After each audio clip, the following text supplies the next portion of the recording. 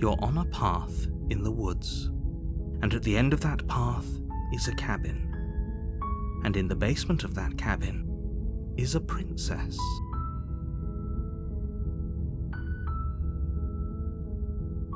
You're here to slay her. If you don't, it will be the end of the world.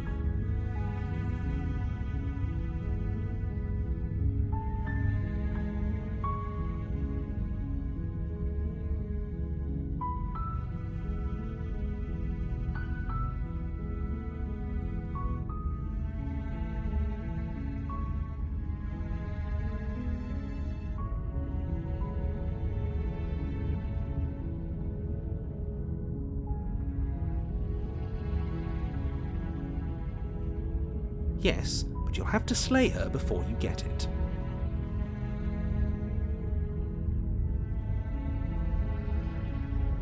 I'm talking about the end of everything as we know it. No more birds, no more trees, and perhaps most problematically of all, no more people. You have to put an end to her.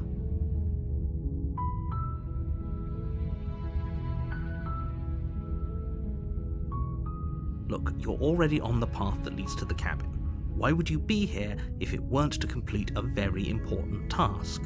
You've made it this far, you might as well reach the end of your journey.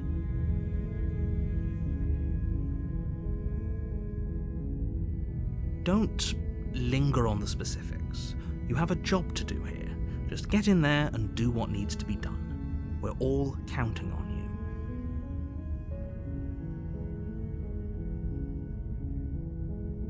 Does it? Are you a monarchist? Is slaying a princess that much worse than slaying a fisherman or a miller or a seamstress? If anything, slaying a princess is much better than slaying a seamstress. Seamstresses contribute something of value to society.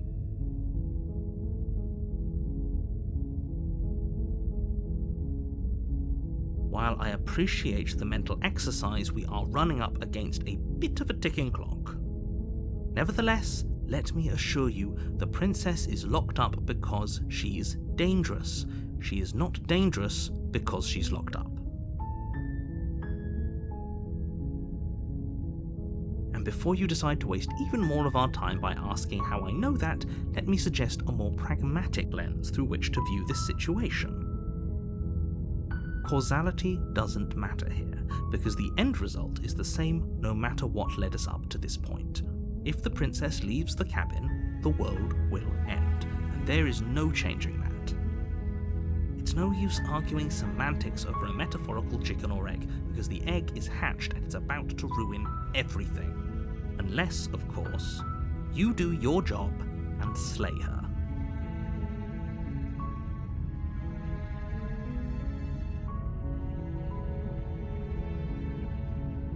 Of course I haven't. Why would I even consider that? Nobody wants the world to end. I mean, maybe some people do, like nihilists, or very, very evil people, but surely you're not one of those, right? Oh, if only that were the case, but I don't make the rules. I have to say I'm surprised at your reluctance thus far. But unfortunately for the both of us, you're the only one who can pull this off. Like I said, I don't make the rules, no matter how much I wish I did. It's a secret, but I think you'll like it. It's a special reward, just for you. And whatever you think it might be, I can promise you it's going to be even better than your wildest imagination.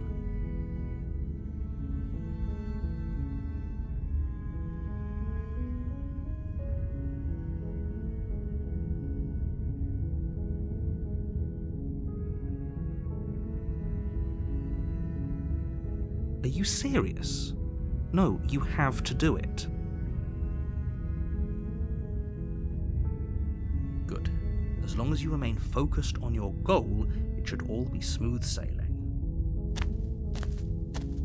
You make your way up the short path to the cabin. You'll find the princess within.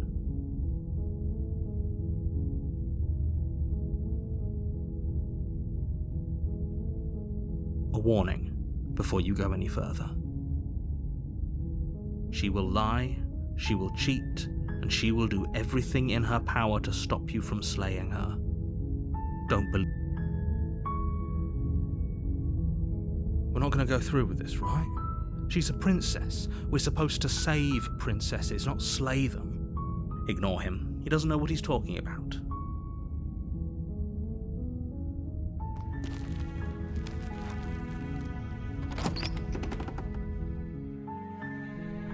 The interior of the cabin is almost entirely bare. The air is stale and musty, and the floor and walls are painted in a fine layer of dust.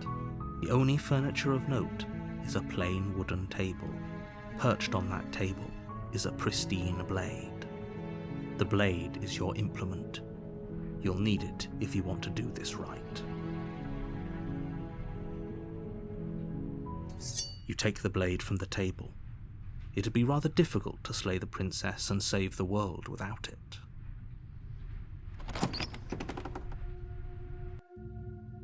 The door to the basement creaks open, revealing a staircase faintly illuminated by an unseen light in the room below. This is an oppressive place. The air feels heavy and damp, a hint of rot filtering from the ancient wood. If the princess really lives here, slaying her is probably doing her a favor. Her voice carries up the stairs. Who's there? She sounds dangerous. It's almost as if she's the one in charge down here. Don't let it fool you. It's all part of the manipulation.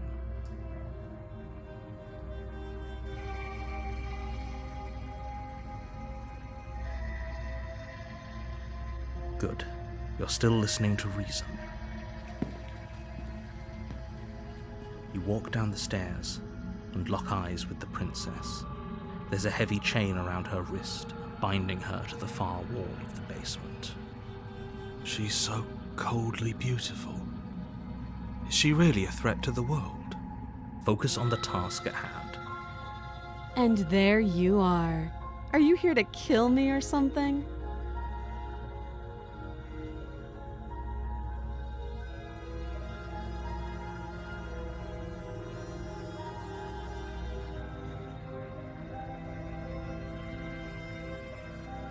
How about you drop the knife, and the two of us just talk? Look how reasonable she's being. We should just drop the blade and talk things out. Don't you dare. It's fine. We can decide what we want to do after we talk to her. Maybe she really is a monster. Killing someone in cold blood isn't very becoming of us.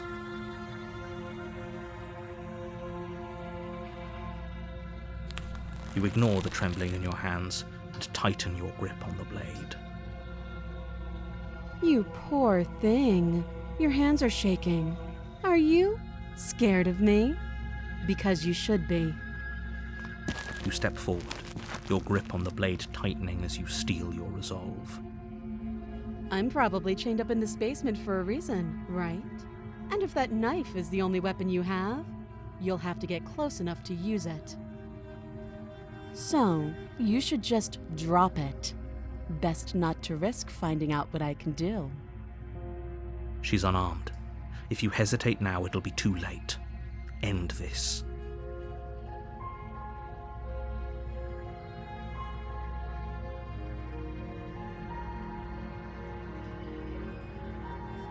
I'm positive. I'm not. But we'll keep our eyes peeled. If she has a weapon, she'll have to draw it before she can use it. Hesitating? Why don't you drop the knife and the two of us can be civilized with each other?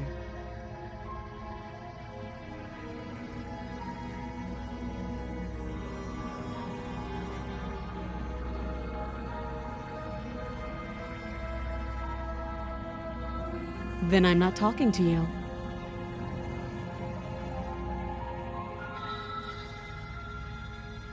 You stare at the princess, squinting. She squints back. The two of you are going to do this forever, aren't you? You squint even harder. So does she. At least nobody's dying right now. You're going to have to make a choice. You can't keep squinting forever.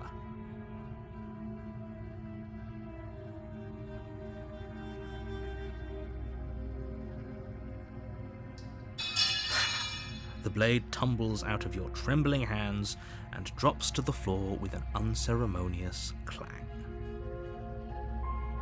Thank you. Maybe now we can just talk. Against your better judgment, you step forward to speak with the princess face to face, unarmed. We'll be fine. I don't know what you're hoping to accomplish here, but I can assure you there's no reasoning with her. Just make sure you don't forget about the blade on the floor. You're going to need it. So here we are. What an awkward start to a relationship.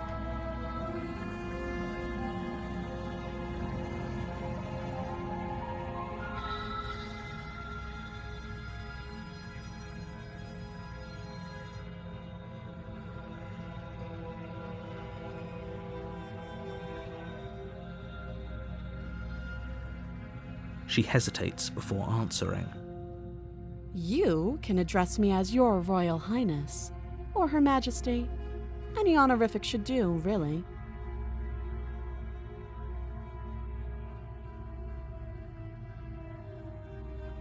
Note the lack of detail. You can't trust her.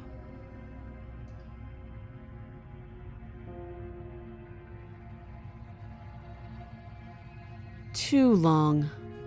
Again, she offers no specifics. No matter how hard you try, you'll never get a straight answer out of her.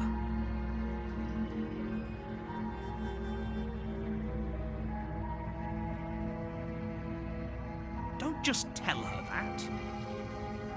That's cute. Do you believe that? Do you think I'm some sort of monster? If I'm supposed to be capable of ending the world, then how did I wind up here, chained to a wall? Have they told you why I'm allegedly so dangerous?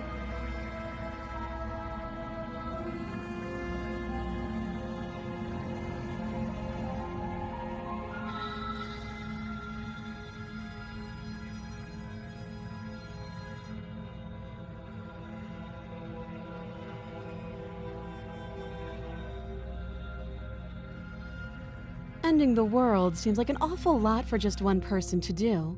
I wouldn't even know where to start.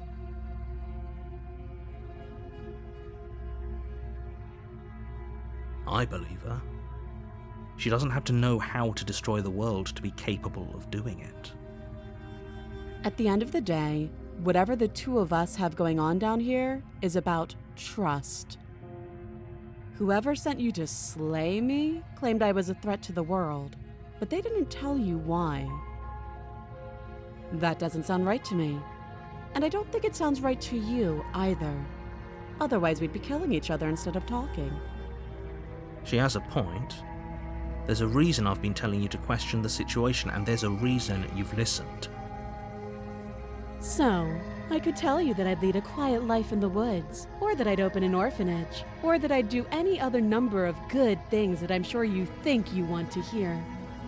But you don't really know me, do you? What can my word possibly be worth in a situation like this? She's right about one thing. Her word isn't worth anything. Like I said, it's all about trust. Blind trust. So do you trust me, the prisoner, the victim, the princess clearly incapable of ending the world? Or do you trust whoever put me here? She's wrong. This isn't about trust. This is about risk. We stand to lose everything, all for the sake of one person, and a subjugating monarch no less.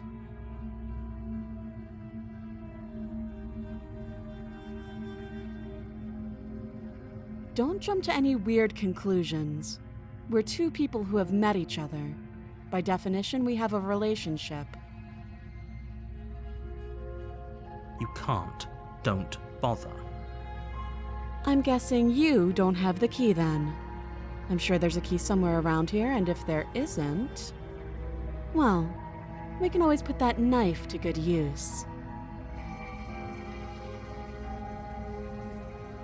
Her sharp eyes settle on the edge of the blade. She isn't suggesting what I think she's suggesting, right?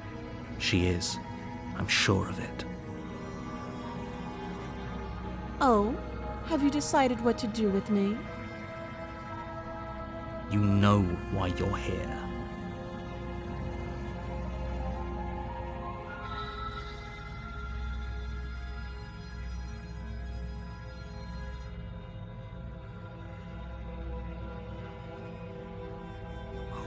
Have to be kidding me. You walk up to the chains binding the princess to the wall and give them a tug. They're large and heavy, far too solid for you to even imagine trying to break them apart. If you don't have the key, maybe you should go looking for it. I'm sure it's somewhere upstairs. Doubtful. Whoever locked the princess away down here intended for her to never see the light of day. They wouldn't have just left the key to her chains somewhere in the cabin.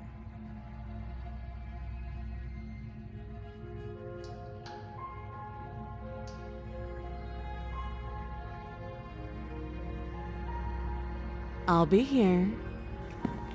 You attempt to make your way out of the basement, but the door at the top of the stairs slams shut. You hear the click of a lock sliding into place. Is someone else here?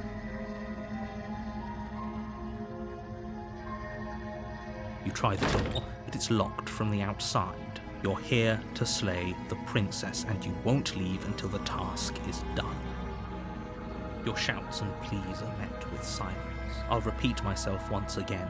You're here to slay the princess, and you won't leave until the task is done. You make your way back to the bottom of the stairs. This would have been so much easier if you'd simply slain her like you were supposed to. Easier for whom? Easier for everyone.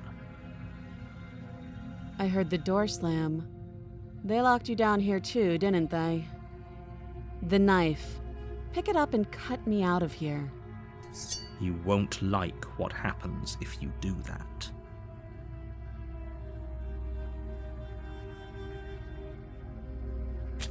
Against your better judgment, you place the blade against the princess's arm, just above the massive, unyielding chain. You cut into her flesh. The blade is sharp, and you make quick work of it. Before long, you're able to crack through bone, and she pulls the bleeding stub of her arm through the iron gauntlet. She didn't so much as utter a sound. Free from her bindings, the princess turns to face you, her fierce gaze meeting your eye. How is she so composed after losing an arm? It's like she isn't even bothered by it. Thank you. Now let's get out of here. No. We won't have any of that. The stakes are too high. You can't just let her escape into the world. No, I just can't let her escape into the world. As the princess approaches the bottom stair, your body steps forward and raises the blade. Wait, this isn't fair. You can't just do that. Watch me.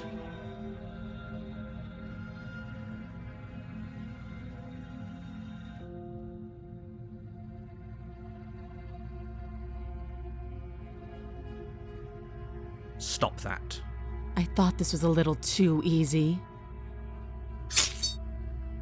Your body lunges forward to sink the blade into her back, but the princess swiftly moves out of the way before you can connect.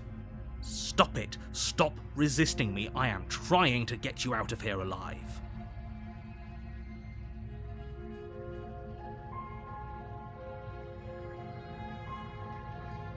The blade.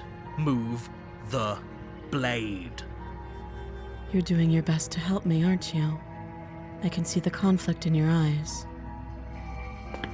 I'll make this quick. She steps forward and pries the blade from your rigid hands. Maybe I'll see you in another life. And then she slits your throat with an almost clinical ease.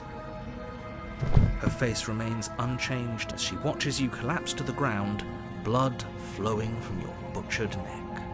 This is the end, isn't it? I'm afraid it is. everything goes dark, and you die. I hope it was worth it.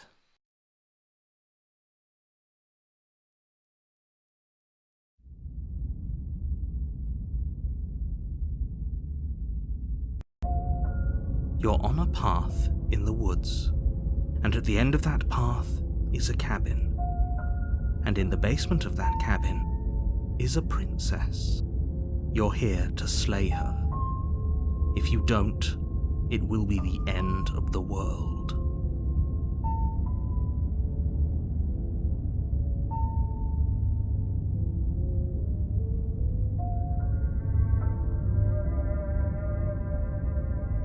Oh, don't you start grandstanding about morals. The fate of the world is at risk right now, and the life of a mere princess shouldn't stop you from saving us all.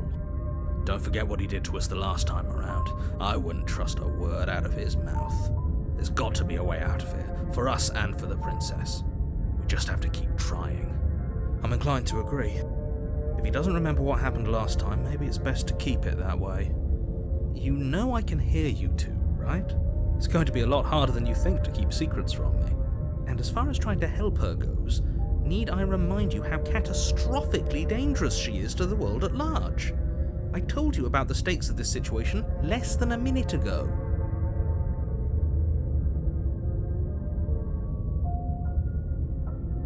Those are two very different questions, but fine, I'll indulge you if that's what it takes to get you moving. Let's say for a moment that this really is the second time you've met me, or at least a version of me. If you're back here, I'm assuming you died, which probably only happened because you didn't listen to me. The absolute irony. But that's one way to put it, I guess. You really don't remember what happened last time, do you?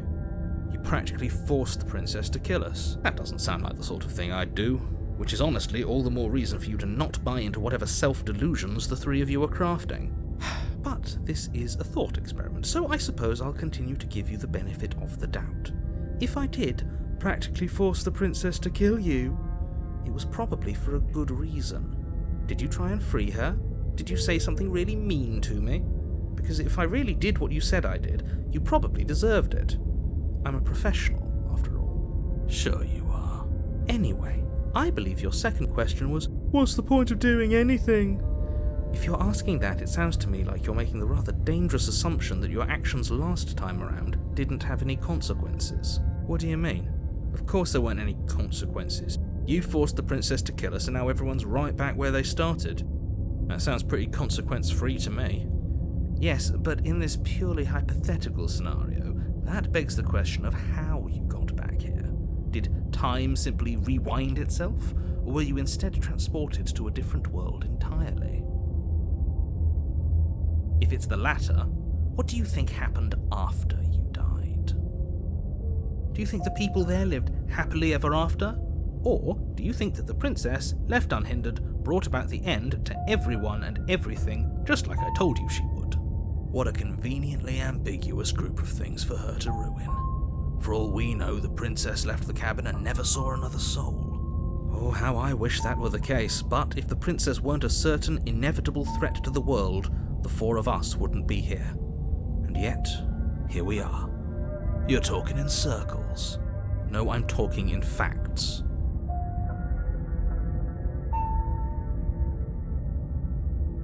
Just be quick about it.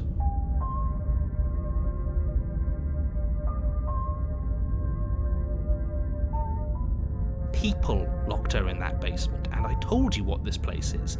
It's a path in the woods. Don't overcomplicate things.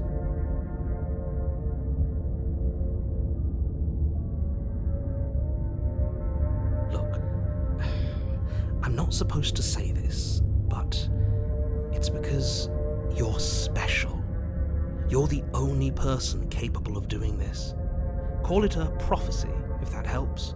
But it's just the way things are. Oh, I didn't know we were special. Of course you're special. Why else would you be here?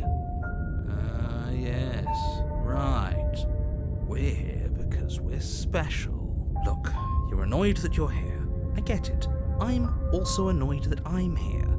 but we're all in this together, and we're dealing with a bit of a ticking clock right now, so please just get to the cabin. I've told you everything you need to know. Going into more detail would just overcomplicate an otherwise very simple situation and make your job more difficult. Not to sound like a broken record, but the less you know about her, the better things will go for all of us. I know it sounds like I'm hiding something, but you're just going to have to trust me here. She just can. Believe me, I wish I could tell you more, but you'll just have to trust that what I'm saying is true, and that, despite it all, you're fully up to the task that's been given to you. You haven't given us an ounce of proof. You do know that, right? What proof could you possibly ask for? Literally anything. Fine. Check your pockets. You put your hands in your pockets and pull out an envelope with the words, "The Evidence," written across the front. Within, you find a note in your handwriting. It reads, "The princess will end the world if you don't stop her. This is an immutable truth." That doesn't prove anything. How do we know you didn't just forge our handwriting? I wish I could tell you more, but there are some rules I have to follow for all our sakes. Please just trust that these rules are in place for a reason. I'm on your side. You mean you're on our side as long as we do what you tell us to? Exactly. Because you not doing what I tell you to do means you're putting the world at risk. I think we've got everything out of him we're gonna get. Great. Now, if you don't mind, the whole world is waiting with bated breath for you to save it from ruin.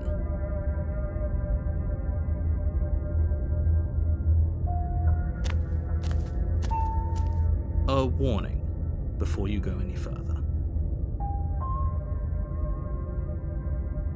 She will lie, she will cheat, and she will do everything in her power to stop you from slaying her.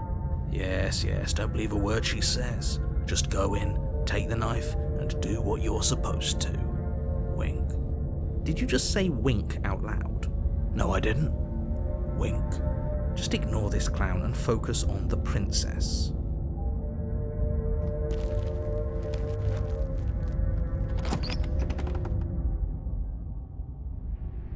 The interior of the cabin is less a cozy woodland retreat and more like a dungeon. A few pathetic wisps of starlight attempt to illuminate the cold, uninviting stone walls, and thick, wrought iron bars barricade the windows, reminding anyone who enters that this is a prison. The only furniture of note is an iron table, bolted to the floor, a pristine blade perched on its edge. The blade is your implement. You'll need it if you want to do this right.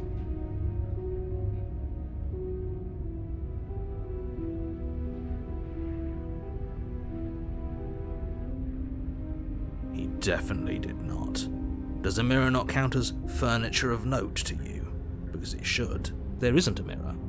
There's a table, the blade sitting on the table, and the door to the basement. There's nothing else in here. There's definitely a mirror. There isn't. I think you know what we have to do.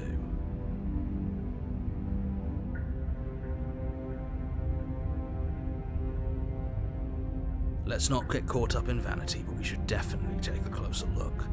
Whatever it is, he must not want us to know about it.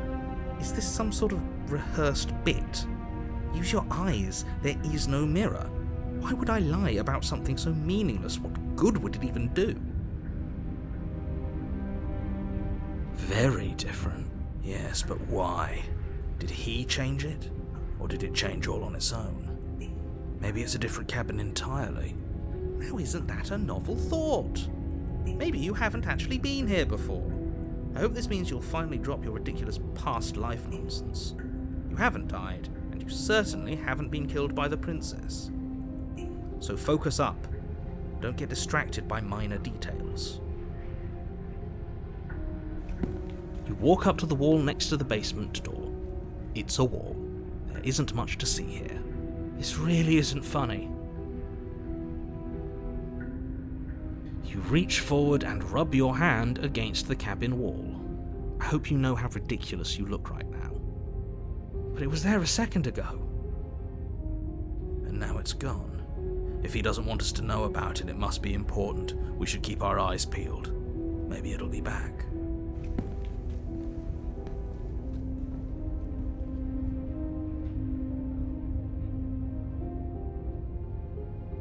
I'm afraid I'm going to insist we take the blade. We're in a dangerous situation and I'm not letting us go down there without a weapon. Are you sure? She killed us with it last time. What if she turns it against us again? Yes, I'm sure, and I've already got a plan for that. Still with those past life delusions, are we? I hope part of that plan is don't give the world any monstrosity your only weapon, because unless you've decided to arm the princess, I don't think you need to worry about her having a weapon. Peachy, we'll be fine. Okay, I'm trusting you.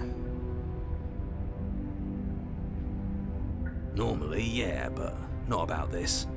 Call it a reflex. We take the knife as we go. Wonderful.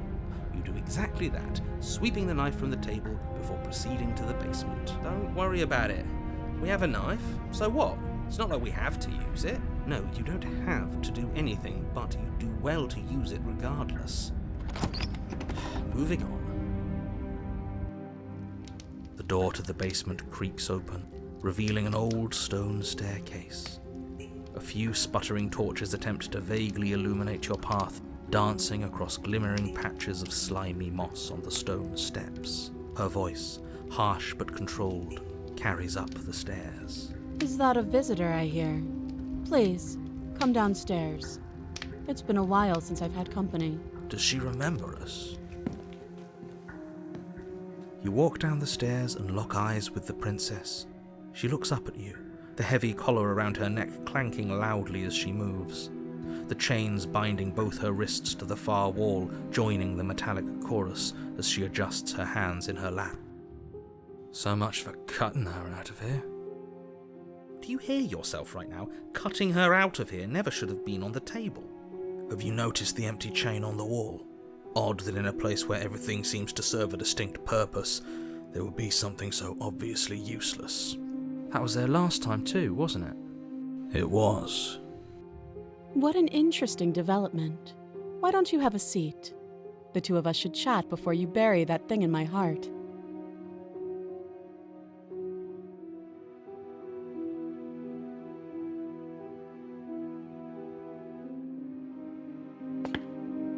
You step towards the princess, but she stops you before you get too close, holding up one shackled hand.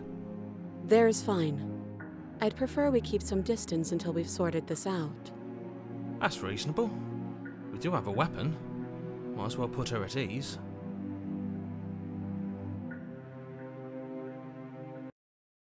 Do you think this is a game? Do you think these chains take away my say in things?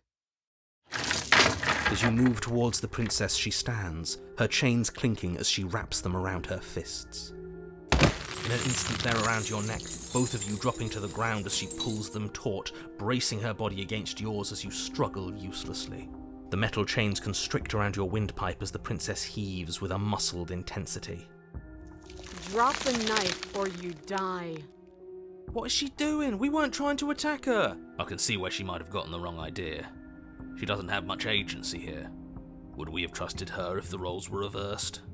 I don't know. How about we think about the nuances of interpersonal relationships when we're not being strangled? How many times did I warn you she's not to be trusted? But while strangulation can be very distracting, she's not armed, and you have your pristine blade. End her before she ends you.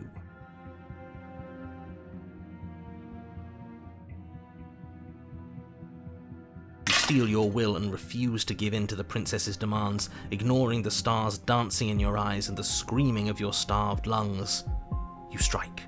You fumble your first few attempts, only making surface-level scratches and gouges as your arm flails forward, barely able to obey you. But a single focused blow was all it took. Your blade pierces up through her ribs, slicing through flesh, striking her heart. The chains loosen. The darkness creeping in at the edges of your vision subsides. None of this was ever very fair, was it? But I did kill you last time. I should have expected you might want some petty revenge. Unfortunately for you, that means you've dug your own grave. You can forget about me ever helping you again, even if it damns us both. And just like that, the princess is slain and the world is saved. Whenever you're ready, you can proceed to your reward. I don't like this. It was too easy. It was not too easy. We almost died. That's right. This was an incredibly difficult task and you performed it admirably. Let's just get out of here. I don't like looking at her body. Plus, he said there'd be a reward. I'd appreciate a reward right about now. You have the attention span of a fly. How are we supposed to unravel the mysteries of this place if you're so easily distracted by empty promises? It's better to have a short attention span in a situation like this. There's no use dwelling on the past, especially when it's already set in stone, and especially when your promised reward is not, in fact, empty, and is worth all the adversity you've been through to get here. Fine, but if we're leaving, then we're taking the blade. I feel exposed without it. With your work done, you remove the blade from the princess's corpse and make your way back upstairs, closing the door to the basement behind you. You can think of it as sealing yourself off from an unpleasant chapter of your life. It's all uphill from here. The windows. Do you see that? We used to be able to see the outside world from up here, but now it's just empty. The door. Check the door.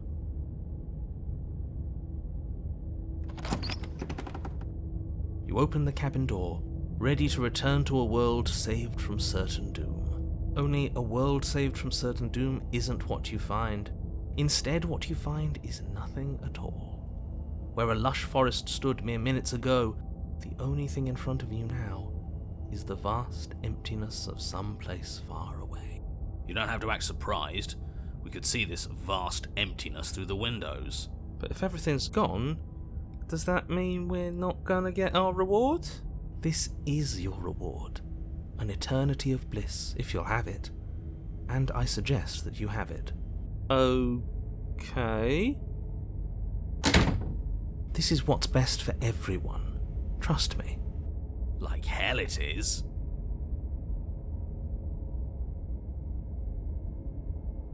I'm so glad you're keeping an open mind. Time passes. You can't be sure if it's days, or months, or years, or even decades. It's all a wonderful, boring blur. You've never been happier. Decades?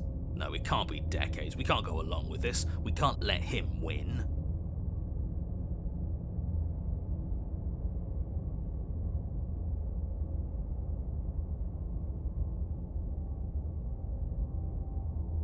But we're not happy. He's just telling us that we are. I can tell you for a fact that I'm extremely unhappy right now. Yeah, what he said. We still have a blade. Let's use it on ourselves and start over. He's suggesting you kill yourself. You shouldn't kill yourself when you have an eternity of bliss right in front of you.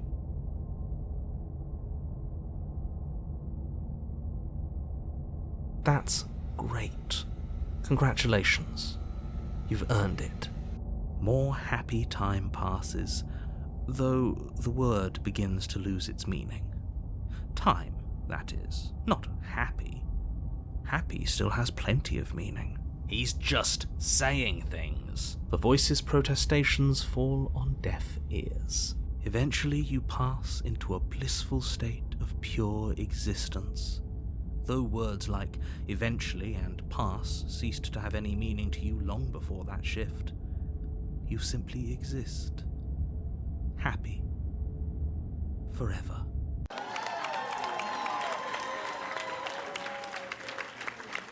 No, you stop that. Stop all this nonsense. You really don't want to be happy, do you? You know what you have to do.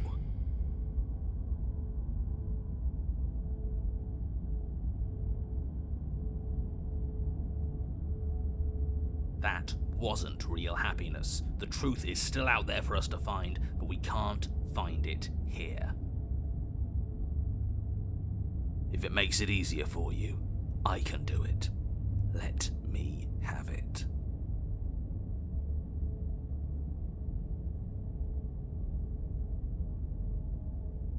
All right. I'll make this quick. You goddamn spiteful bastard. Are you really going to turn down immortality itself just to make me lose? Why should it matter if we die at this point? Haven't you already gotten what you want? I don't have to answer that. That's all we needed to hear. Yeah, fine. The little voice raises the pristine blade to your throat and cuts it open. You rapidly bleed out and then you die. You're a genocidal maniac, you know that, right? Yeah, we'll see about that.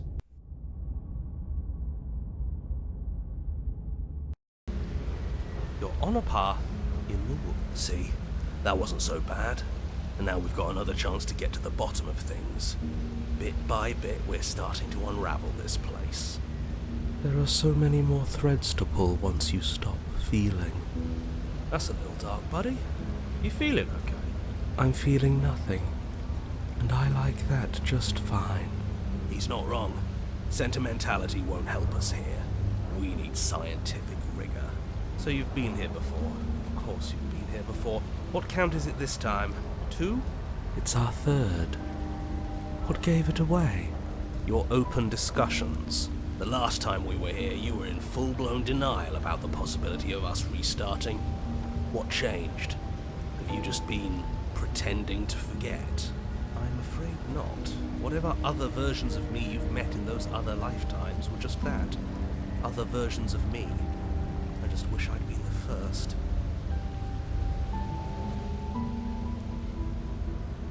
So you knew how all this worked. Why didn't you ever tell us? We could have used it to our advantage. That's because there is no using it to your advantage. The more information you have, the harder it will be for you to succeed. It's not like it was that difficult to slay her last time. She may have put up a fight, but her flesh is still softer than our blade. And now she's dead, and I doubt she'll be able to do much of anything from the grave. You already slew her? And you survived? Yes. Then why, pray tell, are you here? Oh, I know that one. We killed ourselves. Why? Because you thought trying to stuff us away in a corner for eternity was a suitable reward. Was it not? What better reward is there than eternal bliss? You should have been happy. We weren't. We were bored. You were bored. I was just unhappy. There were still answers that we needed to find. It was actually working. And you killed yourself. I can't believe it. You ruined everything. How does us dying ruin everything? What aren't you telling us?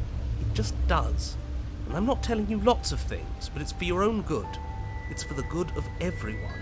It seems to me like keeping secrets didn't help you last time, so you should start talking. Fine, the world doesn't stay saved if you die. And if the world isn't saved, then that means she isn't dead. Oh, now isn't that interesting? I assumed she'd just be a pile of old bones, but perhaps she's not. There's only one way to find out. We should go see her. Let's try something different this time. We've already seen what happens when we slay her, and I'm not convinced that's a way out for us. I'm not even convinced there is a world to save.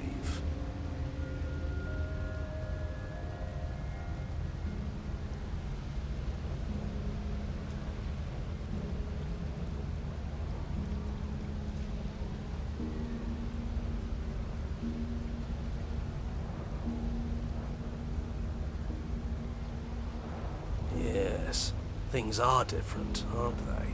If this isn't the same path in the woods you're used to, that means that her influence is already spreading and you're running out of time. Her influence? What's that supposed to mean?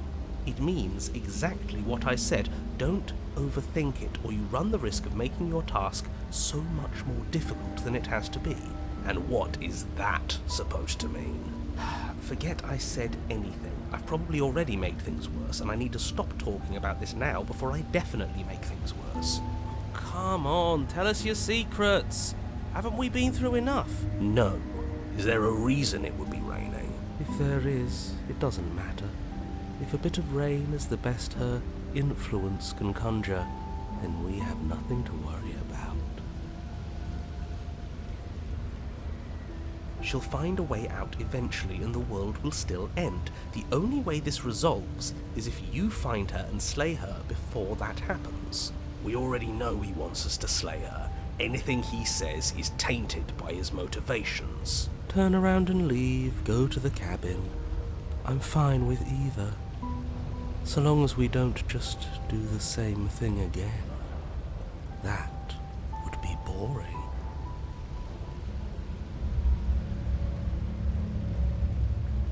Sure, we've already seen what happens if we slay her. We might as well explore our surroundings, get a lay of the land. Let's see what we can find. It's bound to be more interesting than doing the same thing over again. Wait, something isn't right. Can you still hear me? You're supposed to wind up at the cabin, but everything is getting...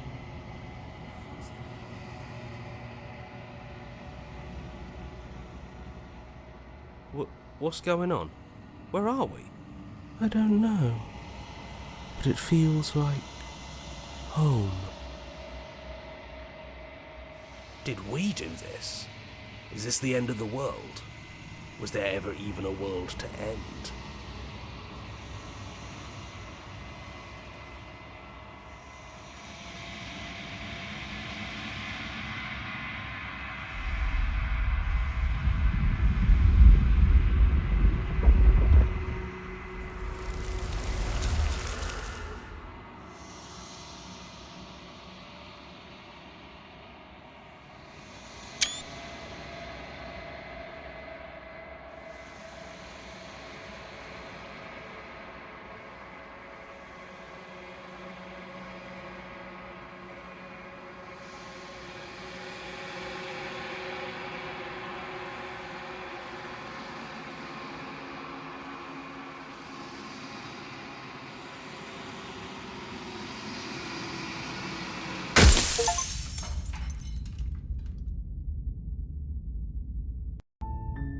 You're on a path in the woods, and at the end of that path is a cabin. And in the basement of that cabin is a princess. You're here to slay her. If you don't, it will be the end of the world.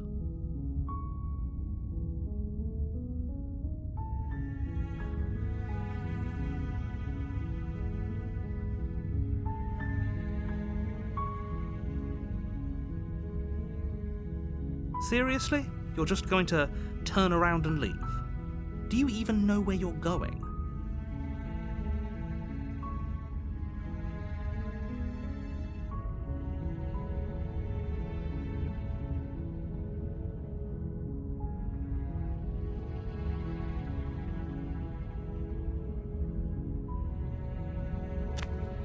Fine. I suppose you just quietly continue down the path away from the cabin. Good. What we're being asked to do here is wrong. Better to wash our hands of this whole situation than to take part in it. Ignore that annoying little voice. He doesn't know what he's talking about. That's strange. It looks like this path also leads to the cabin. How convenient.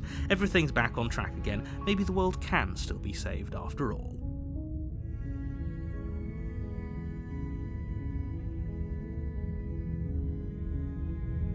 You're really keen on wasting everyone's time, aren't you?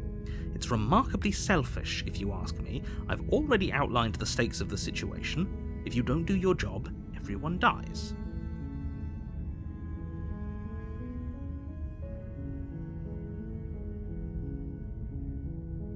Your silence is deafening. But fine, you turn around and trek back down the path you came. Oh, would you look at that? You're at the cabin again. Now, I'm not normally one for superstition or astrology, but I have to say, it seems like the universe itself is doing its best to bring you to your fated confrontation with the princess.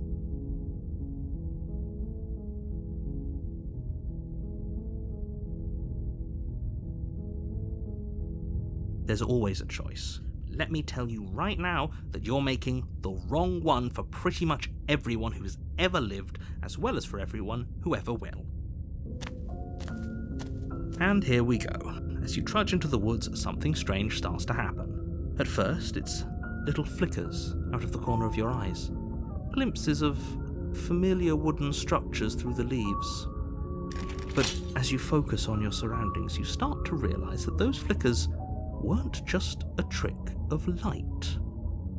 In every direction, there is a path and a cabin. And not just a cabin, the cabin.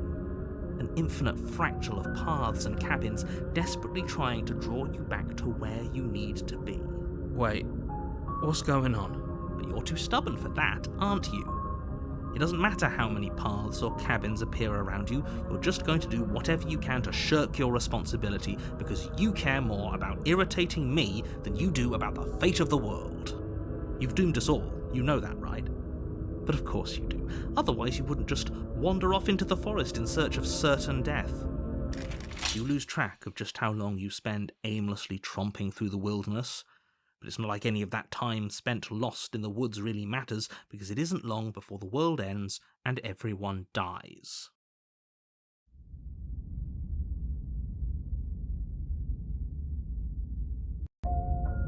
You're on a path in the woods, and at the end of that path is a cabin. And in the basement of that cabin is a princess. You're here to slay her.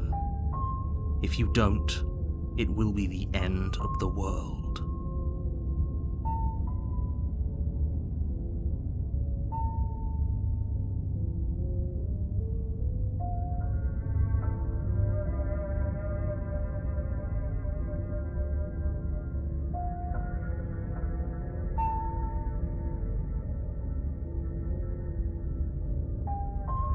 What are you talking about? I'm sure those walls have always been there. It makes sense if you think about it. If there weren't any walls in the woods, someone might have gotten lost. Or, heaven forbid, someone other than you might have stumbled onto the princess. If he doesn't remember what happened, then maybe it's best to keep it that way. I don't know. I think it's more fun if he knows what we're thinking. He's like a captive audience. He might have walled off everything but the path to the cabin, but I'm sure there's plenty of other ways we can ruin his day. If by ruining my day, you mean ruining everyone's day forever, then yes, I suppose there are plenty of ways you could pull that off. The world really did end last time, didn't it? We should be careful. For all we know, we just got lucky. The world hasn't ended yet, and you are never going to slay her with that attitude. Stuff those pathetic little voices to the back of your mind and stay focused on the task ahead.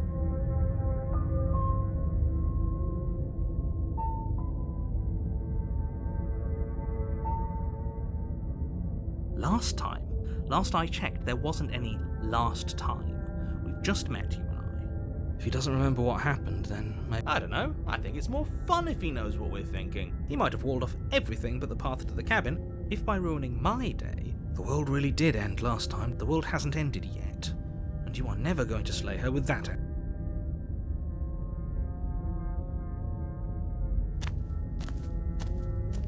A warning before you go any further. She will lie, she will cheat, and she will do everything in her power. If we're stuck going in there, maybe we should believe her. Maybe she isn't a liar. Ignore him. He's just being difficult for the sake of it. Let's keep an open mind. The cabin interior is wrong. A confusing patchwork of many cabin interiors, all projected across what's almost the same space. But it's all shifted. An inch here, a foot there, such that the seams are never quite visible enough for the place to make any sense. The only furniture of note is a plain table, its legs all the wrong lengths, its material devoid of feature. Perched on that table is a pristine blade. The blade is your implement. If he wants us to take it, maybe we should just leave it to collect dust, or better yet, grab it and throw it out the window. What good is a knife against a world-ending monstrosity anyway? No, we're taking the knife. Have you seen this place? We have literally no idea what to expect and no idea what we're dealing with. I've already told you what you're dealing with. You're dealing with a princess. How many times do I have to explain this incredibly simple and straightforward premise? You can't just say that. And when everything here is so wrong. Listen to me. My job is to describe facts as facts and to guide you through your job, which is to slay the princess and through that action, save the entire world. And if you're going to slay her, you cannot let fear creep into your heart. Oh ho ho ho! You've piqued my interest. What's going to happen if we lose ourselves? Nothing, because you're going to pull yourself together. Just ignore the stressful geometry and stay calm. How? Even if we closed our eyes, you're constantly describing it to us. I'm not going to stop doing my job, so you're just going to have to get better at yours. And quickly, if you don't mind. Yes, take a deep breath. I'm all for getting under his skin, but we'll miss out on loads of fun if we shrivel up into a ball and go insane the first time we see something weird. What you're seeing here is obviously real. Just accept it and go with the flow. It really isn't hard. Okay, I'm fine. Good. Now, whenever you're ready, we're all waiting for you to complete a very important task.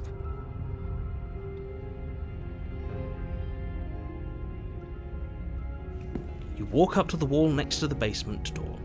It's a wall. There isn't much to see here. What are you talking about? This isn't a wall. It's a mirror. You reach forward and rub your hand against the cabin wall. I hope you know how ridiculous you look right now. But there was a mirror a second ago, and now it's gone. You know that taking the mirror away from us isn't going to change things, right? We'll find it again, and then we'll see whatever it is that you don't want us to see.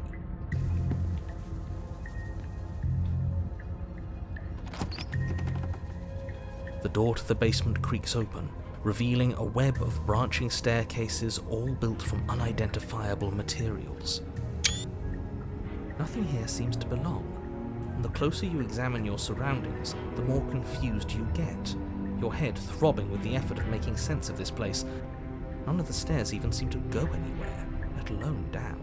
The air here has a sickening, almost sludge-like miasma to it, the kind of indiscernible quality that comes from the blending together of every scent there is at once. An odour that is simultaneously everything and yet the sum of it all coalescing into a thick, nauseating nothing. If the princess lives here, slaying her is probably doing her a favour. Her voice, a disquieting collage of tone and personality, drags up the stairs. Hello? Hi. What are you doing here? Are you here to kill? No, thank you. Oh, don't be such a baby. I don't want to do this. Let's just turn around and leave. This feels wrong. This feels like a trap. Like whatever we do, we're gonna die. We don't even have a weapon. But we already tried turning around and leaving, didn't we? And he threw up a wall. No way to go but forward. And whatever choice we make, whatever she is, we know one thing for sure. And what's that? That the fate of the world hinges on your success? There'll still be plenty of ways to ruin his day.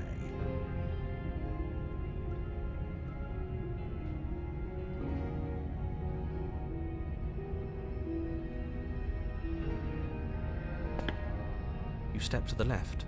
The path is cruel against your feet, the impact of each step sending pulsing vibrations up your legs, until there's nothing left in them to feel. The air around you grows cold the further you progress.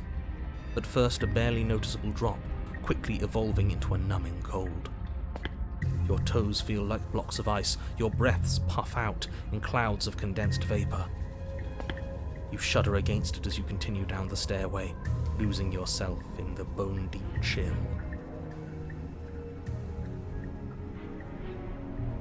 You slowly lose sense of yourself the further you go. Time disappears, and you can feel yourself begin to untether. Physical sensations dull and then vanish, until the only things experienced are the endless repeating patterns and emotions of the journey, a continuous march forward to a destination long forgotten. Consumption and betrayal, skepticism and blind devotion, rivalry and submission, terror and longing, pain and unfamiliarity. And at the heart of it all, an emotion that can only be described as... What the hell was that? What happened to us? I feel so strange. Like I'm fundamentally different, but also still the same person I was at the top of the stairs. Oh well, that was a trip, but now it's over. Time to get back to our old devilish ways. The princess, eyes bright but otherwise shrouded in darkness, watches you impatiently from the other side of the basement. Don't forget why you're here. And why are we here again? In case you weren't listening, I'm afraid I lost myself on the way down. You're here to... He's just being an ass. We remember. Though I'm still not sure if we should trust you. Let's talk to her for a bit, try and get our bearings. She seems normal.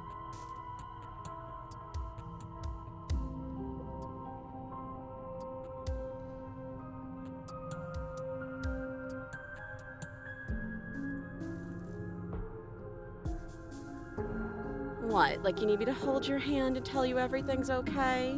You're not really cut out for this, are you? Why are you even here? We're probably stuck down here forever, aren't we? There's no way out, and barely a way in. As the princess speaks again, it's almost as if she fractures. And where there was once just one of her, there is now another. We can do that? I don't like this. It's those cabins all over again. Can we put her back? You said you'd been here before, right? What exactly happened last time? Does it matter? Yes, it matters. But I'm not going to waste any more time prying out details if you're going to be so irritating about it. It seems to me like you saw something you weren't supposed to have seen. If only you'd listened to whatever words of wisdom you were given in that other reality. But what's done is done, isn't it? Whatever you saw last time, unsee it. Whatever thoughts weaseled their way into your head, unthink them. If it's not already too late. You have a job to do here, and you need to do it now. Ooh, new plan. Let's see if we can make even more of her.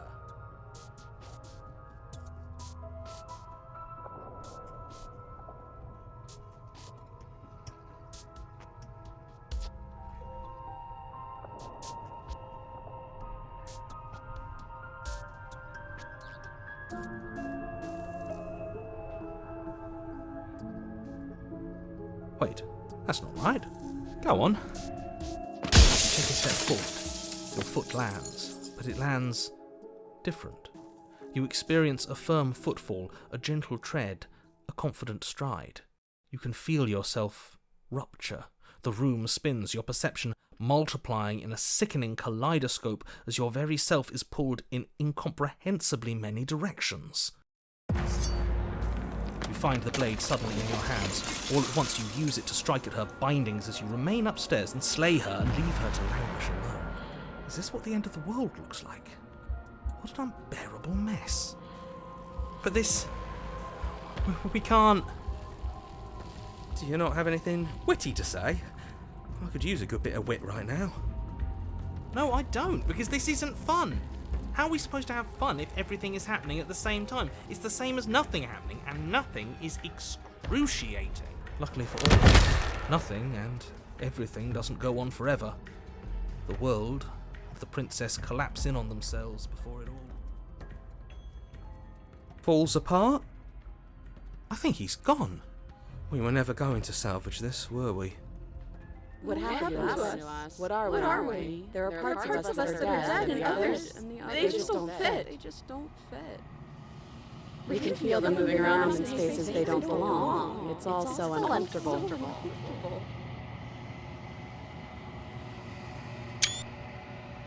Did you do this? Did we do this? Can you pull us back apart? Can you fix us? We should help her. I think we did this. How surprisingly sincere. I didn't actually think our actions had consequences. It's a little late for regret, isn't it?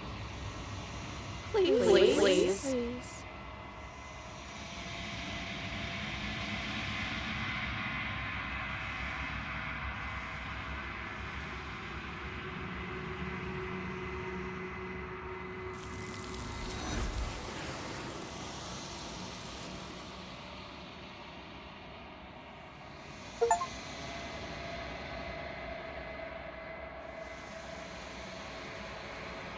She's gone.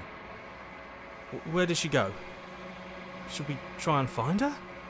And there's that mirror again. Why is it here? Why now?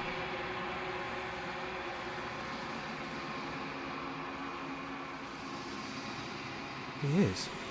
Does that mean the world ended? Again, what the hell are we supposed to do?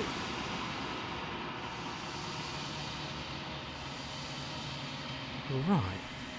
She's gone. It's just us and that awful thing. Again, what the hell are we supposed to do? There's something dreadful about it. No, don't do that. I'm begging you, don't do this.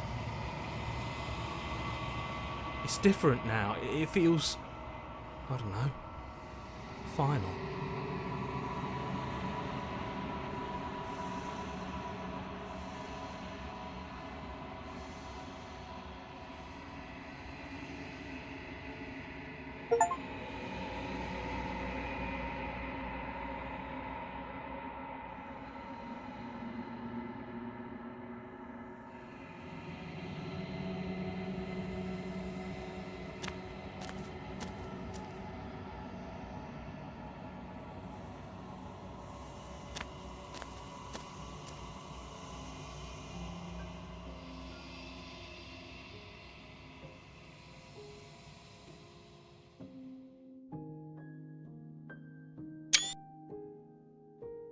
Something returns to the long quiet. It has surrendered its path of annihilation and brings me the gift of a fragile vessel.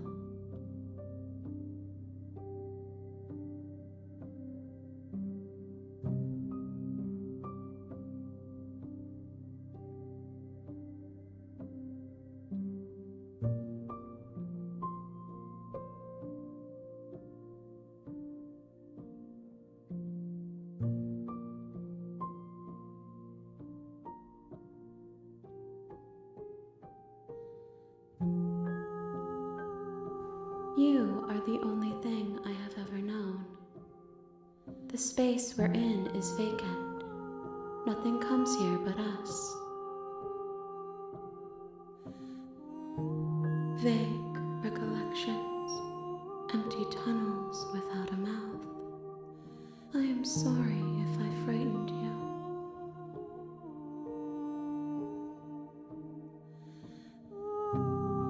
How can the world have ended if we are talking? I am solitary lights in an empty city. What are you?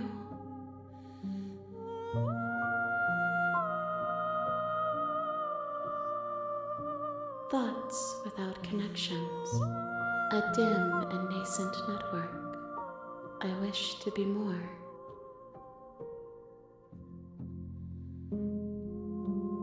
I think that you are like me. We are oceans, reduced to shallow creeks.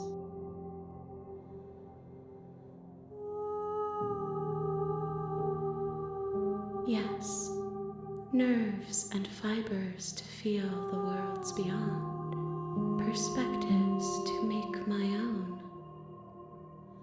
These ones are a contradiction, a winding kaleidoscope of paths and walls. They are stretched into a shape not unlike me, but it is a shape they cannot hold. I am sorry that you met this vessel so early in your journey, but they will make for a rich and vibrant heart.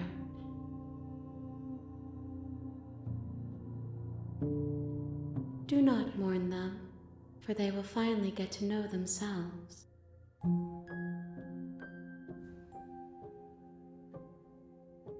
I have only just now stirred to consciousness. I could not have trapped you here, and I too yearn to be free.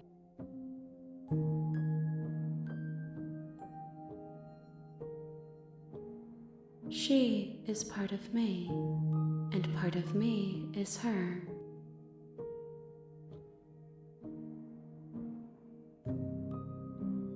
You speak in circles.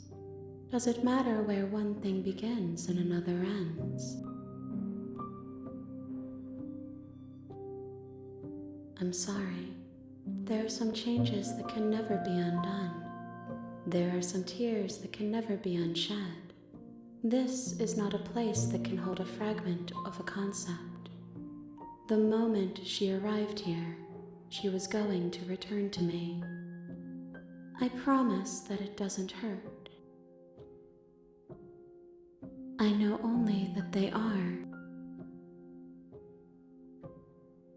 Nothing as we are, but I know that there are worlds beyond us, and that we are meant to reach them. There is no exit, but this vessel is a creature of perception. She can make you forget, if only you believe her to be able to. Bring me more perspectives, so that I may be whole, and perhaps then we will know our freedom.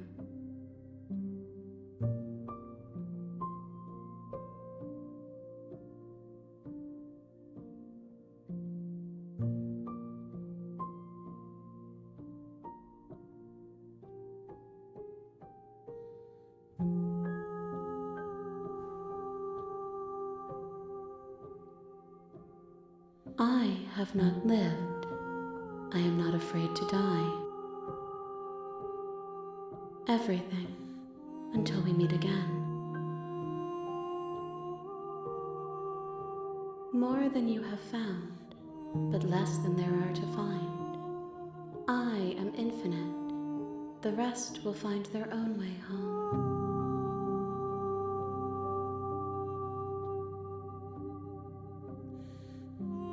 You ask of things that cannot be done. To destroy is merely to reshape, to remold.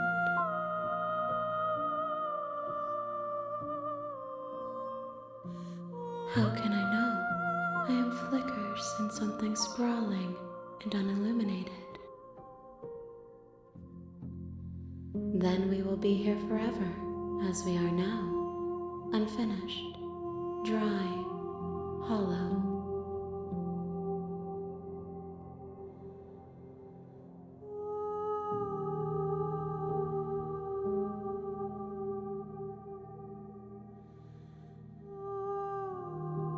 If you need time, then I'll wait with you. You are as I am now, and forever is a long time to remain undone. I am not you, but I know that I would return before forever was finished. What textures will you weave for yourself to occupy forever? Will you place the images of you and I into a box for safekeeping? If you close that box, will you become another you in another world? An imaginary pattern repeating itself until it can no longer bear the weight of its hand-drawn cage? You'll always come back to the box, because you'll always want to know what it means to be you. I will be here waiting by your side until you're ready to return to mine.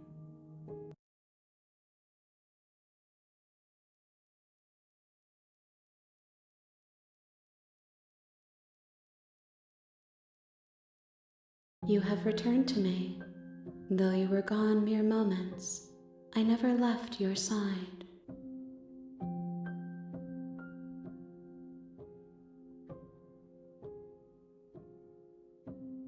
She asks that I tell you to remember her.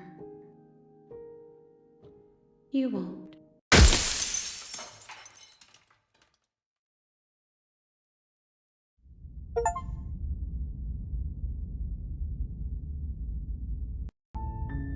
You're on a path in the woods, and at the end of that path is a cabin. And in the basement of that cabin is a princess. You're here to slay her. If you don't, it will be the end of the world.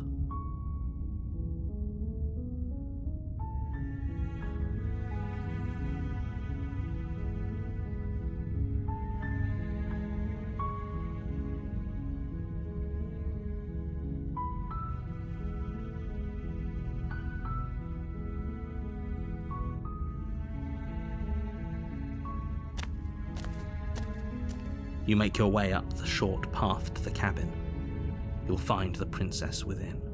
A warning before you go any further. She will lie, she will cheat, and she will do everything in her power to stop you from slaying her.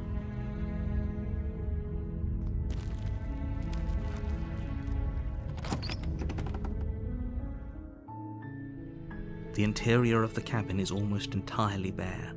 The air is stale and musty, and the floor and walls are painted in a fine layer of dust. The blade is your implement. You'll need it if you want to do this right.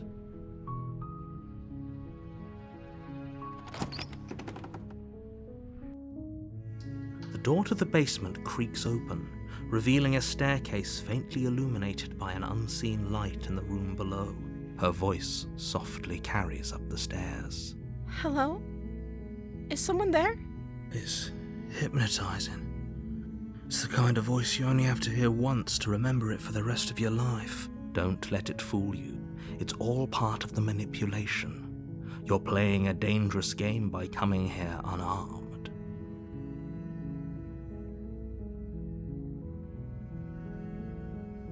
How many times do I have to tell you how dangerous letting her out of here would be before it finally sinks in?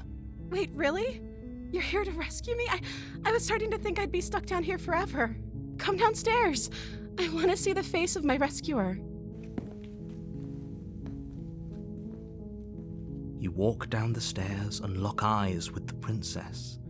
There's a heavy chain around her wrist, binding her to the far wall of the basement. She's beautiful. How could someone like this be a threat to anyone? I am begging you to stay focused. There's a lot riding on you here. Hi. I can't believe you're here. I've been waiting for something like this to happen forever. I hope you brought something to deal with these chains. Don't do it. If she gets out of those chains, we're all one step closer to the end. Okay.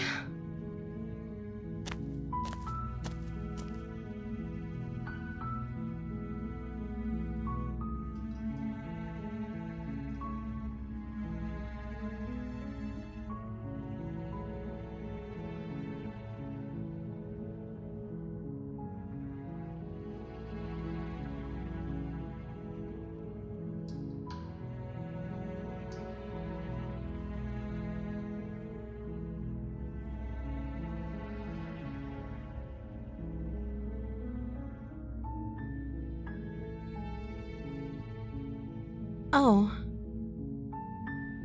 She pauses, carefully formulating her words before she responds.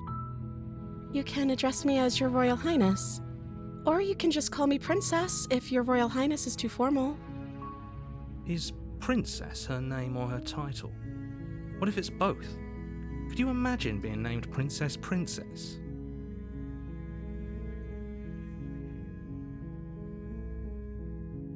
Like I said, you can call me Princess if you'd like. I'm sorry, I've been down here so long I guess I've just forgotten. I must have a name though. Everyone has a name. Okay, that's weird. She hadn't even thought to pick a name for herself. Hopefully you're starting to see that she can't be trusted. Go back upstairs, get the blade, and slay her before it's too late.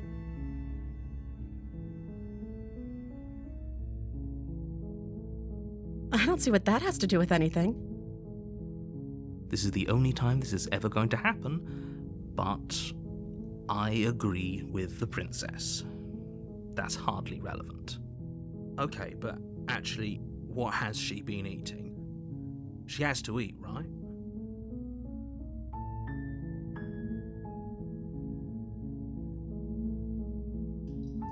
The princess hesitates before responding. She doesn't know. She's been down here too long to have any idea of what she'd do in another life. She knows what she'd do. She's just searching for whatever answer she thinks you want to hear. Are you looking for the truth, or are you looking for the right answer? Because with the dynamic we have going on here, I don't think the specifics of what I do really matter. It's not like you'd believe me.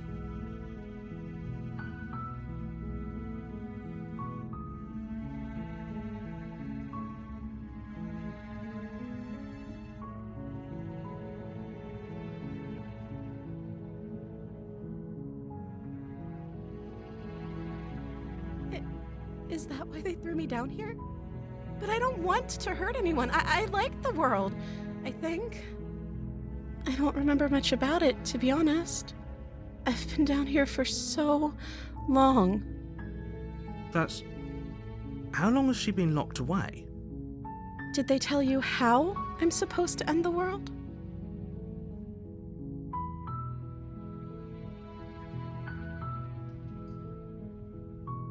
Sooner or later, you'll learn to trust me.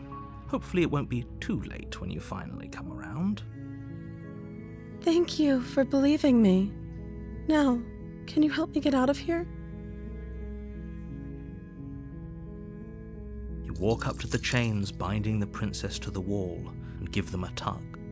They're large and heavy, far too solid for you to even imagine trying to break them apart. I'm guessing you don't have the key? Maybe it's somewhere upstairs. Doubtful. Whoever locked the princess away down here intended for her to never see the light of day. Maybe there's some way to break the chains? Or if that doesn't work, I guess we can always cut me out of them. She offers the suggestion with almost complete nonchalance.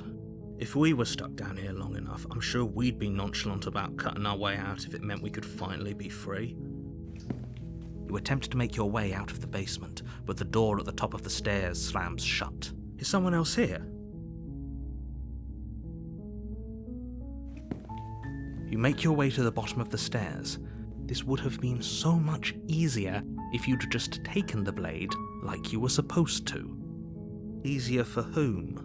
Easier for everyone. Look at the mess you're in. I heard the door slam. They locked you down here too, didn't they? There's a slight panic rising in the princess's voice. If I could just get out of these chains, I know we could force our way out of here together. She barely hesitates before raising her arm to her mouth, her teeth tearing through her limb with the determination of a trapped wolf. As she rips her flesh from her bone, a sound comes from behind you, the clang of bouncing metal. It's the blade from upstairs. You're not sure how it made its way down here, but if there's a time to strike, it's now. Or we could use it to free her. You won't like what happens if you do that. Fine. Against your better judgment, you place the blade against the ragged, self-inflicted wound on the princess's arm, just above the unyielding chain binding her to this place. You cut into her flesh. The blade is sharp, and it takes little effort to crack through the bone of her arm. Her limb falls to the ground, and the heavy chains follow suit. She didn't so much as utter a sound through the whole ordeal. No, she didn't. She smiles softly as her gaze meets yours, blood from her wounded arm dripping rhythmically to the ground. How is she still smiling after everything? Thank you. Now let's get out of here.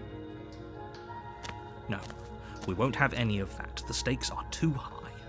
You can't just let her escape into the world. No, I can't just let her escape into the world. As the princess approaches the bottom stair, your body steps forward and raises the blade. Wait, this isn't fair. You can't just do that. Watch me. What are you doing?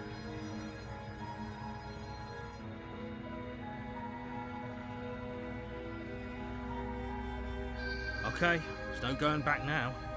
I'm with you to the end. You bring the blade down to strike at the princess's heart.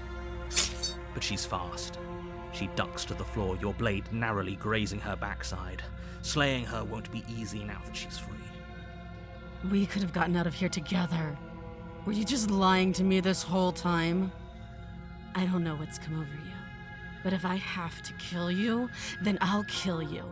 Do you think I need both of my arms to do that? She pounces on you with the same animal ferocity she uses to tear through her arm. But you have a weapon. You raise the blade, digging it under her ribs, aiming directly for the heart.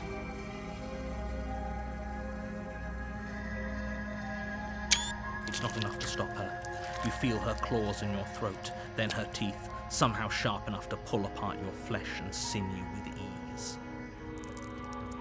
You collapse to the floor, your body unresponsive as your blood pools on the ground beneath you. She stares down at your ravaged form, eyes shining in the darkness, dress stained in red as her blood and yours both seep into the fabric. If we're lucky, the wound you managed to inflict will be enough to at least delay her escape from this place. If we're very lucky, it will kill her before she can reach the outside world. It can't just end like this, right? As much as I'd prefer for things to have gone differently, I can't deny the reality of what's happened. I'm sorry, but it's over. Everything goes dark, and you die.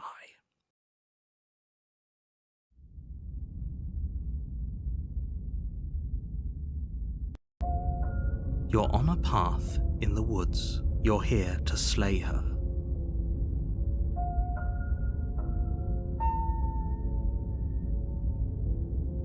Again? People don't die twice. You haven't even met the princess, and I hardly think she'd be capable of killing someone as skilled and courageous as yourself. If he doesn't remember what happened, then maybe it's best to keep it that way. Brilliant. We need to keep our cards close to our chest, and I'm not sure we can trust him. You know I can hear you, right? It's going to be a lot harder than you think to keep secrets from me. Did I say I'm not sure we can trust him? Slip of the tongue, bit of the old brain fog. I meant to say that we should probably head over to the cabin and slay that princess. We already know we can't trust her, so let's get on with the show.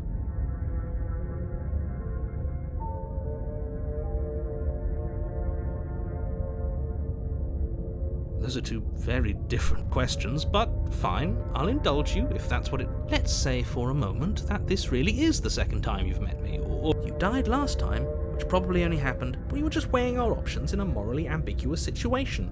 You can't blame us for weighing our options. I can if you failed to slay the princess, which you apparently did. So great, congratulations. You've been given another chance to actually do this right. And I believe your other question was something along the lines of, oh, what's the point of doing anything? What do you mean? Of course there weren't any consequences. We were killed by the princess and now everyone's right back where they started. Yes, but in this purely hypothetical scenario, that begs the question of how you got back here. If it's the latter, what do you think happened after you died? Do you think the people there lived happily ever after? That's a very good point. This princess character seems like a lot of trouble, and if you think about it, actually slaying her probably breaks us out of this cycle, right? We don't want to be stuck here forever, do we? You're laying it on a little thick, aren't you? Laying it on a little thick? What are you talking about? I'm sharing my honest opinions. What matters is that almost everyone seems to be on the same page. So whenever you're ready, you can stop dawdling, get to the cabin, and save the world. Just be quick about it.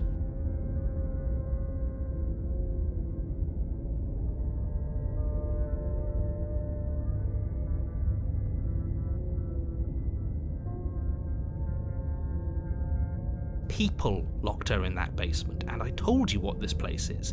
It's a path in the woods. Like I said, if she killed you, it was probably because you didn't listen to me. Don't talk to her, don't trust her, just go in, do your job, and save the world. She just can. Believe me, I wish I could tell you more, but you'll just have to trust that what I'm saying is true, and that, despite it all, you're fully up to the task that's been given to you.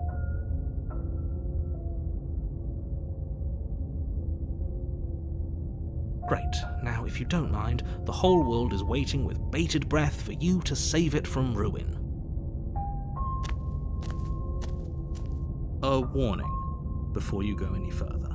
She will lie, she will cheat, and she will do everything in her power to... Don't worry, I think we've taken that lesson to heart at this point. You can trust us to get the job done.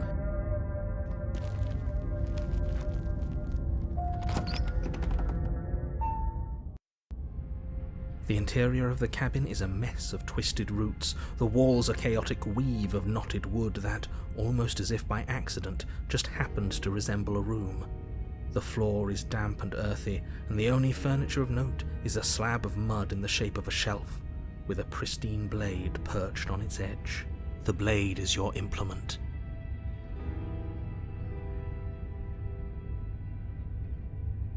You take the blade from the shelf. Well, if we're grabbing a weapon, we should probably keep it hidden behind our backs. She doesn't have to know we have it. That's not actually a bad idea.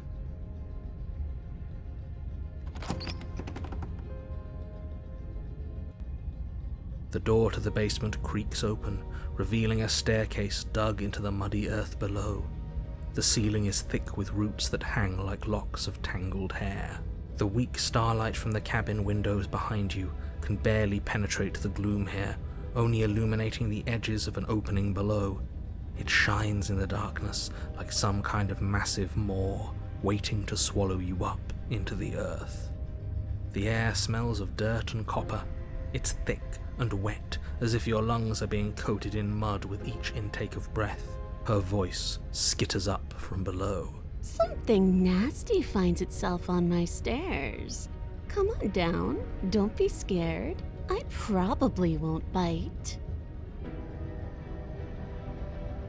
But you are. You're a wretched little thing. I recognize that voice as easily as I recognized your nervous little footsteps coming up the path. I know who you are, and I remember what you've done. See? She knows us. Is this enough for you to believe what we've been saying? Maybe, but you shouldn't let that cloud your judgment. She's just a princess. As long as you remember that and remain focused, slaying her will be easy. She seems friendly enough. Maybe we can talk our way out of this whole situation. You can't. Unless you slay her right away, she's going to break free and end the world. There's no reasoning with what she is. Look, I'm just throwing ideas out there. I like to think out loud. I'm the kind of guy who likes a discussion.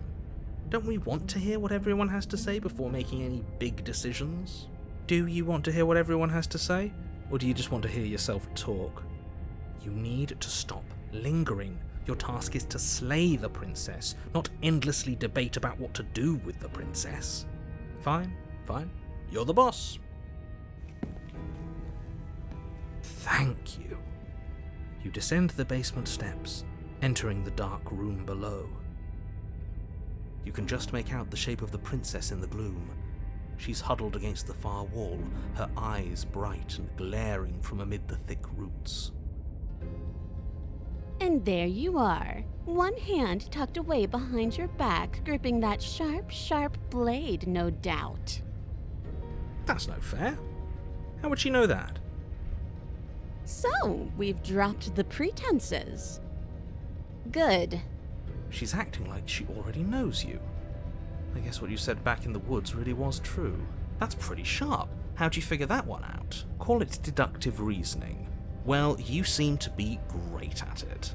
So, you really don't remember us, do you? No, I don't. But you and the princess clearly have a shared reality, even if I'm not a part of it.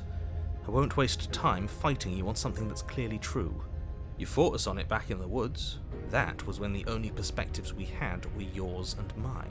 I'm just glad we could put all this behind us. Is it all behind us? Just focus on the task at hand. I don't care if you've been here before, and I don't care if you think you'll go somewhere else after this. My world is on the line right now, so I'd appreciate it if you would take this seriously and slay her. Let's chat her up a bit first. Maybe we can find a middle ground where everyone's happy. Don't talk to her. You're just going to make things more difficult than they have to be. Well, I seem to remember you having a tongue.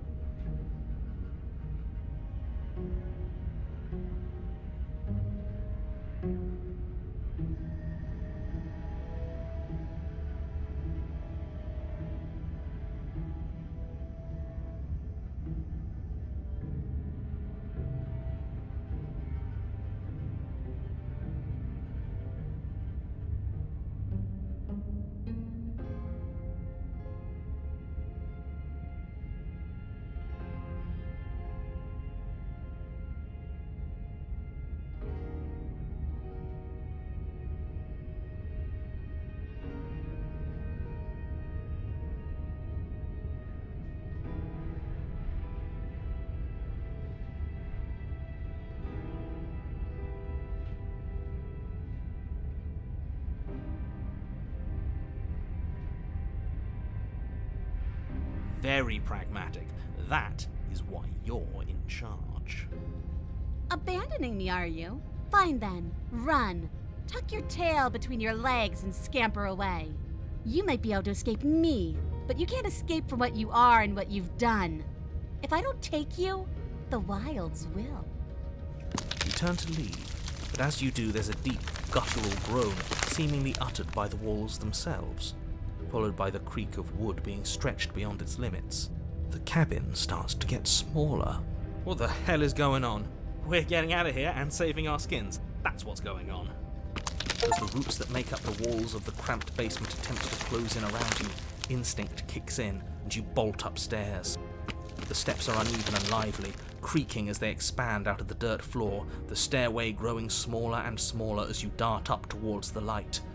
You manage to squeeze through the door just as the entrance seals itself shut behind you. The cabin is smaller than it was before, and it's getting even smaller and smaller. That's fine, we'll just leave. I'm sure you'd like to do that. But unfortunately, there is no longer a front door. The roots have already closed over the only possible exit. What little light peeks through the holes that were once windows is growing weaker as the cabin continues to close in on itself. Shit. What do we do? As your mind races for an answer, you hear the princess's voice crackle up the stairs. Do you hear that, you loathsome thing? Those are the roots of the wild, and they're coming to choke the breath from your lungs and squeeze the life out of you.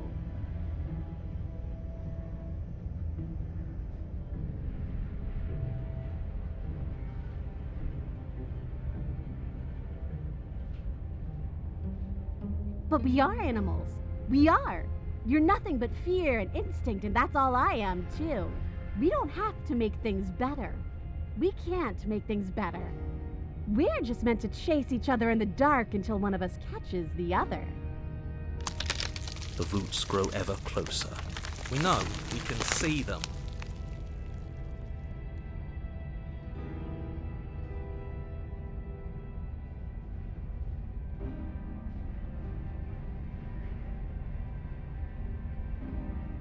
No, what's the matter? You're scared of thorny roots digging into your neck? Are you scared of suffocating in this dark, dark place alone? Good. That one made me feel bad inside. I don't want people to think we're scared.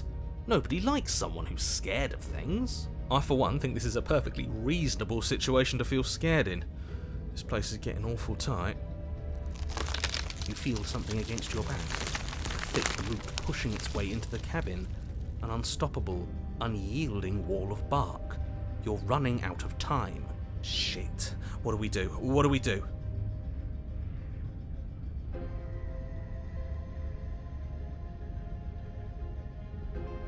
As long as you suffer while you die, I'll gladly suffer with you.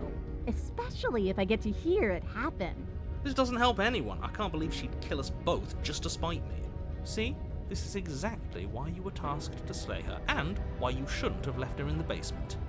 She's an antisocial monster who'll gladly burn the whole world for her satisfaction. You slump to the floor as the roots continue to expand into the cabin.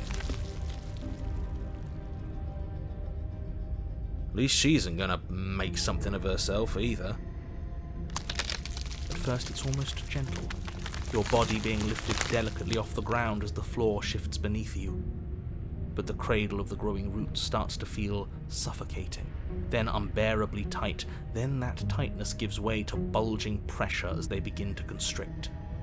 The sound of creaking wood is drowned out by the snaps and pops of your bones, pain flooding your senses as you feel your skin deform. The suffering is what you deserve, you hideous creature. Know as you die that you are hated.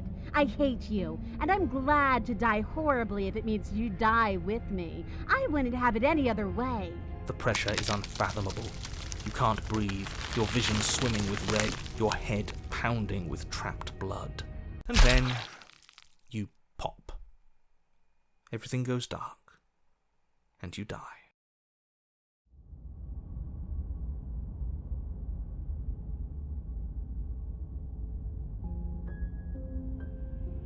We are a path in the woods.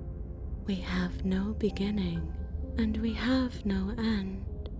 But something cold and unnatural sits watching us from just beyond our edge. His gaze pushes against our borders, curling them in on themselves, preventing them from stretching to the places they need to reach. No, that's all wrong. You're not a path in the woods, you're on a path in the woods. Who's even saying that? That's not the princess, is it? Oh no. How many times have you been here? I think this is our third? That's bad. That's very, very bad. It wasn't even supposed to reach 2. If you're at 3, well, no wonder things aren't the way they're supposed to be. Let's get our facts straight. What happened last time? What could you have possibly done for things to be like this? The thing that sits beyond our edge speaks his logic into us. He tries to grasp at things that cannot be grasped. He tries to stare with wide pupils at that which can only be held from the corner of the eye or with a passing glance. Shut up. The rest of you, talk. What happened? What did you do? Why does he want to know? I don't mind where we are right now. It's rather nice. I can hear what everyone is thinking. There's no reason to keep secrets. We tried leaving her in the basement, but she made the cabin come to life, and it crushed both of us into a fine paste. And now we're here, existing. And for what it's worth, I'm with him. This is nice. It was a fitting end. I'm sorry if it hurt, but doesn't this make it all seem so small? I see. So the cabin ground you into paste, and now you're convinced you're stuck together. What a mess. He doesn't understand. We aren't convinced of anything, and we aren't stuck together. We're one. This is how we're supposed to be. Can't you feel it?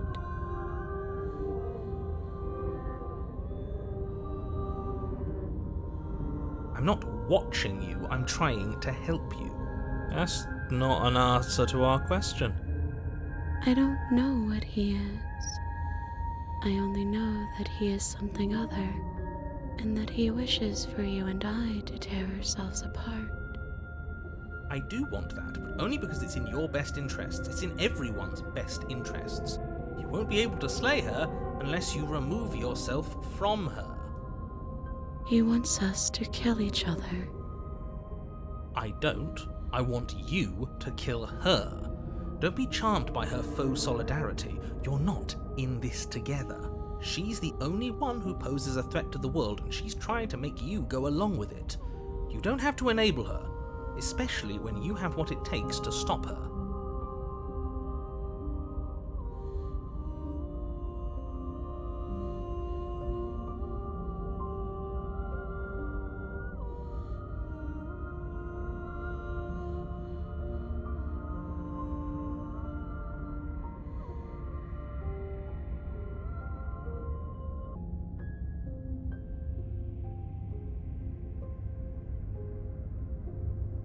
We push back.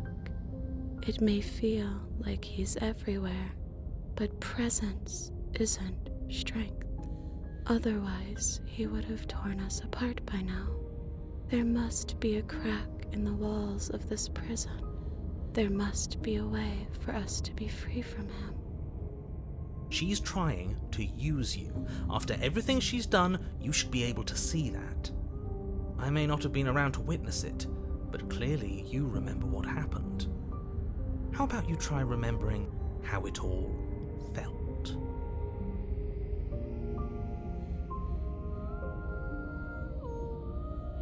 We can't go back to that! We can't go back to the doubting and the hatred and the schemes. Not after being something as beautiful as this!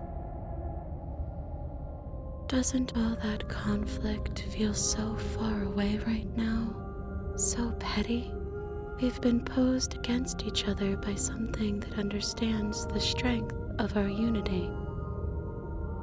Spoken like honestly a real puppet master. Have we considered that maybe she's the one trying to trick us? I'm not. But there's a feeling, isn't there? That petty feeling she mentioned, it is fuzzy, but it's there. Almost like she still hates us. It feels mutual. Please, stop. If you pay attention to that feeling, we'll fall apart. Don't look at it! She's trying to turn you away from the truth. There's something she doesn't want you to see. I think you already know you have to look at it. Everyone's pulling in different directions, but that feeling doesn't have a motive, it just exists. Maybe we should look at it.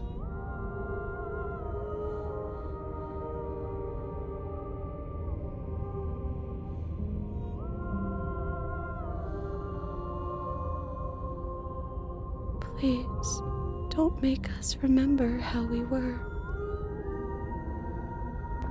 And just like that, you start to fall apart. Right, she really does hate us, and we hate her. It hurts thinking about us as separate things, but we're separate. We can't hate ourselves. I love me. What were we thinking? Giving into absolute madness. We exist. We're real. We're separate from her. Of course we are. What are we? I can't remember. I don't want to remember what it felt like to be killed. It was so much nicer when it didn't feel like it mattered. And yet you keep remembering. You remember the loathing and animosity you've shared with the princess. That you remember that you are a distinct being with a finite form and a mortal body. You can feel it. There is a shifting of the space around you, the infinitesimal movement of your molecules rearranging back into the shape of what you're meant to be. Maybe bygones can't be bygones. I don't know why I ever wanted to share a body with you, of all things. It's like my very soul reeks of yours. That was horrible. This is better. Finally, I'll be able to hurt you like you deserve. I wish I didn't have to. Some division, when sown, can never truly be mended. A cavernous gash rips across whatever it was you thought you were.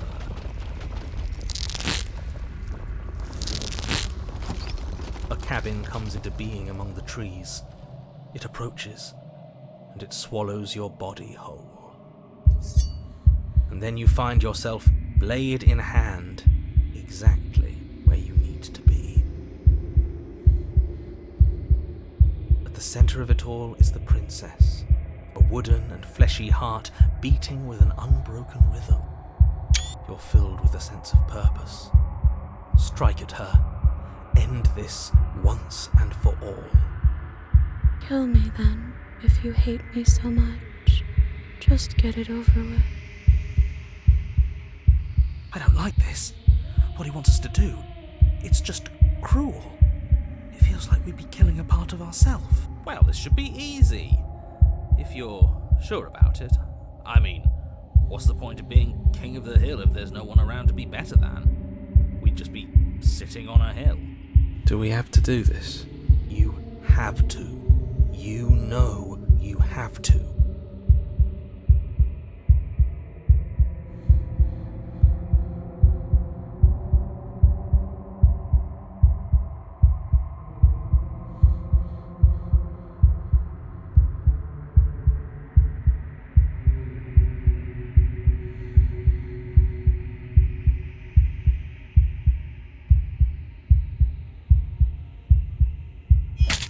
Raise the blade, taking aim at her heart.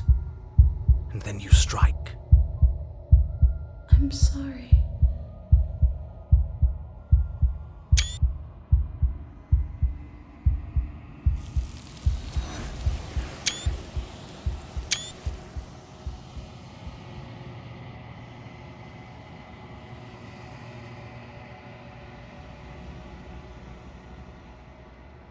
She's gone.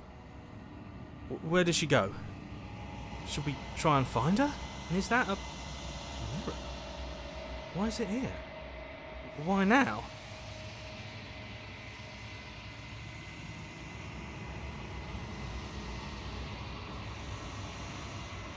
But it feels so bad.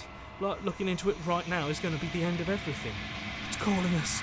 And not in a good way. If they think it's bad, I'm with them.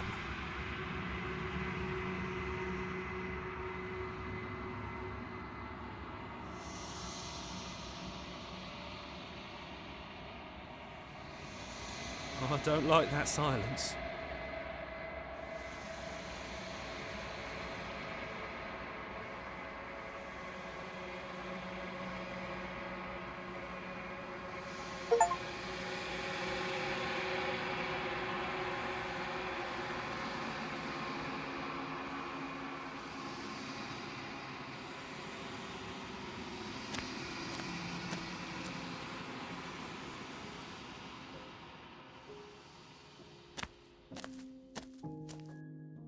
Flickering lights in empty cityscapes become pockets of vitality and movement.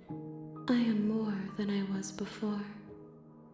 Whenever you are ready, I will wipe your slate clean once again.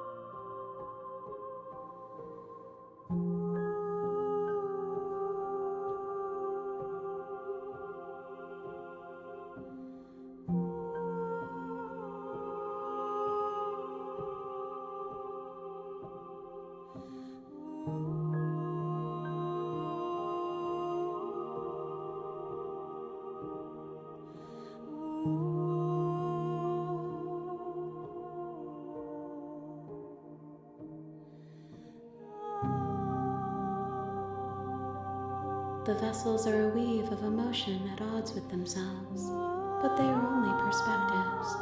They are not me. The wounds they've suffered carve texture around my heart.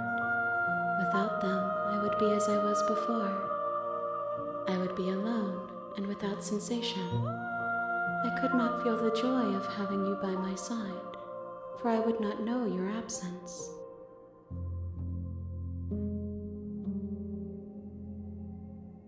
Is a child the same as an infant?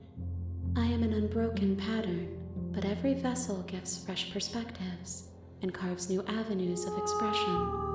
I am different, but I am the same. Eyes close in reflection. Perspectives meld together, and the breadth of my experience stretches to new corners. There are contradictions, conflicts in my nature, and there are familiarities that bind everything together. It feels correct. This is what I need to be. This is the only path forward.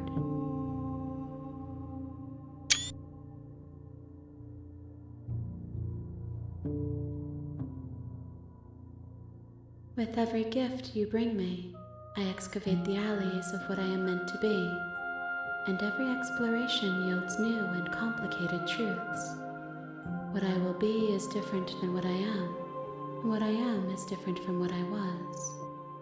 I cannot tell you what desires I will hold when I have changed, but in this moment, all I want is to know myself and to know you.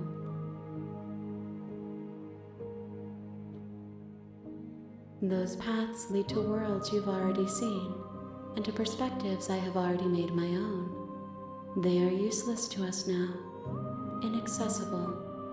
The only paths of value are those that are yet untread.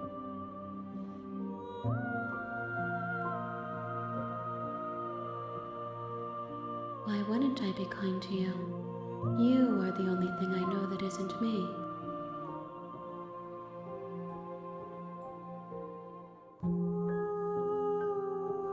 Gifts aren't what someone tells you to bring them.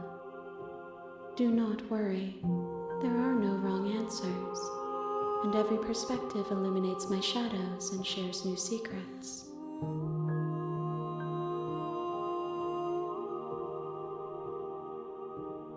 My preference is for you to show me what you would like me to see. I cannot know the ways I wish to grow, for I have yet to feel them. It is you who guides me down the thin trail of perspective and memory.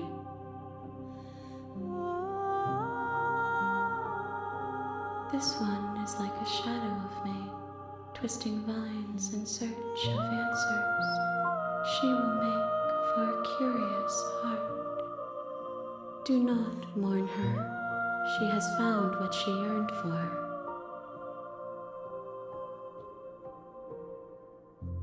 If I am to be an ocean, you have given me enough to build a pond. My waters are shallow and murky, and I yearn for more perspective. I will transcend in due time, and there is no way forward but to contribute to my awakening.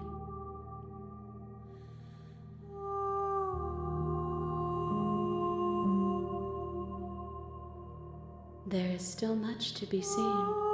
Neither of us know the depths of our being. Perhaps at the end of this, I will be the one to kill you. Or perhaps we will leave this place together and find new horizons to discover.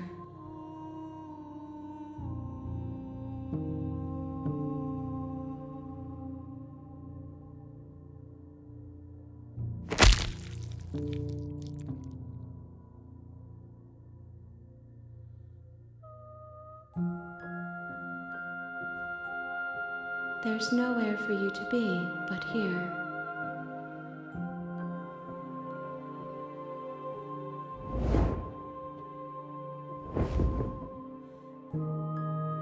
My roots burrow in an ocean beyond your sight. We cannot harm each other as we are now. I await your return, but it will give me time to reflect on what I am. We will meet again.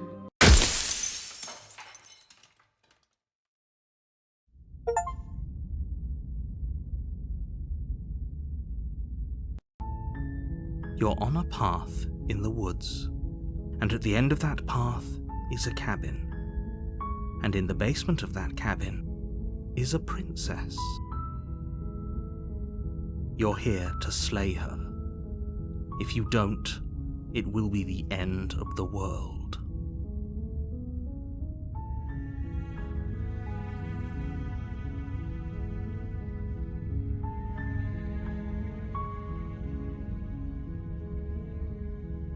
That's the spirit. You make your way up the short path to the cabin. A warning, she will lie.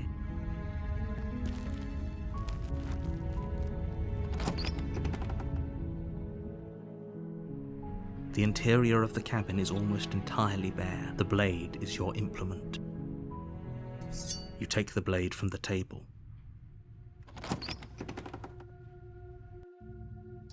The door to the basement creaks open. Her voice carries up the stairs. Who's there? She sounds dangerous. Don't let it fool you. Good. You're still listening to reason.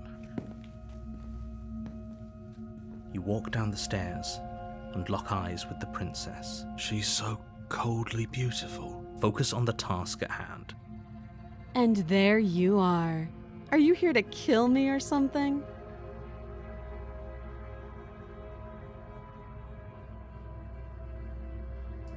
That isn't a good idea. Just drop the knife, and maybe the two of us can talk things out. She's right, we shouldn't. We should just drop the blade. Don't you dare. It's fine. We can decide what we want to do after we talk to her. You ignore the trembling in your hands and tighten your grip on the blade. You poor thing. Your hands are shaking. Are you scared of me? Because you should be. You step forward, your grip on the blade tightening as you steel your resolve. Oh? No talking then? Fine. What even makes you think you can kill me? I'm probably chained up in this basement for a reason, right? And if that knife is the only weapon you have, you'll have to get close enough to use it. So, you should just drop it. Best not to risk finding out what I can do. She's unarmed. If you hesitate now, it'll be too late. End this.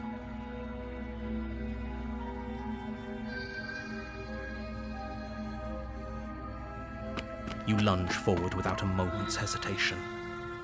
You feel flesh easily give way and look down to see your blade already sinking deep into her heart. Oh, this is it, isn't it? I'm almost embarrassed. I should have seen that coming. But I have to wonder, do you actually believe this was enough to kill me? It's like she's convinced she can't die. Yes, even as she lays there dying, she entirely believes herself to be alive and well. But it's over, isn't it? She stopped breathing moments ago, that arrogant look still plastered on her face. But is it over? Really over?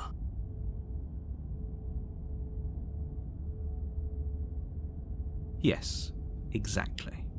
It's over. With your work done, you make your way back up the stairs, closing the door to the basement behind you. Why do I feel like we've done something terrible? You did kill someone. Greater good or not, something would be very wrong with you if you didn't feel at least a little bad. But it was for the greater good. But that day isn't today. You open the cabin door, ready to return to a world saved from certain doom. Only, a world saved from certain doom isn't what you find. Instead, what you find is nothing at all. What happened? Everyone is fine. It's just that you and the cabin are now far away from them. This isn't an ending. In fact, now that the princess has been slain, endings are a thing of the past. No. This is the beginning of eternity. Your reward. This is what's best for everyone. Trust me. Time passes. You can't be sure if it's days or months or years. Psst. Hey, we're not just going to stay here forever, right? Really? Well, if you ever change your mind, just let me know, I guess. More happy time passes, though the word begins to lose its meaning. Time, that is, not happy. Happy still has plenty of meaning. Please, shake yourself out of it. We have to get out of here. The little voices, please, fall on deaf ears. Eventually you pass into a blissful state of pure existence. Though words like eventually and pass ceased to have any meaning to you long before that shift, you simply exist. Happy. Forever. You have already committed to my completion. You cannot go further astray.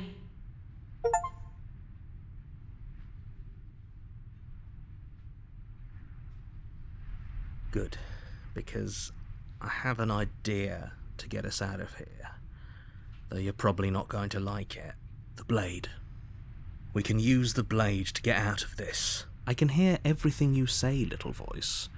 There's only one thing it would want you to use that blade on, and I'm afraid that thing is you, dear hero. He's right. Do you hear that? It wants to take this happiness away from you, do you not? There's more for us to do, and the only way for us to do it is to take that blade and use it. Don't you dare. How astute. You are absolutely correct. In a sense, we die, but looking at things from another angle, are we even really alive anymore? This place, it's nothing. I know this is out there, but trust me, I know using the blade will work. That little voice didn't want you to slay the princess. It didn't want you to be happy. If we die, you can yell at me all you want. I made this happy little place for you. Is this not a good enough reward for saving the world? An eternity of bliss? You ingrate? Fine. Whatever. For the first time since time stopped meaning anything, you throw open the door to the basement and walk down the stairs. The princess's body is dust and bones, though the blade you used to slay her is still as pristine as the day you first held it. You pick up the blade, you stab yourself, and you die. The end. Nice knowing you.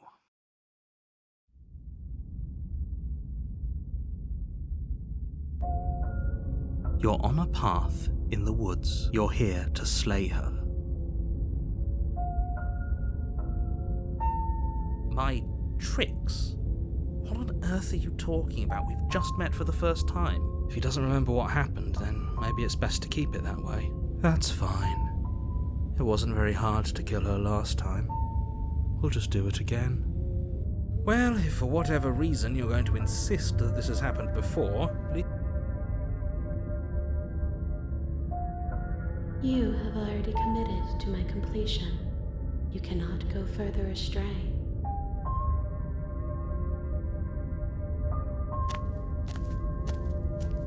A warning. Before you go, she will lie. She won't be a problem.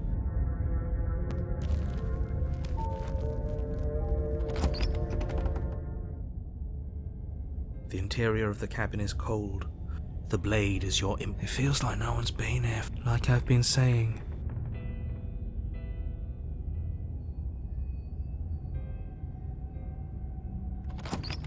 The door to the base of the room below. Nobody's here. As much as I appreciate the optimism, I guess we'll just have to go down and see. As you descend the final step, the form of the princess comes into view. A skeletal body, lying in a heap on the floor, its wrist still bound to the wall by a thick chain. Okay, she's definitely dead. It's just like I told you. Before you have a chance to finish your thought, the top of a head appears from underneath the floor. Two deep-set eyes stare up at you, followed by a mischievous, skeletal grin. And finally, the rest of the body floats up to join the head. Wait, this isn't right. What's going on here? Ghost! Oh. Wow. How absolutely terrifying. Oh, it's you. Hiya, Keller. I was hoping to see you again. I have some issues with how our last meeting went. The princess drifts across the room into your orbit, gently running her fingers across your shoulders and down your neck as she circles you. Her touch is cold and ethereal, formless yet real enough that her icy fingertips send shivers dancing across your skin. So she has a body, and she's right there. We could probably grab her and kill her again, if we wanted to. I see you don't have that annoying knife anymore. So, does that mean you regret what you've done? Are you here to apologize and make nice? Beg for absolution, maybe? Because I might be interested in seeing a little begging.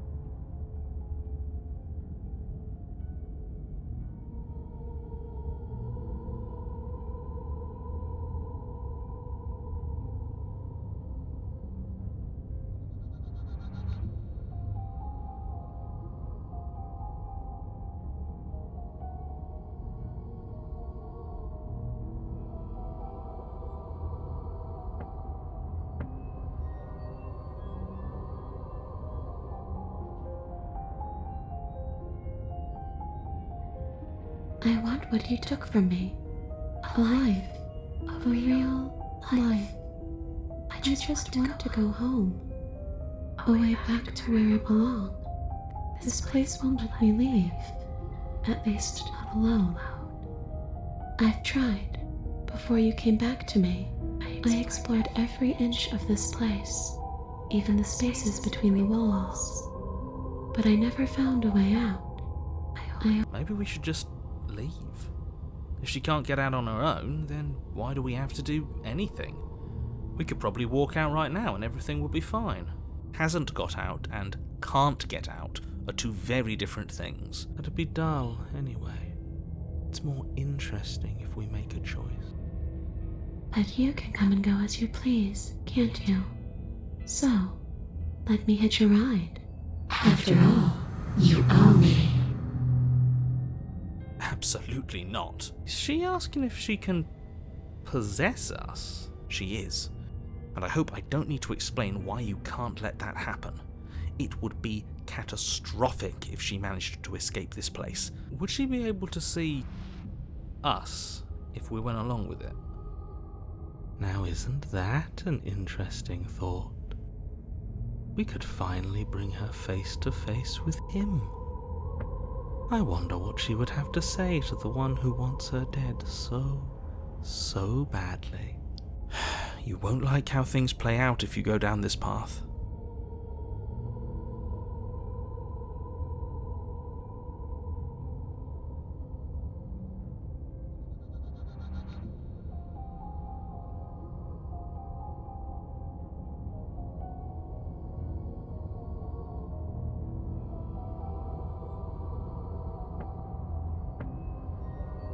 The princess swims through the air in front of you, pausing for a brief moment as her dark-rimmed eyes stare deeply into yours. There's a hunger in her gaze. You're really trying to make it up to me, aren't you? Thanks for being a pal, killer. I mean it. What are you doing? Don't just let her in. How many times do I have to tell you? See you soon. She rushes forward and then she's gone. A sharp chill spreads across your body. It starts in your chest, a freezing numbness flowing out from your heart, all the way down your limbs, your mind growing cloudy and confused as it settles over your very soul. I'm not sure I like this. Can we get a do-over? I'm afraid it's too late to stop now. The numbness gives way to a stabbing pain, your muscles twitching and convulsing violently, each involuntary movement causing more waves of agony to ripple across your body. You collapse to the floor, and everything goes dark. Come on, you've got to get up. I know everything feels heavy right now, but we still have to get out of here. Your eyes flick back open as you get your bearings, your vision swimming. So this is what it's like to be you, huh? Disembodied voice narrating your every move? So, it doesn't work like that for you? Clearly it doesn't, or she wouldn't have commented on it. All these shards of broken glass on the floor, are they also supposed to be you? Hey, I'm not a shard of broken glass, It's okay. You can finish your thought. I'm a voice? I'm me is what I am. Who cares what we are? We exist. That's all that matters. You don't have to fight. We'll all be out of here soon. No, it matters. What we are matters. If I'm a shard of broken glass, then that raises some questions about certain other voices in here too. I'm clearly the same thing you are. They're not listening to me. Do they not listen to you either? No, I'm not talking about you. I'm talking about him. You don't need to know what I am. You just need to know that I'm different from you. More important. So, you're the one who pulled the strings and made me dead. I can tell you don't belong here. You're barely even there. Like the shape of something left behind. You're more of a memory than a person. That's rude. You're kind of like me, actually. I'm just going to ignore her. You push yourself off the ground. The princess is nowhere to be seen. Obviously she's nowhere to be seen. Because I'm in here with all of you. Everybody knows that. I'm setting the stage. The room is empty because you made a spiteful, idiotic, and all-round foolish decision. You don't have to let him get to you. You're better than that. You're starting to make things right. This is infuriating. Just whatever you do, you can't leave this place. It's not too late to fix this. Probably. It's okay. We're almost out of here. Just take it one step at a time, and everything will be fine. Everything won't be fine if you listen to her. One way or another, this is all going to end. Wouldn't it be nice if he ends with it? Wouldn't that be nice? There's only one way to find out. Your legs, weary with the weight of the princess's spectral form and clumsy with the cold that still pervades them, stumble towards the stairs. I'm just trying to get home. You don't have to act like it's the end of the world. But that's exactly what you leaving this place is going to be. You don't know that. I do. Wait, if she has a home to go back to, doesn't that mean that her leaving won't end the world? It doesn't mean that at all. It could mean that wherever her home is, it's outside of the world. Yeah, but it has to be somewhere, doesn't it?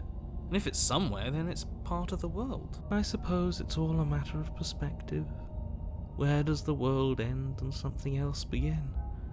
Does the destruction of what? Against the backdrop of the inane conjecture of meaningless little voices, your body continues its ascent up the stairs. For how much you hate her, you aren't doing a whole lot to stop us from leaving this place. Maybe the bossy one doesn't actually hate me.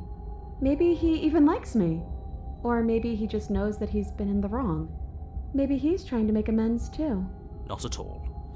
I'll have you know that I do hate you, and I will continue to hate you for as long as I am able. It's just the weight of it all. It's too much for me to do anything other than describe and dictate.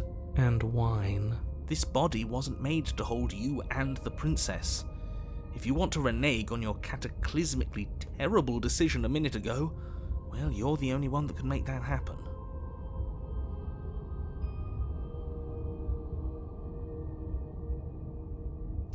You reach forward and mindlessly take the blade from the table. What do you plan to do with it?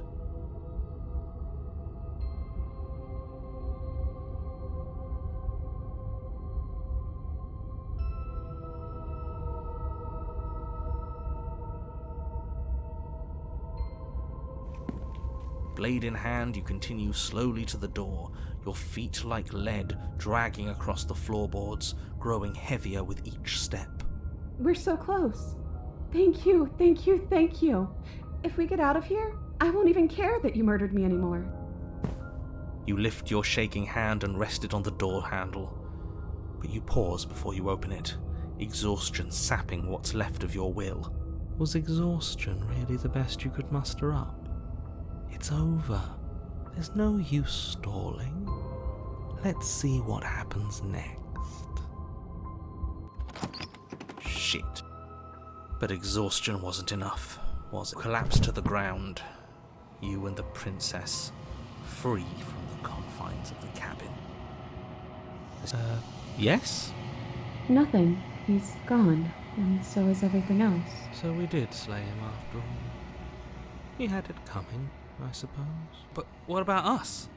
Are we just stuck here in nowhere forever? Did taking her out of the cabin really end the world? We're still here.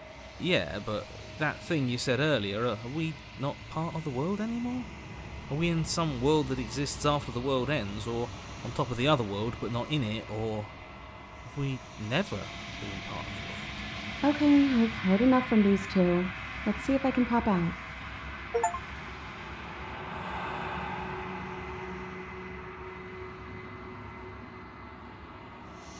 I'm out. You actually freed me, didn't you? I'm outside. Thanks for giving me a second chance, killer. Don't mention it. I think this is where I'm meant to be.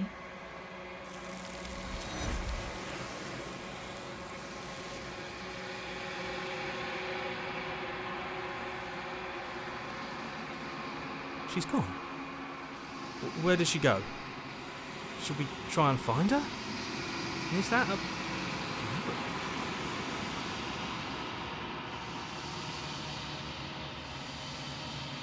But it feels so bad. Like looking into it right now is going to be the end of everything. You don't need to comfort him.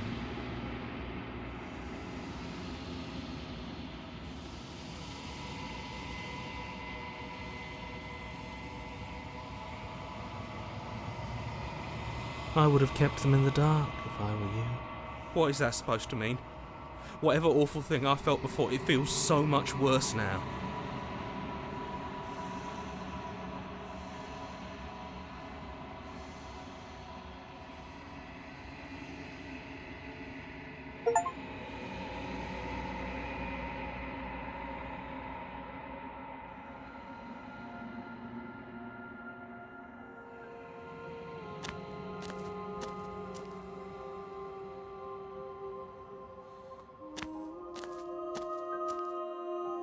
I am a growing chorus of contradiction, a mass of tides ebbing and flowing all at once in more directions than my attention can bear to hold. All of me is changing, and yet the rest of me is still the same.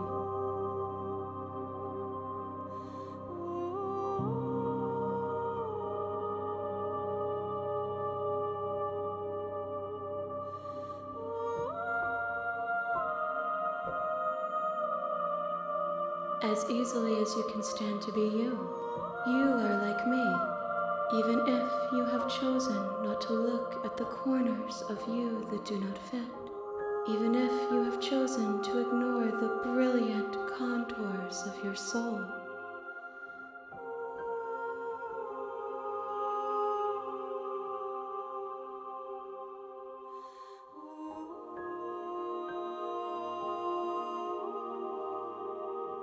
My perspectives are shadowed.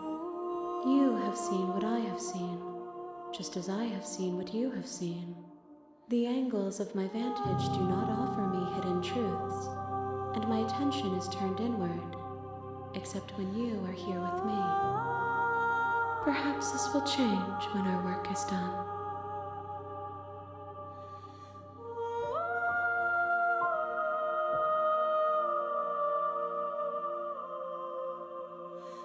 I will be here when it is time for us to meet again.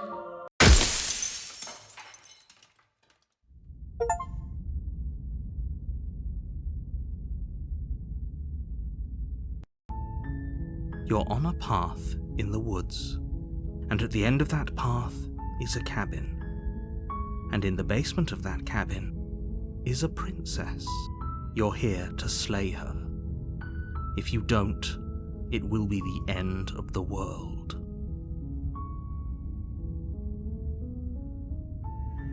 I'm talking about the end of everything as we know it. No more birds, no more trees, and perhaps most problematically of all, no more people. You have to put an end to her.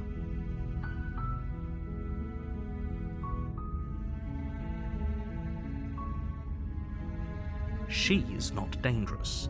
She's just a princess. The danger comes if she gets out, which she will unless you do something about it. The more specifics you have, the harder it will be for you to do this very important job.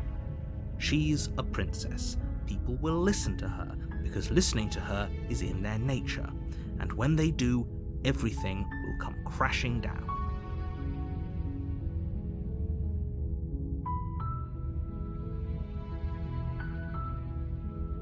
Does it? Are you a monarchist? Is slaying a princess that much worse than slaying a fisherman or a miller or a seamstress?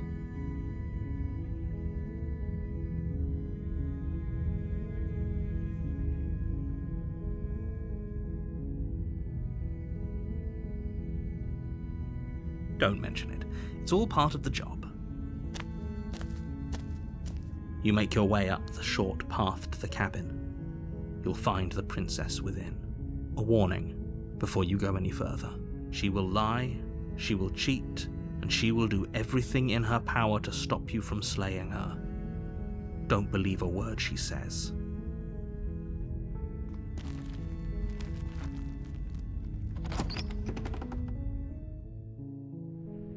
The interior of the cabin is almost entirely bare. The blade is your implement.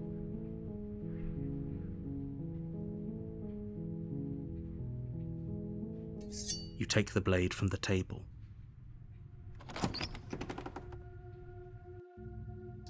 The door to the basement creaks open, revealing a staircase faintly illuminated by an unseen light in the room below. Her voice carries up the stairs. Who's there? She sounds dangerous. Don't let it fool you. It's all part of the manipulation.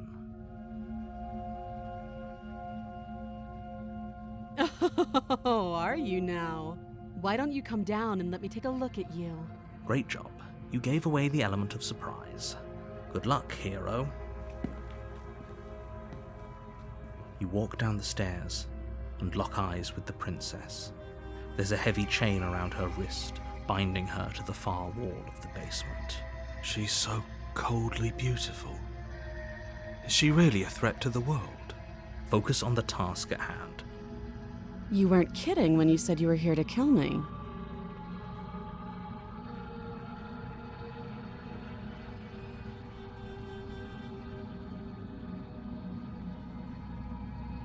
That giant knife you're holding kind of gives it away, doesn't it? The blade. Of course she doesn't want to talk. Who'd want to have a conversation at knife point?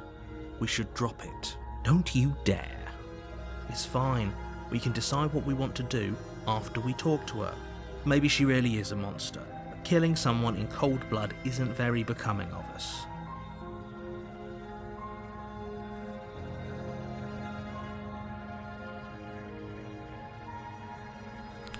You ignore the trembling in your hands and tighten your grip on the blade. You poor thing. Your hands are shaking. Are you... You step forward, your grip on the blade tightening as you steel your resolve. I'm probably chained up in this basement for a reason, right? And if that knife is the only weapon you have, you'll have to get close enough to use it. So, you should just drop it. Best not to risk finding out what I can do. She's unarmed. If you hesitate now, it'll be too late. End this.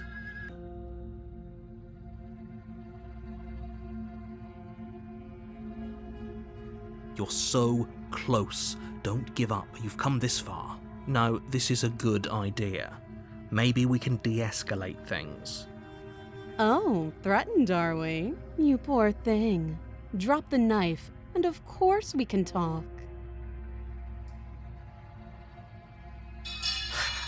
The blade tumbles out of your trembling hands and drops to the floor with an unceremonious clang. Thank you. Maybe now we can just... talk. Against your better judgment, you step forward to speak with the princess face to face. We'll be fine. I don't know what you're hoping to accomplish here, but I can assure you there's no reasoning with her. Just make sure you don't forget about the blade on the floor. You're going to need it. So here we are. What an awkward start to a relationship.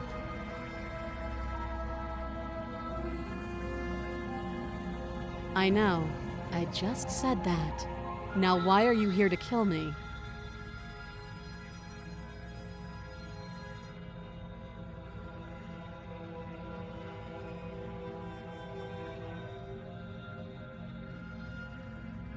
And yet you hesitated the moment you saw me. And you dropped your knife. If killing me was really that important, you'd have a little more gumption, don't you think? So, someone put you up to this, right? And whoever it is, it's probably the same someone who shoved me into this dark pit and chained me to a wall. That's a fair question. Who chained her in this basement, and if she's so dangerous, how did they manage to trap her? And why have we been left to do their dirty work? Don't give away the game, and don't let her distract you. That's exactly what she wants. I'm right, aren't I? So who put you up to this?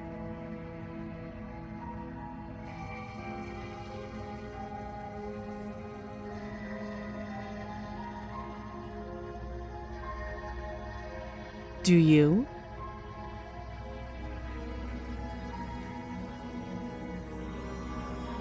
You're lying. How does she know that? Don't think that just because I'm the one in chains, it means you have a right to interrogate me.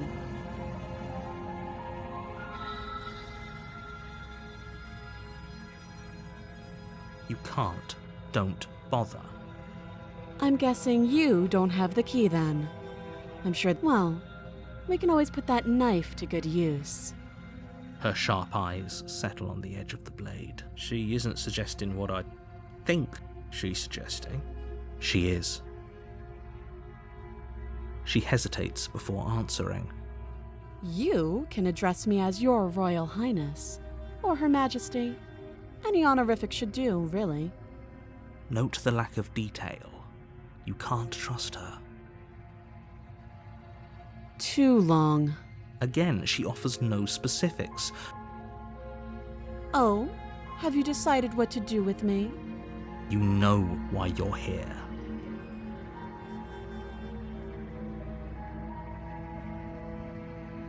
That seems like a pretty good compromise. Leaving her alive is too risky. If you don't deal with her soon, she will find a way out. One way or another, I'm going to find a way out of here. You can make it easier for both of us if you help. And if you don't, I can promise that you'll come to regret that decision. You have to make a choice. Let's hope for all our sakes it's the right one.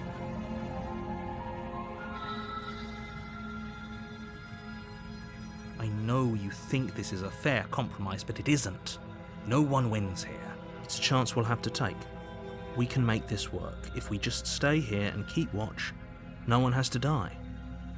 You're making a mistake. You turn your back to the princess and make your way to the stairs. It won't be long before I slip these chains. And once I'm out of here, there will be hell to pay for leaving me behind. Slip these chains? She can't, right? She needed our help to get out of here. But do you hear the conviction in her voice? I don't think she's bluffing. Either way, she dropped her mask, didn't she? You can still turn around and finish the job.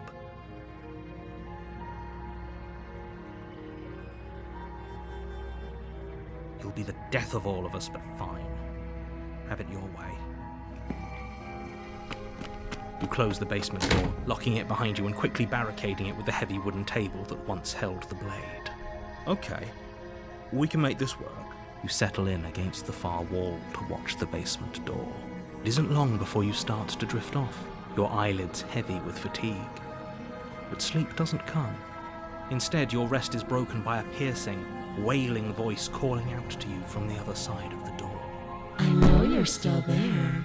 Why don't you make things easier on yourself and let me out? It's not like this little door will hold you very long anyways. It's probably a good idea to try to get back on my good side. She sounds terrifying. Like she's less of the princess you saw and more like something out of a nightmare. As she violently rattles the door, you do your best to shut her out of your mind. When I get out of here, I'm going to pick you apart piece by piece. I won't forget what you did, and I'll never forgive it. You don't know the kind of enemy you've made tonight. It doesn't sound like she's getting any weaker. No, it doesn't.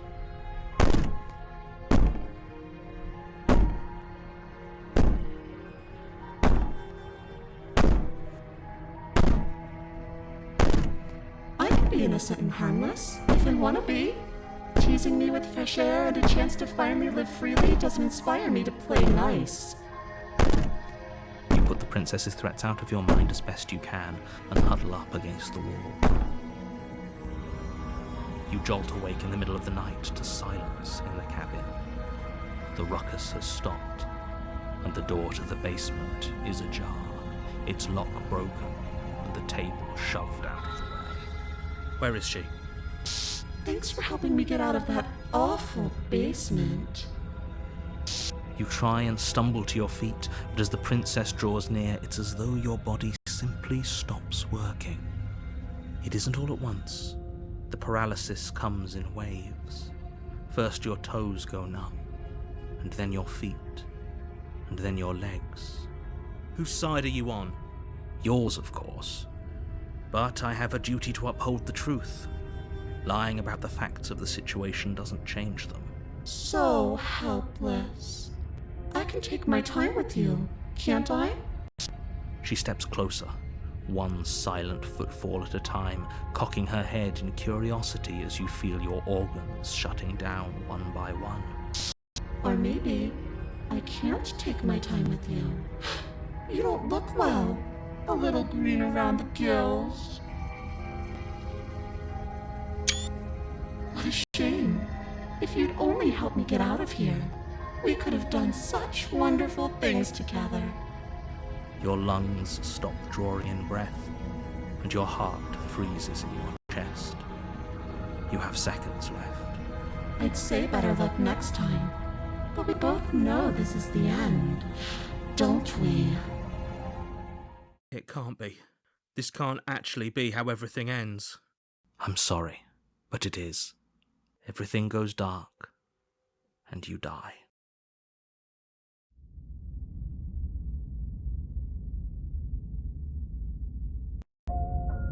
You're on a path in the woods, and at the end of that path is a cabin. You're here to slay her. If you don't, it will be the end of the world.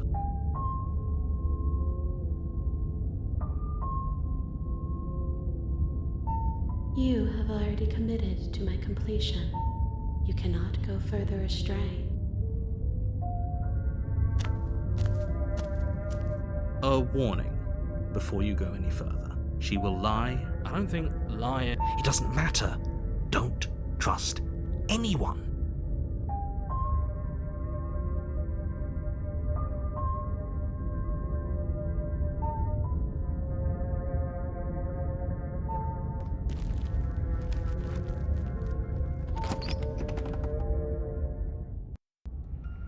The interior of the cabin is plain, the smooth wood of the walls almost featureless. The only furniture of note is a lone table. The blade is your implement. You'll need it if you want to do this right. Hold on. What happened to the door? It's just an empty frame. She's already gotten out, hasn't she? And she's ready for us. She's been waiting. Can't you feel her eyes on us? I'm going to need all of you to pull yourselves together. The princess has not already gotten out. But if you keep getting stuck in your head like this, you're going to struggle to get the job done. So deep breath in, deep breath out. Your task awaits, and only you can do it.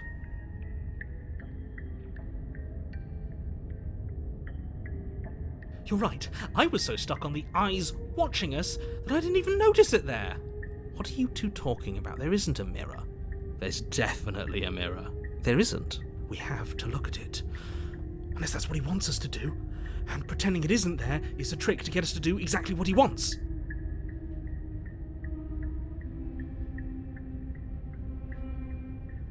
We shouldn't waste time preening. If he is lying about the mirror, it might be important. I'm not lying to you. Use your eyes. There is no mirror. Maybe he's trying to keep us from looking because there's something horribly wrong with us. No, there isn't something horribly wrong with you. You reach down and pick the blade up off the floor. Good. Steel can't lie to us. Is it gonna be enough, though? Couldn't you have given us something else? Something, I don't know, better than a knife? Could we have a bomb? The blade is the only thing you need to finish your task. You're more than capable of pulling this off. Those are the words of someone who knows he's sending us to our death. You walk up to the wall next to the empty basement door frame. This really isn't funny. You reach forward and rub your hand against the cabin wall. Did he make it go away? Clearly there was something in there worth investigating if he wants it hidden so bad.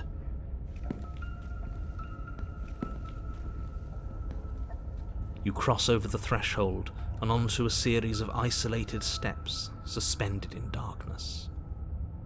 More eyes, too. You never mention the eyes. The air seeping up from below reminds you of fresh lightning and static, as if you're descending into a place that isn't meant for a creature of flesh and blood. If the princess lives here, slaying her would probably be doing her a favour. Her cruel and playful voice prances up the stairs. I didn't think you'd come back. We're gonna have a lot of fun, you and I. Come back? She must have you confused with someone else. You really don't remember, do you? It doesn't matter, we need a game plan. It can't be that hard. But then we'd lose our weapon. We'd have to make it count. Otherwise she'd be furious and we'd be defenseless. If a knife is even enough to do anything against something like her in the first place, it'll be enough.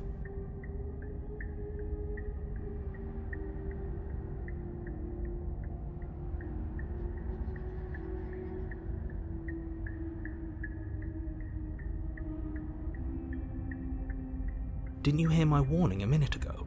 She can't be trusted. Talking won't do you any good. Something tells me she isn't going to be very keen on talking anyway.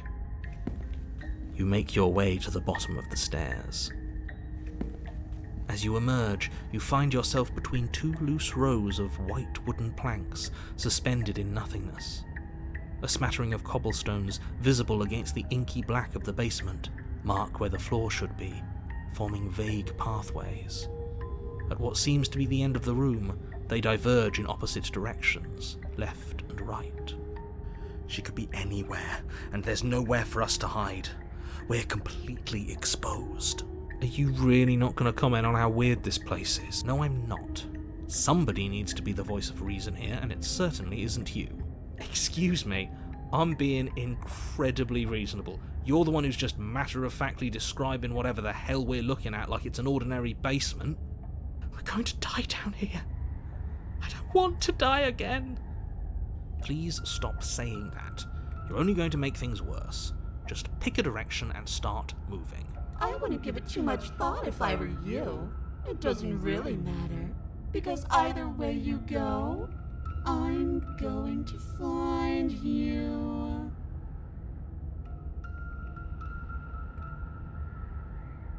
You turn back to the stairs, only to find that they aren't there.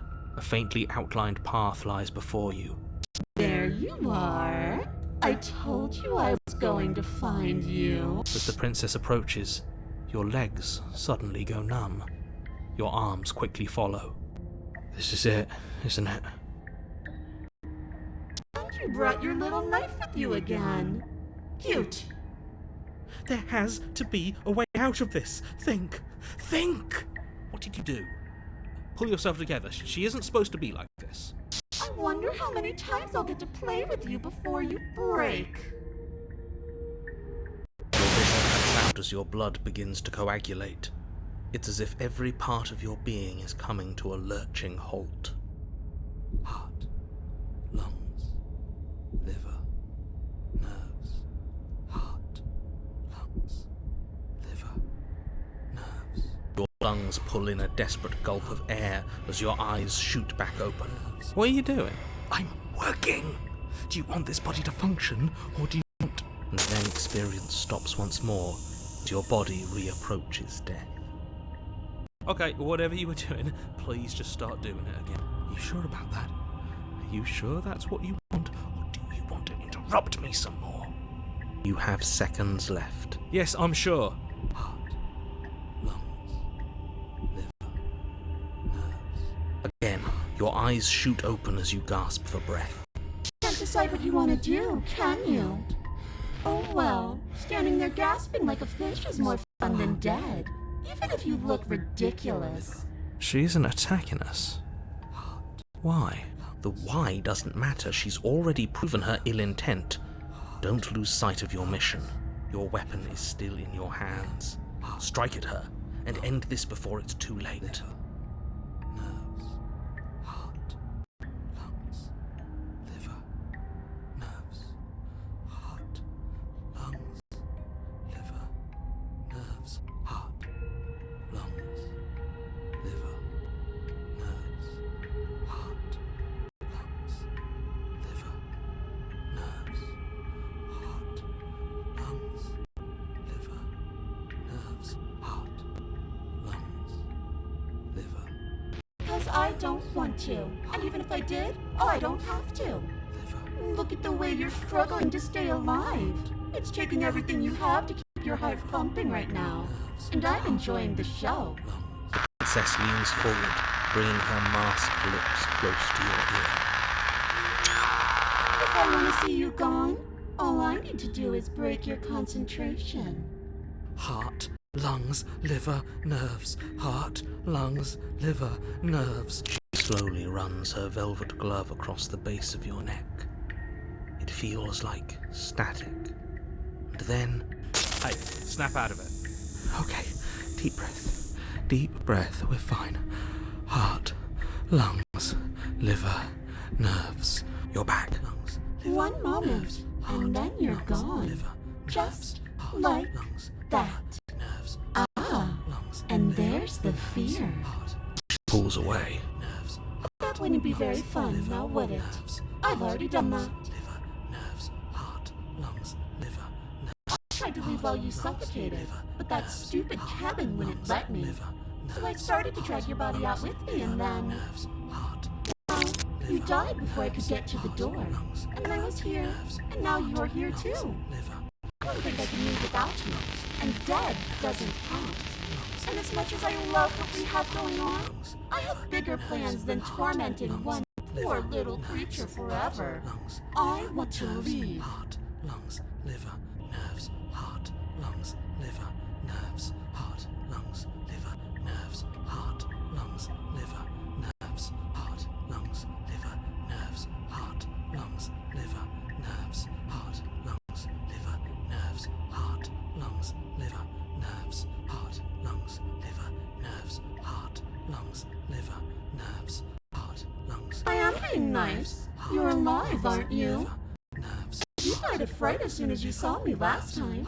I didn't think keeping you alive was an option. But it looks like that's not a problem anymore. At least not for me. nerves, You seem miserable. nerves, heart, lungs, liver, nerves, heart, lungs, liver, nerves, heart, lungs, liver, I am what I am. lungs, It's not my fault that you can't handle being around me. nerves, heart, lungs, liver, nerves, heart, lungs, liver, nerves, heart, lungs, liver, nerves, heart, lungs, We're stuck down here together. Until you change your mind. heart, lungs. Static, and a skipped beat as she touches your shoulder and whispers in your ear. No! Heart, lungs, liver, nerves, heart, lungs, liver, nerves. Until your heart finally gives out. Heart, lungs, liver, nerves. Die, I'll find myself somewhere new. And before too long, you'll be there too. That's how this all works, right? This doesn't end until you let me out. A lot can happen before then. I'm sure I can get creative. Liver, nerves, heart, lungs, liver, nerves, heart, I know, you told me last time. lungs, Destroy is such an unenlightened way of putting it. So sudden, so violent, so little nuance. lungs, I'm not going to destroy the world, but I am going to hold it in my hands and squeeze it. I'm going to make it afraid, just like I've made you afraid. liver, Feels, doesn't it? Every terror I bring would make the good times so much better. Well, I'm practically doing a public good. So what harm is there really in letting me out? nerves, heart, lungs, liver, nerves, heart, lungs, liver, nerves. Everyone dies eventually. They're all full of wet, writhing things, and in the end, each and every one of them gets unwound. And then those things get to become a new everybody.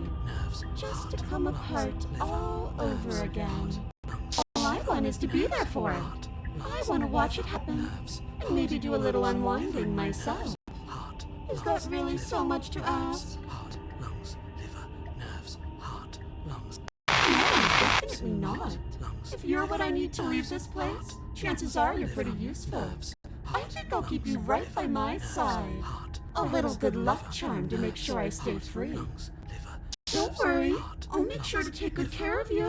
I promise. liver, nerves, heart, lungs, liver, nerves, We both know that you don't have a say here, so you should just look on the bright side. nerves, I'm not sure what the bright side is for you, but I'm positive you can find it if you look hard enough. heart, lungs, liver, nerves, heart, lungs, liver. And right back where we started. Round and round we'll go. I wonder what will be different next time. Maybe you'll actually be able to move a limb. Who knows? But I'm always going to win. Heart, lungs, liver, nerves, heart, lungs, liver, nerves, heart, lungs, Is that a bet you're willing to take? Imagine climbing a mountain of lifetimes. And when you finally reach the summit, when you finally win, the only view you find is me. And I push you, and you go tumbling all the way down those millions upon millions of battered and broken pieces of you that couldn't make the cut. But then, would you have it in you to climb again? It sounds like a lot of effort for nothing. When instead we can just leave this place together, hand in hand. Heart, lungs, liver, nerves, heart, lungs, liver, nerves, heart. Princess cocks her head, neck cracking uncomfortably. And you can't help but imagine a smile carve its way from ear to ear on the other side of her mask. Thinking about that knife, are we? Put that little theory to the test. See how it plays out. But I don't think you're going to like what happens. Because even if you make me dead, you're not getting out of here. This place is mine. And I'm not giving you the stairs unless I'm leaving with you. Liver, nerves, heart, lungs, liver, nerves, heart, lungs, liver, nerves, heart, lungs, liver, nerves, heart, lungs, liver, nerves, heart, lungs, liver, nerves, heart, lungs, liver, nerves, heart, lungs, liver, nerves. Your will concentrates into a single fine point, and you strike out against the princess, ignoring the constant reminders of your breaking body. She doesn't even move as the blade sinks into her heart. We did it. We actually did it. You actually went for it! Oh, you're going to regret this? I could be so much more terrible for you than I am now! Can she? We've already seen how she can change. Heart, lungs, liver, nerves. You're not getting those stairs back. I'll see you when you finally decide to die. She falls to the ground, unmoving. Oh. I can stop now, can't I? I can. Finally. And now that she's gone, you can let us out of here. Right? But she was the one who controlled this place, wasn't she? And now she's dead. I don't like to think what that means for us. It means that you're stuck here. Forever. Oh no. Oh no, no, no, no, no, no. Oh no, I hate this. Time passes. Forever's gonna end. Eventually, right? No, it won't. That's the whole point of forever. It doesn't end. I feel sick. It doesn't have to be forever, though. Does it? What do you mean? We still have a way out, clutched in our hands. Are you suggesting we kill ourselves? Won't we be dead? I guess that hasn't stopped us before. That's a terrible idea. You've already saved the entire world from ruin. Why would you want to die? Because right now, you don't want us to do that. You're right. I don't. But if we've already saved the world, then why does it matter if we die? Why do you care? I just do. I value life. Every life. Even yours. Especially yours. Why? What do you mean, why? I think it's perfectly reasonable to value life. Exactly. I don't have to answer that.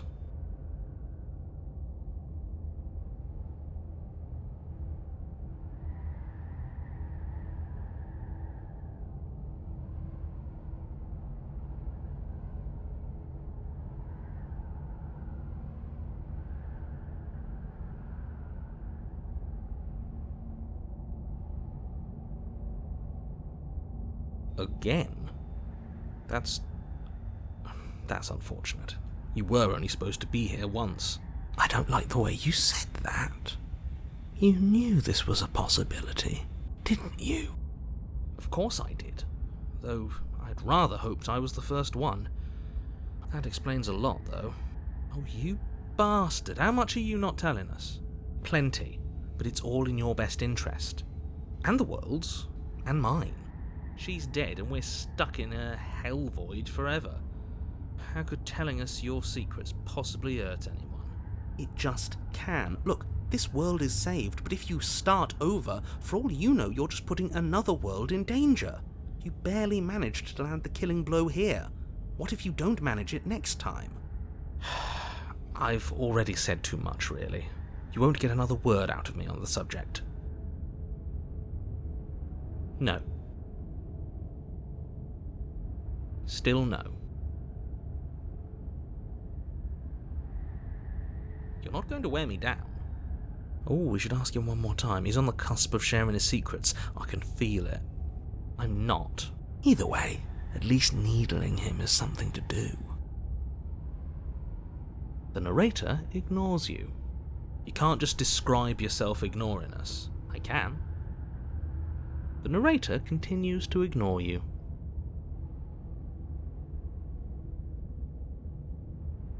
That's a grim thought, innit? But I suppose you're right. You are a creature of biology. Something will happen to you before forever comes along. We don't have to starve to death. You have our way out. Use it. Oh, you could do a lot better than us. Exactly. You'll be fine here. Just come up with a game or something to pass the time. I'm stuck here with you. I wish I weren't. Feelings mutual. At least we're all being honest.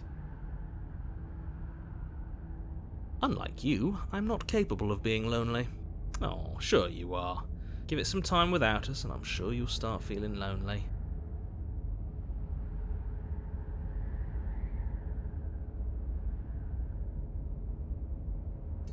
You remove the blade from the princess's body. What exactly are you planning on doing with it?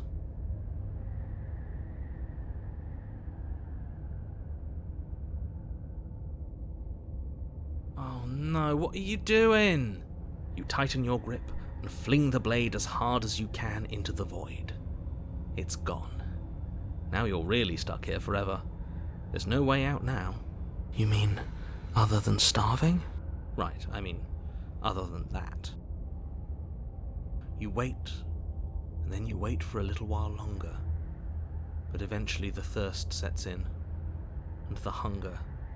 The darkness of this place prevents you from wholly grasping the context of passing time, but that doesn't stop it from passing, nor does it stop your biology from unraveling. The only things you know for certain are that it's long, and that it hurts. The vastness of your suffering can't be adequately put into words. We really shouldn't have tossed the blade.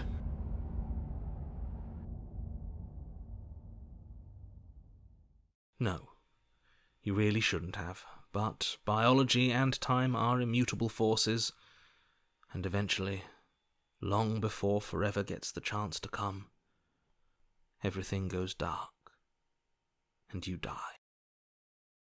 Don't muck it up next time. The princess may be slain here, but she isn't slain there.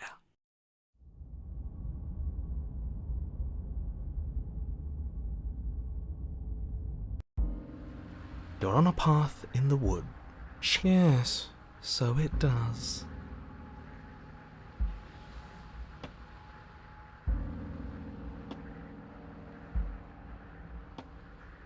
No, there has to be a way out of here.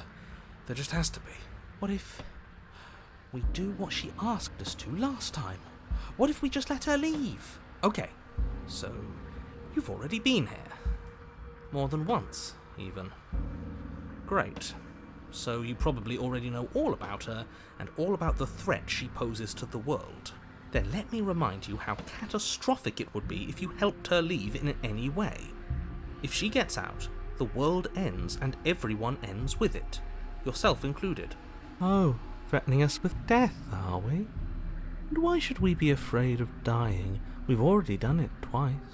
All death has done is shunt us back to these woods, where we're forced to listen to your empty warnings again and again.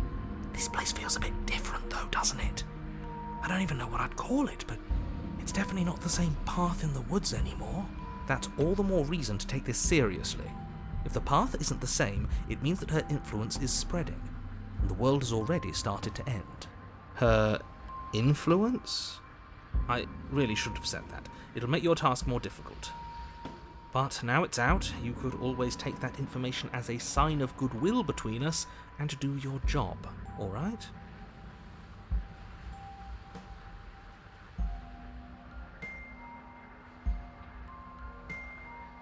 Great. Let's just hurry.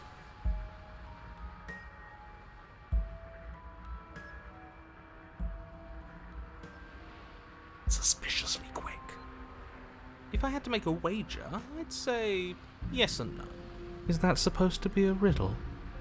If it is, it's not very good. I haven't met you, but you've clearly met me. It sounds to me like you're hopping between parallel realities, in which case the me you just met here is the same collection of experiences as the me you met at all of those other beginnings, but their continuity breaks the moment you say or do anything, in effect making them all separate. So, yes, I'm the same me, but ever since the moment we started talking, I'm different. I'm not sure how we're supposed to kill him ourselves, but he's asking for it. Maybe there's some way she can take care of him for us. They've clearly all been through some harrowing experiences. Don't let their baggage influence your decisions. You have the ability to see things clearly. I suggest you use it.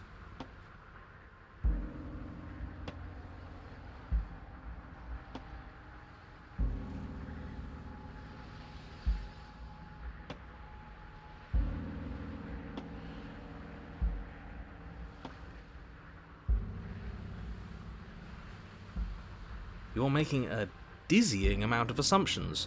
Your perceived reality looping twice before does not mean it will continue to do so forever. Those little voices have already drawn attention to the fact that even the path is different. The world itself is at a tipping point. Know that there is always a choice. Even if you were stuck in an infinite loop, there's no reason to assume that the mere nature of the infinite would force you to make any specific choice. You do have free will, as much as things would be easier if you didn't, and you can just keep making the correct choice forever, never deviating. Everyone is manipulating us, but we're starting to see the threads now. We just have to avoid getting tangled up in them. On second thought, let's not kill him.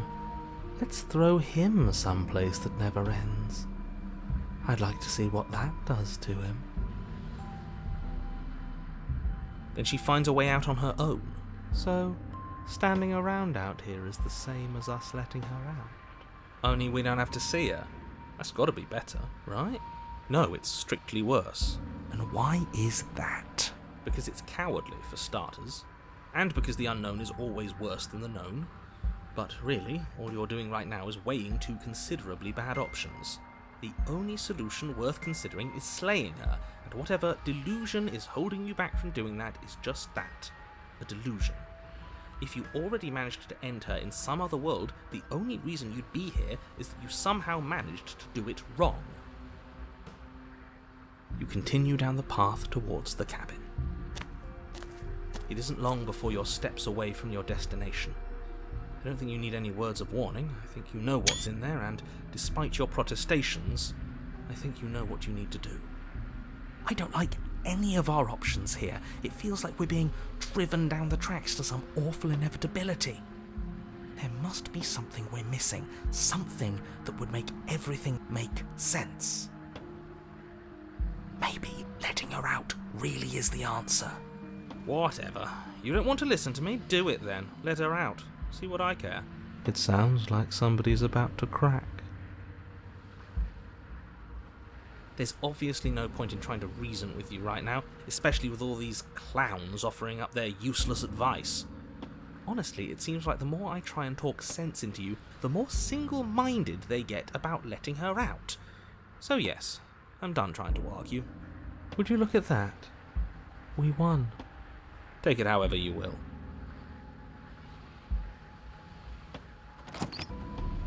The interior of the cabin is long and dark, a single narrow hallway stretching far into the distance. Curtains billow out from tall windows on either side, obscuring the path forward.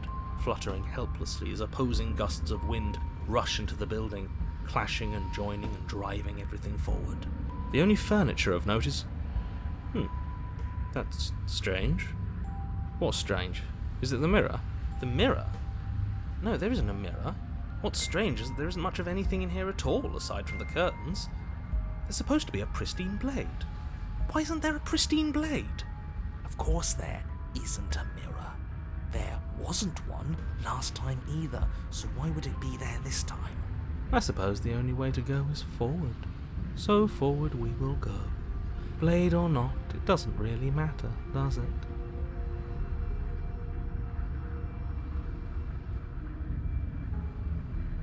If you're asking what's at the end of the hallway, it's the way to the basement.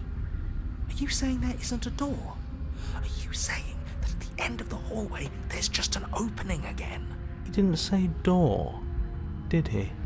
No, I didn't say door, because there isn't a door, it's just an opening. It's just like last time, isn't it?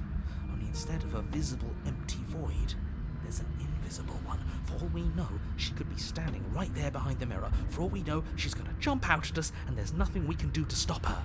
Let me assure you that there's nothing there. Nothing is going to jump out at you, and certainly not the princess. The princess is in the basement. You slowly make your way towards the gaping maw that awaits you. Your fraying nerves buzz with trepidation, the chill wind raising your hackles as it gently pushes you forward, towards the darkness at the end of the hallway. You can't shake the feeling that you're being watched. Oh, do we? Do we feel like we're being watched? I hadn't noticed. At least you're admitting to it now. You stop as you reach the end of the hallway, I presume in front of whatever mirror isn't actually there. I hate that I know what's about to happen. Knowing makes it so much worse. You reach your arm forward into the pitch black of the opening. Oh, that was a close one. All that stress and lead up for nothing. Helplessly staring into the void. I'm glad I made a lasting impression. Shit, where is she? You feel something long and frigid coil around your ankle. Your heart skips a beat, standing in muted shock for one long, frozen moment. And then she, the princess, constricts. Your bones snap. Icy pain radiates up from the break, a deep cold flooding your veins as your legs, numb with the shock of it, collapse, and you collapse with them. You're met with the terrifying visage of the princess. Her hand grips your leg in a steel vice, her grin carved jagged from ear to ear, crowded with far too many long and crooked teeth.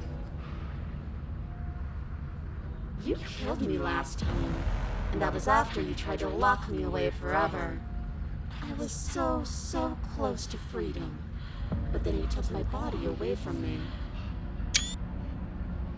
So now, I'm going to take yours, and I'm going to walk it out of here. And you get to watch me do it, completely helpless, just like you left me. Okay, maybe letting her in isn't the best idea.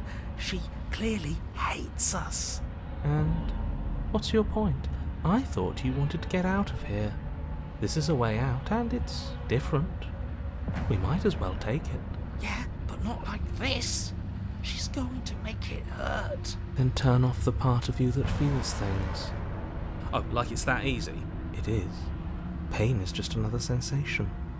If you can tolerate joy, you can tolerate pain. Except that pain hurts. Yes, that's what it does. That's the definition. Do we need to explain to you why pain is bad? You need to explain to yourself why it isn't.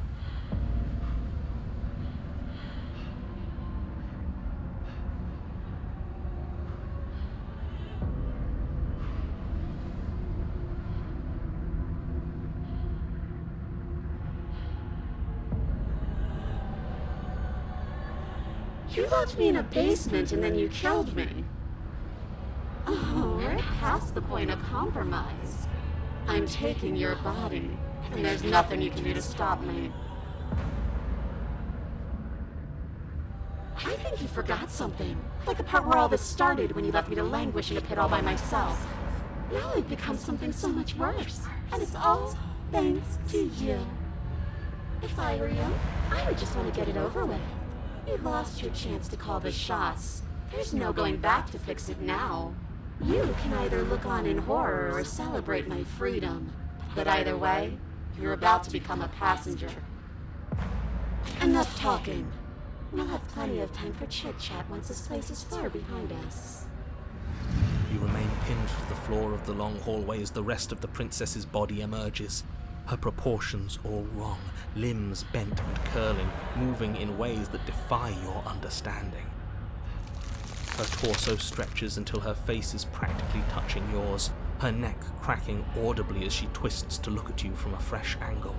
Are you sure you can't do anything to help us? Can't you, manifest a rock right on top of her head? And crush you along with her? Not that I even can manifest a rock. Besides, I thought you all wanted to free the princess. Not like this. You don't even have a weapon, so I'm afraid you're out of luck, which unfortunately means that I, and the rest of the world, are out of luck too. Okay, deep breath. This is fine. This is fine. This is fine. Is it? Is there any conceivable way that this is fine? Yeah, I'm right. This is fine. It's better than last time. At least our organs aren't failing. At least I can actually talk. It is fine. Everything is always fine. These consequences have no real impact on us outside of momentary discomfort. I'm sure we'll be moving on again soon enough. Your vision fades as she tears open the membrane of your soul. You're awake. Eyes once again fixed on the long hallway, your vision swimming as the princess's command reverberates inside your skull. Her voice is all-encompassing. You feel wrong. It's so cramped in here. Like there's some sort of growth trying to push us all out. I know. You rise to your feet, though the pain in your ankle is blinding. Your body slumps against the wall, desperately leaning into it for support. It's rather rude to show up in somebody else's body and boss it around like this. It's rude to lock someone away in a dark, basement forever. It is rude to leave someone to rot. We were gonna let you out of here. That's the whole reason we marched all the way back up to the cabin. Were we? I was. I know you were, but you were going to do it for the wrong reasons. And what reasons are those supposed to be? Nobody should be able to be judge, jury, and executioner. Weren't you all of those things for me? I can grasp the shape of everything you think and feel. You think you are numb, but you are hopeless and paranoid. You are afraid of me. And I don't feel regret, even in the recesses of your soul. There is not a drop of sympathy to be found. We weren't always like this. All I'm doing is reaping what you've sown. We don't have to let her out. I've been storing up a little bit of will since she forced her way in here. Take it and throw us all into the basement. It's better than giving her what she wants. You wouldn't dare. Move now. Your body, still slumped against the wall, trapped between the princess's overwhelming will and the blinding pain of your splintered ankle, takes an excruciating step towards the cabin door. The movement is stiff, your body reduced to a marionette, pulled reluctantly along by your strings. It's not that bad. The pain feels good. Because I know you feel it too.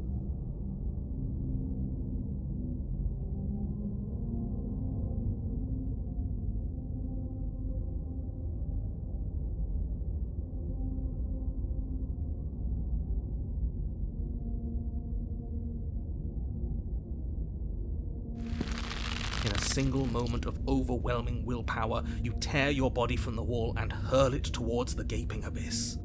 I won't let you do this. Capillaries burst and muscle fibers tear as you and the princess struggle over the reins of your body. One foot planted firmly on the edge where the floor ends, and the nothing begins. It's unquestionable that her reserves are greater than yours, But fortunately for you, the distance you have to cover is far shorter. We're putting in everything we have. You're not. You're thinking too much about how she's hurting us. You're thinking too much about your body. It's just a body. Yes, it's just a body now, but I can make it do so many terrible things to you.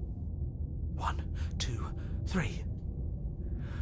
1, 2, 3. Next one we all go. 1, 2, 3.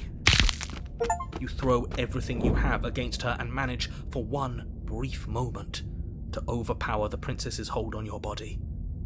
But that moment was all you needed. Your foot slips a few inches, and you collapse forward, the darkness swallowing you whole. Why do you hate me?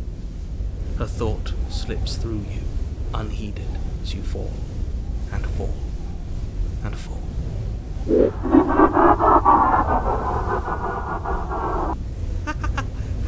did it!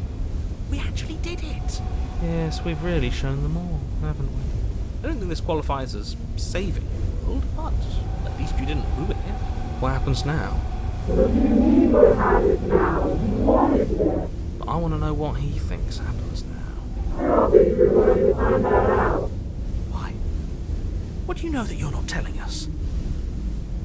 You just pay better attention to your head. You left. Gone. It's just you and you and you and me. Idiot.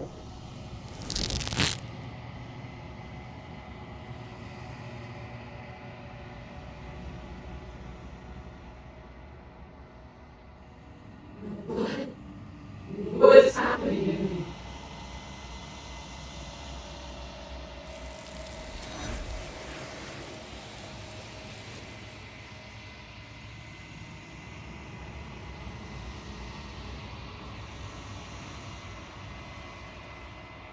She's gone.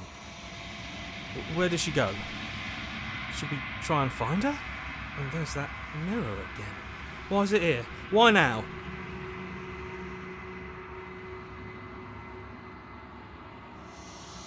But it feels so bad. Like looking into it right now is going to be the end of everything. It's calling us. And not in a good way. You don't need to comfort them.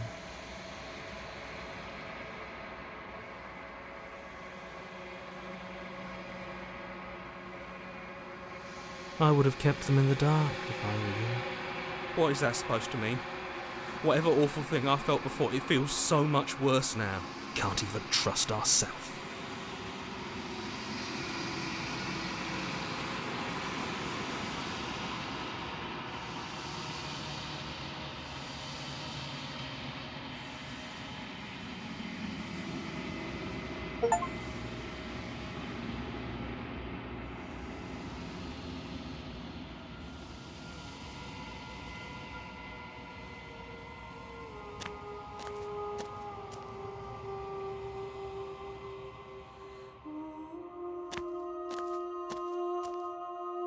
There's a world beyond the endless walls of the long quiet. I am curious to see what it means for us to know it.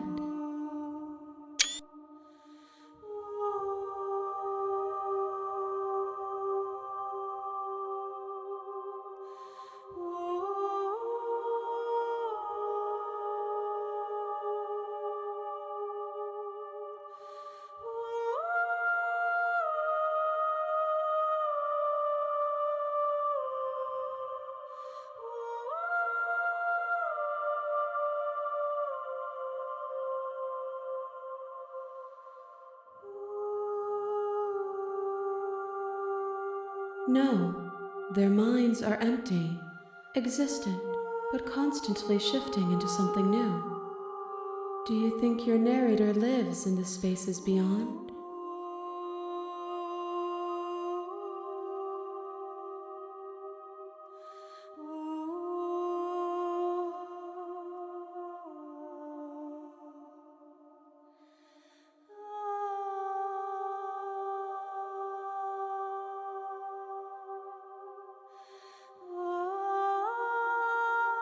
Do not look to one who fears me for your truth. The only answers worth knowing are those we can find within ourselves.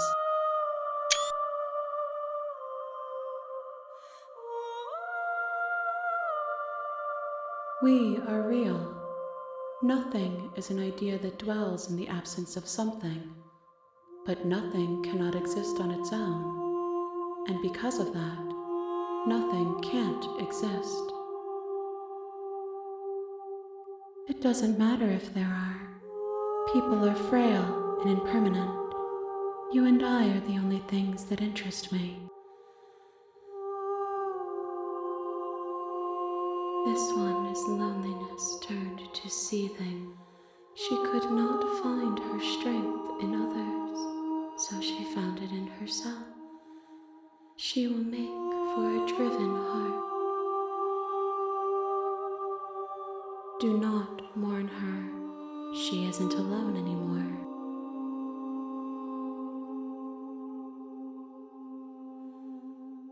No, the point of awakening is to find out.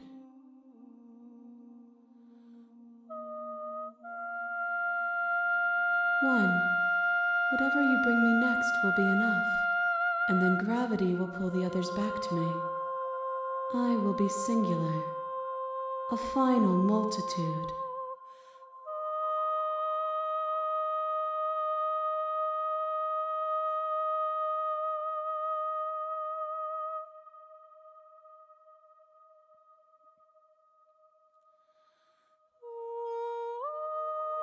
These gifts are a conversation, and each one shows me the contours of your heart. The only thing I want to see is what you choose for me when the thread is fully drawn. You've already tried waiting, but I understand if you need more time. I'll wait with you.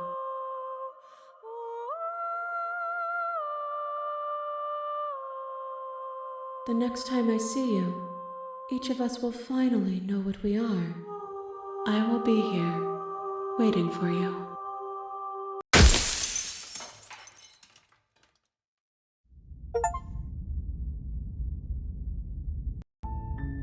You're on a path in the woods, and at the end of that path is a cabin. And in the basement of that cabin is a princess. You're here to slay her. If you don't, it will be the end of the world.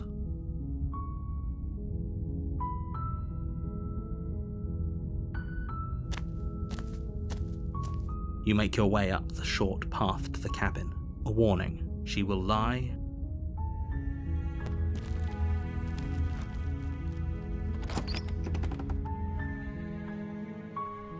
The interior of the cabin is all. The blade is your. You take the blade from the table.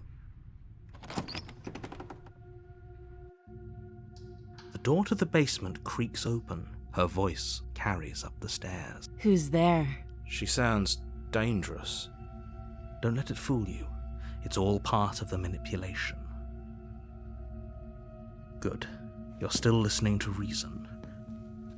You walk down the stairs. She's so coldly beautiful. Focus on the task at hand. And there you are. Are you here to kill me or something? You step forward, your grip on the blade tightening as you steel your resolve. Oh? No talking then? Fine. I'm probably chained up in this basement for a reason, right? So, you should just drop it. She's unarmed. If you hesitate now, it'll be too late.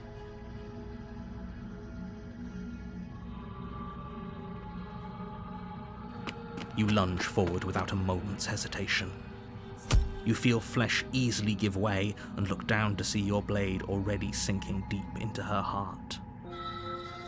Oh, this is it, isn't it? I'm almost embarrassed. I should have seen that coming. But I have to wonder, do you actually believe this was enough to kill me? It's like she's convinced she can't die. Yes, even as she lays there dying, she entirely believes herself to be alive and well. But it's over, isn't it? She stopped breathing moments ago, that arrogant look still plastered on her face. But is it over? really over.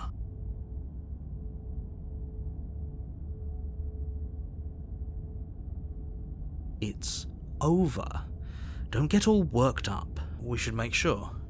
What's the harm in checking for a pulse? I really don't think you should do that. And why shouldn't we? Is there something you're not telling us? I've told you everything that's happened with complete accuracy. The princess is dead. Your blade pierced her heart. There's no coming back from that.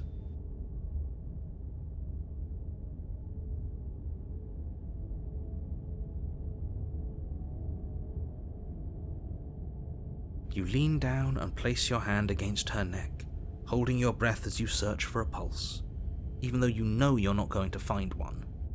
We definitely won't if you keep talking. I'm sorry, do you want her to be alive? You just saved the entire world from annihilation. Why are you suddenly trying to call that into question? Wait, what was that? You know what that was. That was the sound of a heartbeat, followed by another, and another. I guess I won't be dying alone after all. Something sharp digs into your side, the shock of it sending your nerves into a pained frenzy. Quick, let's get out of here. It's too late for that now. You collapse to the ground as the mortally wounded princess twists a blade of her own deeper between your ribs. As you fall, she falls with you, exhausted by the effort, the little life that was left in her eyes fading rapidly. An eye for an eye. A life for a life. I guess we're even now. See you around. You were so close. Why did you hesitate? It doesn't matter. At least you managed to take her with you. For whatever that's worth. Everything goes dark, and you die.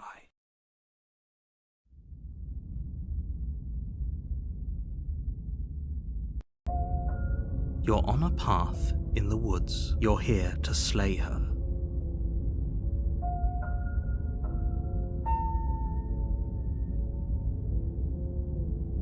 You have already...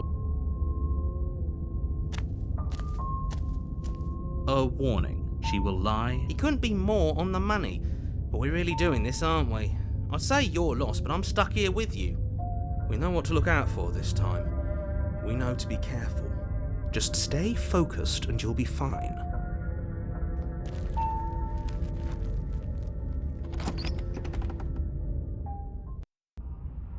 The interior of the cabin is a jagged mess of warped wood and broken boards, their splintered edges as uninviting as shattered glass. The only furniture of note is a pointed table with a pristine blade perched on its edge. The blade is your implement. You'll need it if you want to do this right.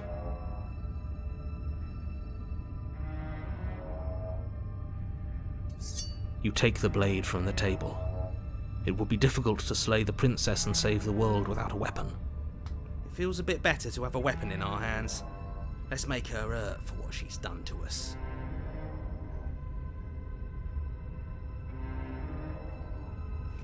You walk up to the wall next to the basement door. It's a wall. What are you talking about? This isn't a wall. It's a mirror. You reach forward and rub your hand against the cabin wall. I hope you know, but there was a mirror a second ago. Now it's gone. Yet another thing in here playing tricks on us. I hate this place.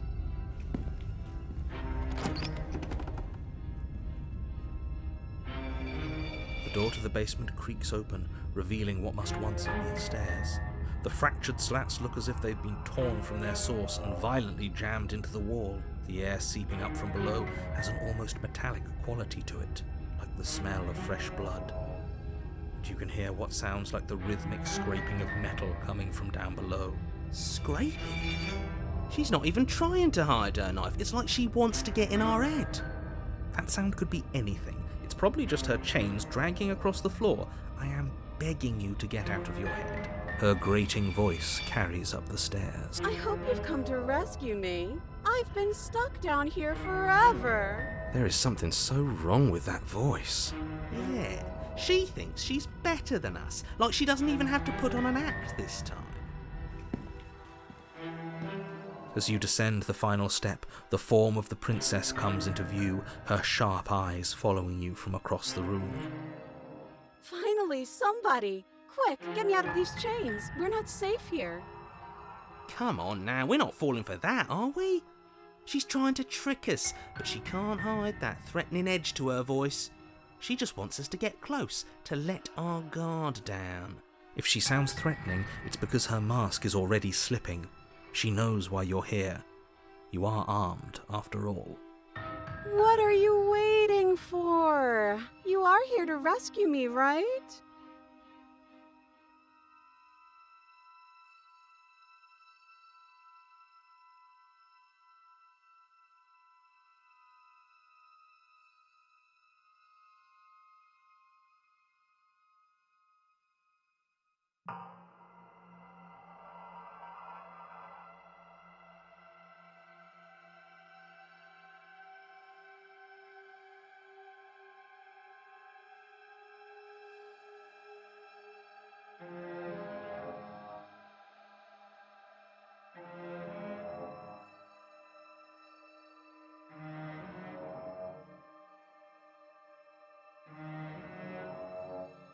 A knife?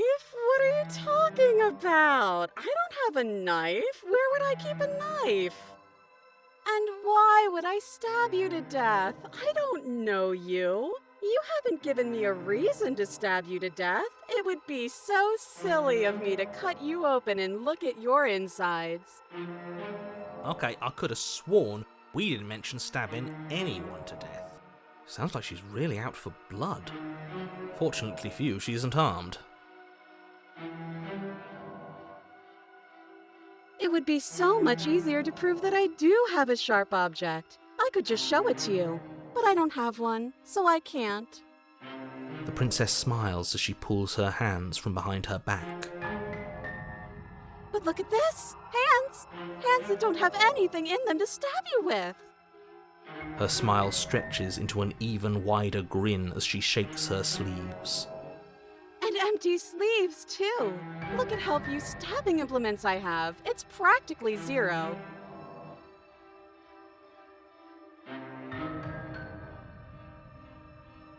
I've shown you all of my hiding spots. What kind of princess do you think I am?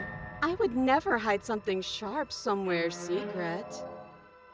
Wait, that sounds like I'm lying, but I'm actually not. My secret zones are for me, only they have nothing to do with you or my intention to not stab you to death the second you get close to me. Her smile drops for a moment, her expression sharp and flat. I assure you, there's nothing hidden there. I'm inclined to believe her on that one. She seems serious. Of course, but that doesn't mean that she doesn't have something hidden somewhere. We know for a fact she's armed.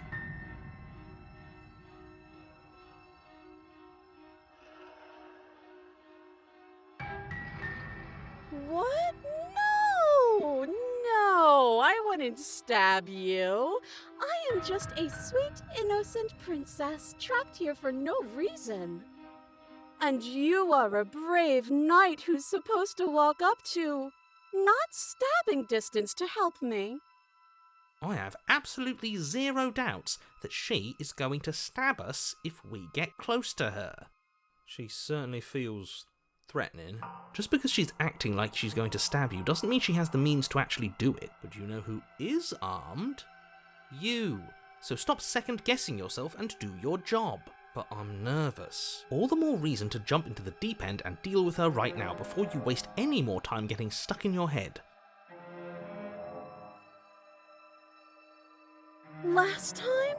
If somebody came into my house and stabbed me to death and then I killed him, surely I would remember that. But I don't remember it, so it must not have happened. Last time? What are you talking about? Ugh, it's like the two of you are working together on this. Aren't you listening to her? She's obviously lying through her teeth. I'm terrible at spotting lies, and even I can tell something's up here. We can't be the only ones that looped back to the start. Someone else has to remember, right? Yes, something is obviously up, and we can all tell that she's lying. The thing she's lying about is how dangerous she is, not dimension hopping or time travel or whatever it is you think you're doing. Would I just lie? Would I just lie to your face and tell you a thing I remembered happening didn't happen just so I could stab you again? I mean, just so I could stab you for the first time. Aha! She slipped up there. She said again, and her taking it back doesn't count. Do you hear how deranged you sound right now? Please stop dawdling. This is only going to end with violence. Postponing the inevitable is only going to make it worse for you when it actually happens. That's so rude of you, passing judgments on strangers you've never met just because they're different from you. How would you like it if I did that, huh? Silly little bird-face thinks he's so serious coming down here but doesn't know anything. Thinks he can tell me to get rid of all the knives I don't even have while he gets to wave one around right in front of me. I bet you didn't like that, did you? I bet you didn't like being judged for no reason. How many more times does she have to vaguely threaten you before you finally decide you're ready to deal with her? We're clearly still figuring out our angle. We don't have the luxury of watching this from a distance. Oh, I'm sorry, do you think I'm in a position of luxury right now? You're acting like you are. My entire world is at risk, and maybe you should behave with a little more humility. A bit of self-deprecation would go a long way. No, I have my dignity. Fine, and will continue to treat you exactly how you deserve to be treated.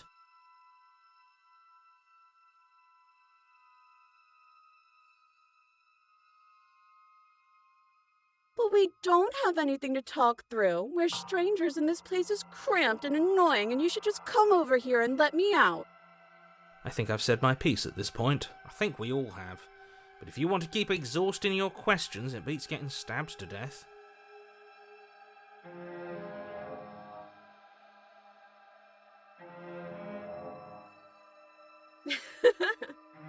That doesn't sound like me.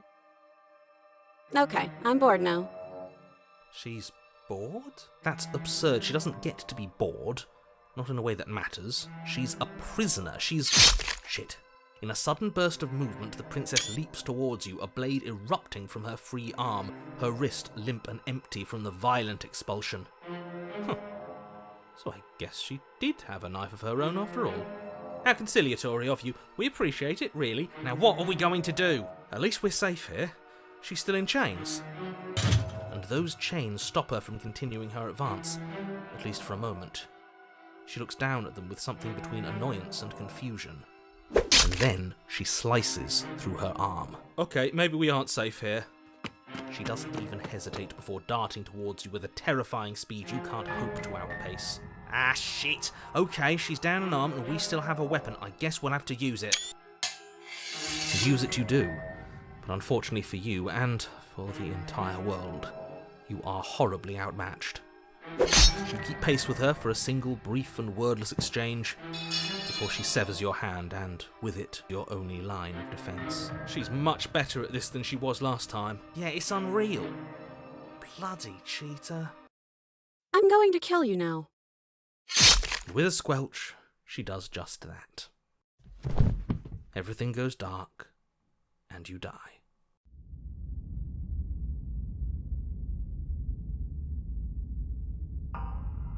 You're on a path in the woods. No, fuck that. If we're gonna have to keep doing this over and over and over again, we're not starting in that goddamn woods every time. We're starting in the fucking cabin. You're what? I feel dizzy.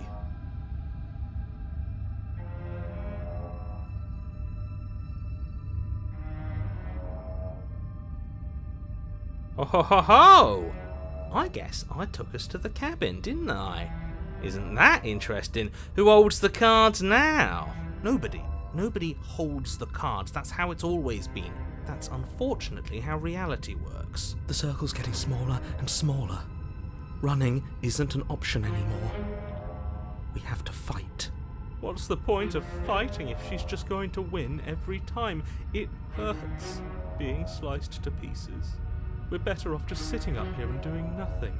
Great, so obviously you've already been here. How many times? This is our third? No wonder things have fallen apart. You do realise that every time you fail, she escapes and an entire world is damned to destruction, right?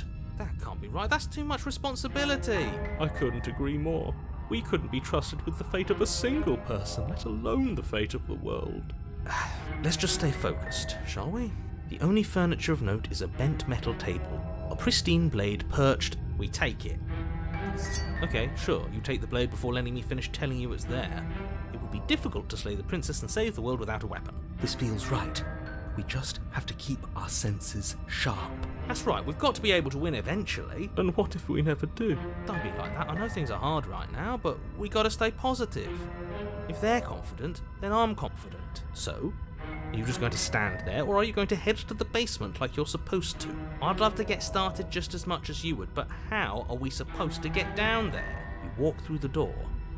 You do know what doors are, right? But there isn't a door, it's just that mirror again. There isn't a mirror. You really messed things up, didn't you?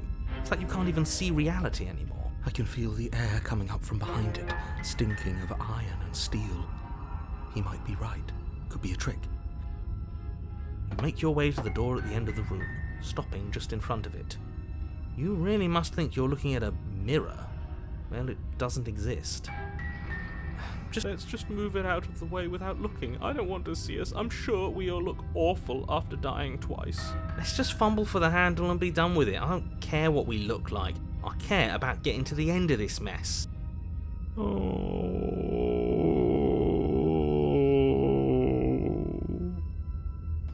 You reach forward and place your hand on the door to the basement. And the mirror's gone.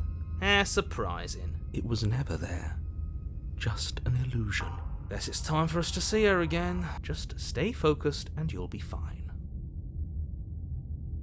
You step forward, but you don't get a chance to linger on the basement stairs.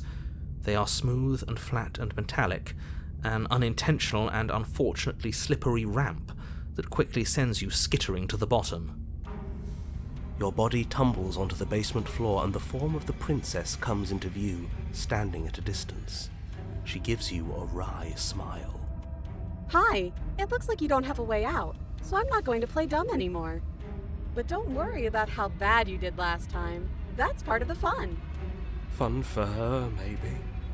I didn't like dying all over again. Thinking about dying makes us as good as dead. The only thing that matters is survival. Actually, does survival matter? We've died twice and nothing bad has come of it.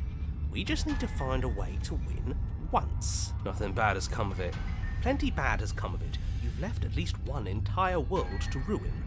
The people there mattered. The past isn't real. There's only here and now. Your internal bickering is cut short by the wet sound of slicing meat. From the princess's arms erupt twin blades glistening with her blood, the empty flesh of her arms flopping at her elbows like torn sleeves. The chain clatters to the floor. She's loose, and she is coming for you. You're going to make me walk over to you, aren't you?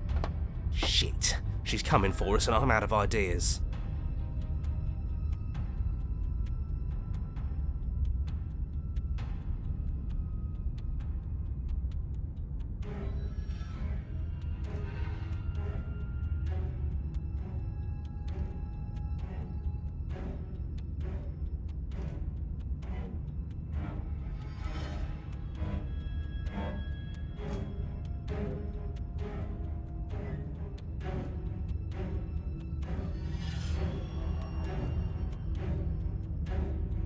Yeah, that's right, we just have to think. There's probably an answer if we think.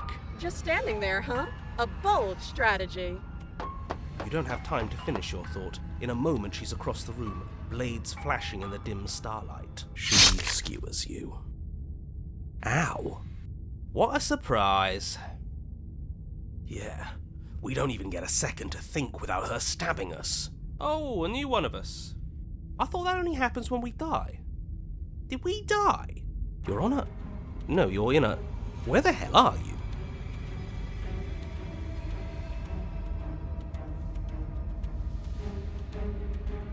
I think we're dead. And that's all we'll ever be. Dead, dead, dead, dead. Stop saying dead, all of you. We might have died a second ago, but right now we're extremely not dead. This is all horribly wrong. How many times have you been here? This is 4. No wonder everything's such a mess. This wasn't supposed to go past 1. I wonder what you're going to do next. You're so full of ideas, and I love that. But I guess we don't have time to talk about things before the princess advances. Okay, whatever we do gets us another us. Let's see how many we can stack. There's got to be a point where it makes us better than her. As long as we keep moving. Oh, great. So it's going to get even more crowded.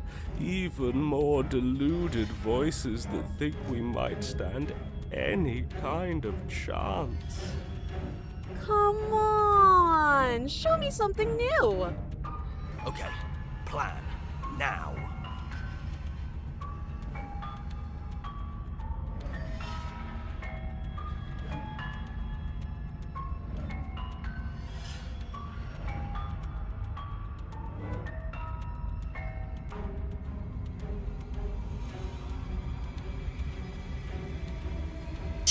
Compliment her on those gleaming blades. There's nothing better than a capable woman. She skewers you. You're cute. Well, there's more of us. Let's see if that helps. We just have to hit her harder. She skewers you. You'll have to be trickier than that. Then you skewer yourself. I thought we both understood that dying doesn't get you anywhere. Huh, that didn't do much of anything. We're tougher than I thought. Just panic! Flee! She skewers you. No, you don't get to escape. That's not how this works. It doesn't matter how many times this takes, we can't give up. Okay, let's go again. She's going to kill this body either way. So stop feeling what it feels. She skewers you. Ooh, not bad. Real tough. See? We're getting better. Okay, yeah. That was a good one. Let's appeal to her better nature. We haven't tried that. I'm sure she'll listen to reason. She skewers you. We're getting close to something. Can't you feel it? One last time. You're right. One last time. That's all we need. And then everything goes dark, and you die.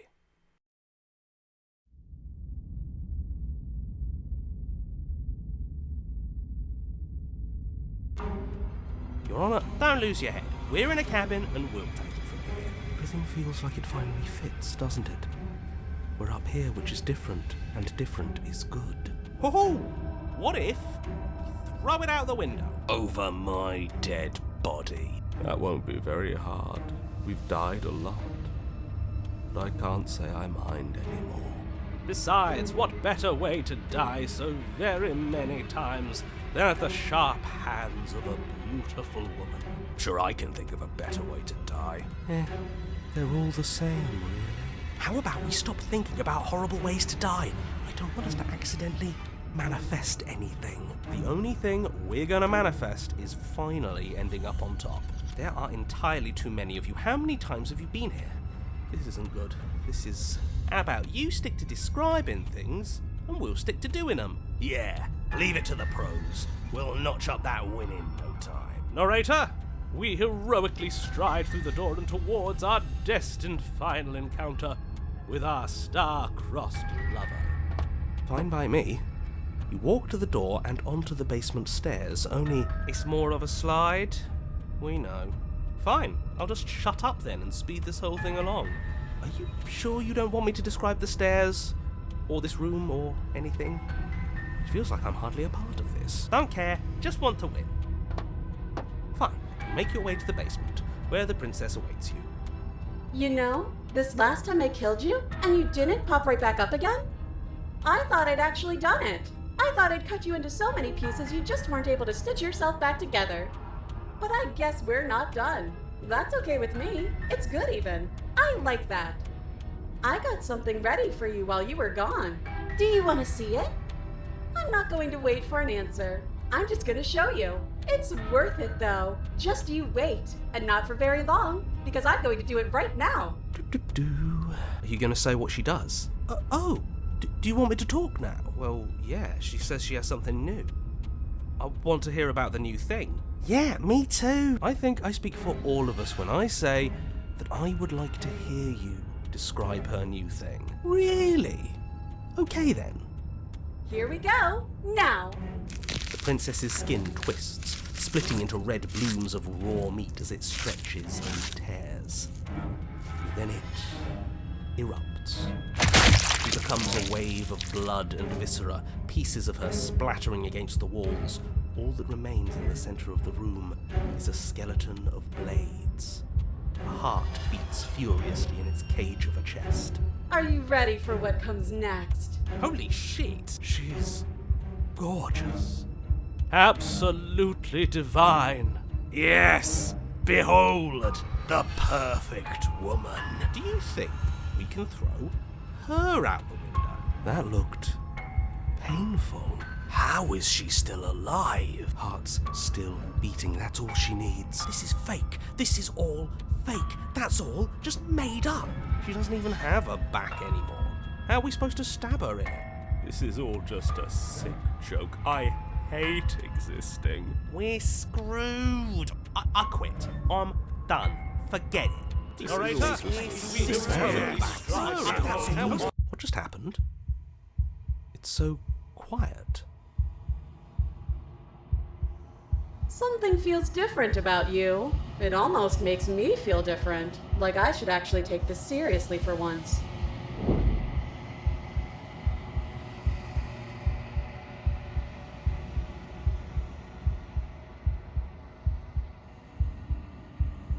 You're incredible.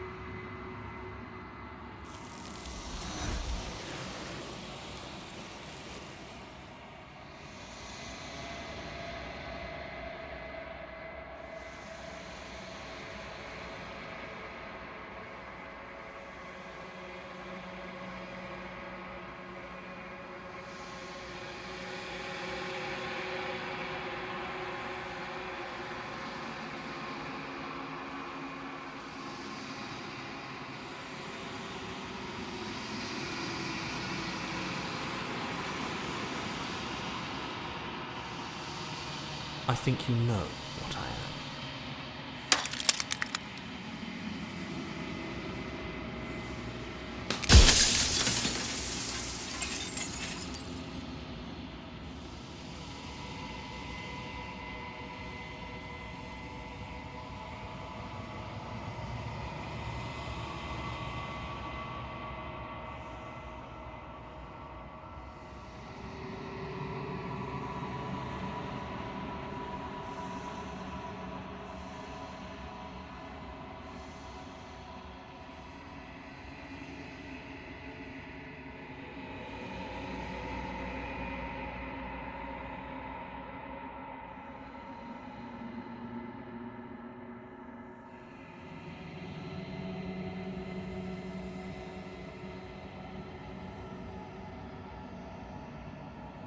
Then ask them, and make it quick.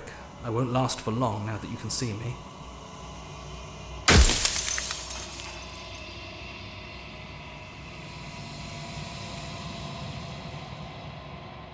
Oh, I'm nothing like you. I am an echo, likely one of many. Somebody made you after all, and I'm what's left of him. Not that I'm the only one who can make that claim. I'm sure you've met many others like me.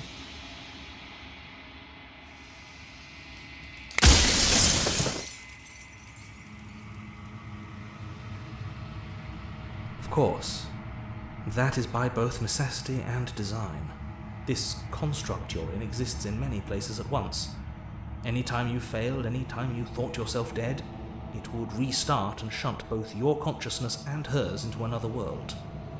But you'll be awake soon, and then it won't be able to work like that anymore.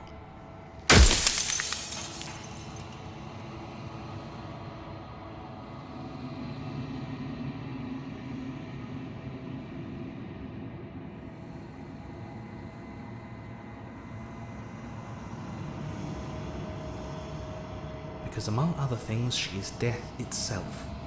To rid the world of suffering, to save untold trillions from being lost forever to the cosmic wind, she must be destroyed.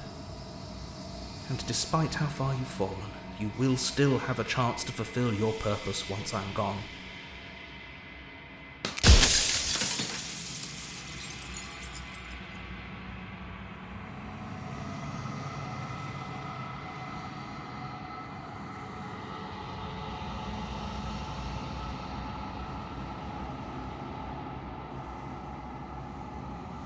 She is the shifting mound, the ebb and flow, the capacity to change.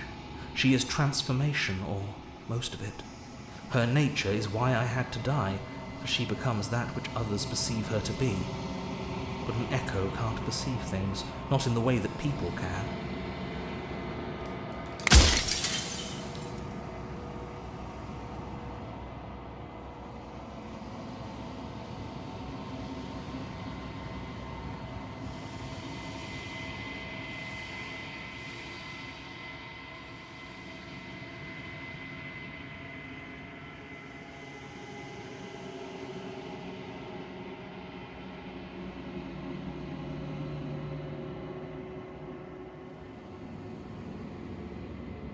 Any other version of me you talked to was just that, a version of me.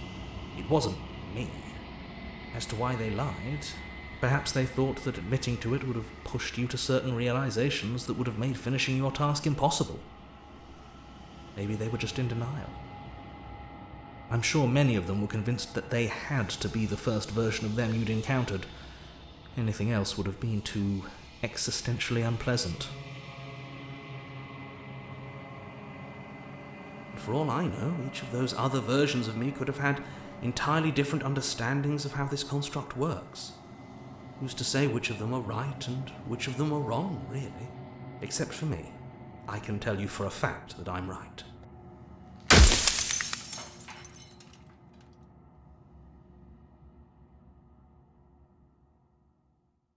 When I broke the cycle, I made sure that the tear was rough. You carry a part of what should be her, and she carries a part of what should be you. Things won't be as they are now, but they won't be nothing either. Besides, anything is better than oblivion. In the end, nobody wants to leave.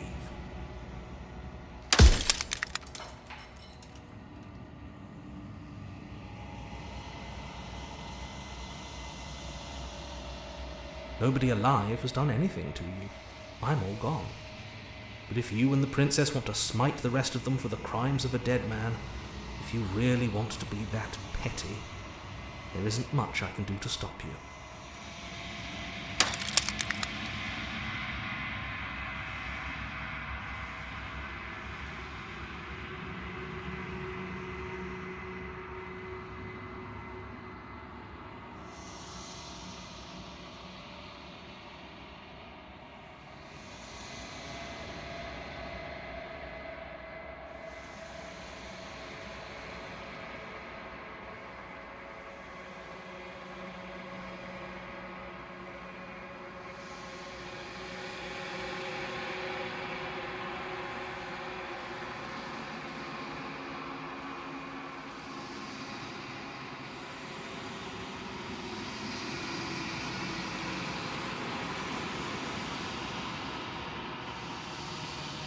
I didn't make her a princess, but I wove the idea of her into something your scattered mind could fathom.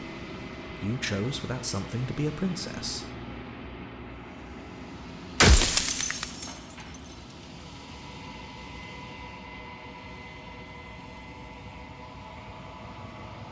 With some amount of difficulty, but you're an abstract concept yourself. It would have been preferable if you had destroyed her within the confines of the construct, but when I shaped the two of you, I made sure that you were strong enough to see things through.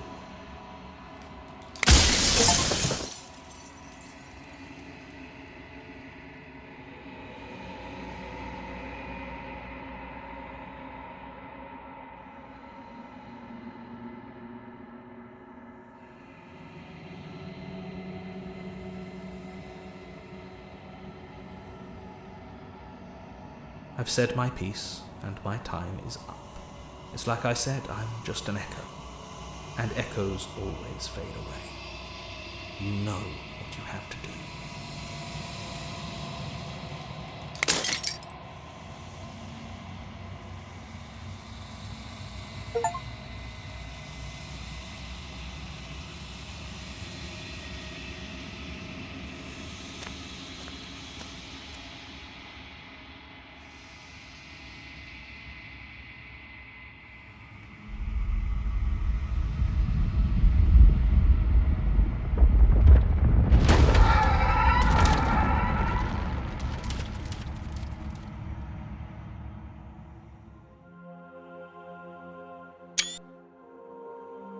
I can finally see you, and you can finally see me. It's been so long, and my heart has ached for this moment. I've missed you dearly.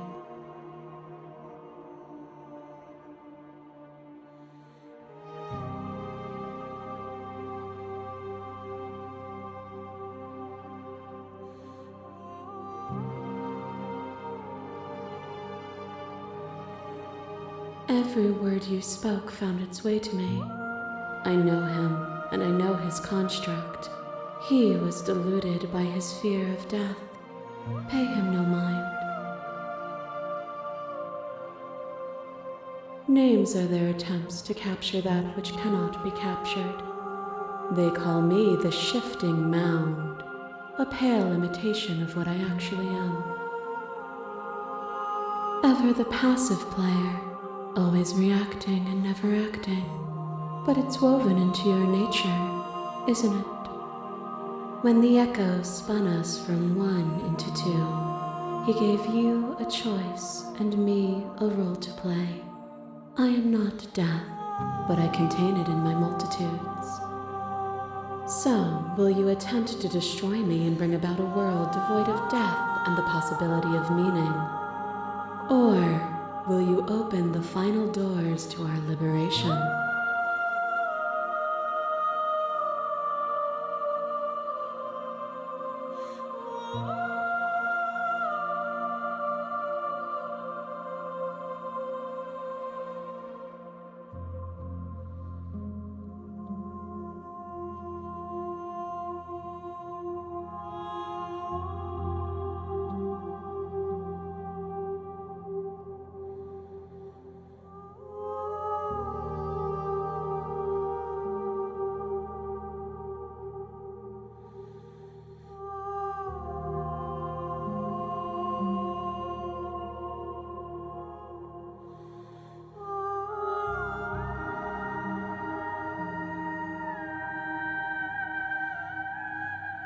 If you're saying that, it's because you don't yet understand.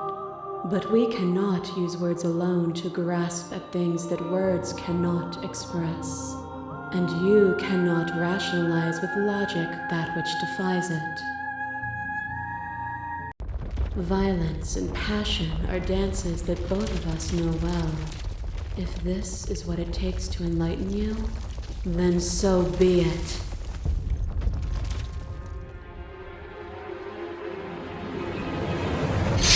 A boundless torrent of blades cuts you from boundless angles. You are a body. You are gory ribbons. You are a body again. And you feel all of it. On and on it goes until your bodies are not your thoughts, are not you. Alive, dead, alive, dead, then alive and dead all at once. You learn to put yourself away and to follow the flow of reality. And you used it to rise above me. You died countless steely deaths, and you lived countless short lives, and yet it is all so far behind you. Unjust impossibilities pushed you to become something you would never have been without them.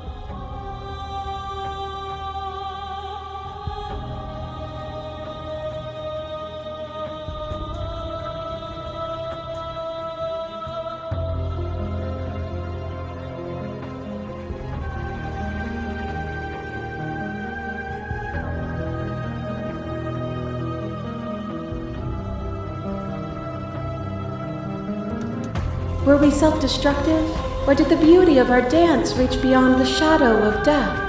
It was lethality that made us what we were.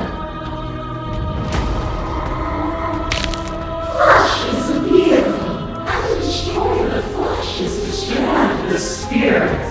With violence you stranded me, and with violence I sought to twist your flesh back into mine.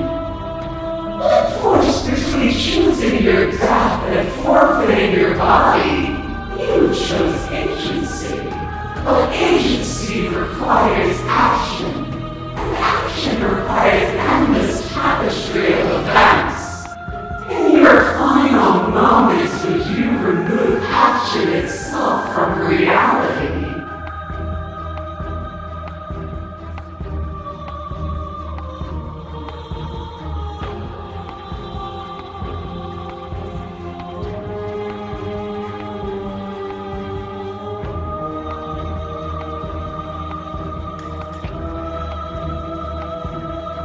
I know what I am, but I do not know what I am not. If a world without me is so unknown, then how can you be so sure you want to create it? A shiver passes through you as unseen fingers, cold as the grave, dance across your skin. They remember the violence you inflicted on them, and yet they do not return it. I offer you a path to your redemption, and you take my hand in yours. You felt the pain you caused another, and you were willing to sacrifice everything you thought was you to set me free. Without sin, there is no redemption.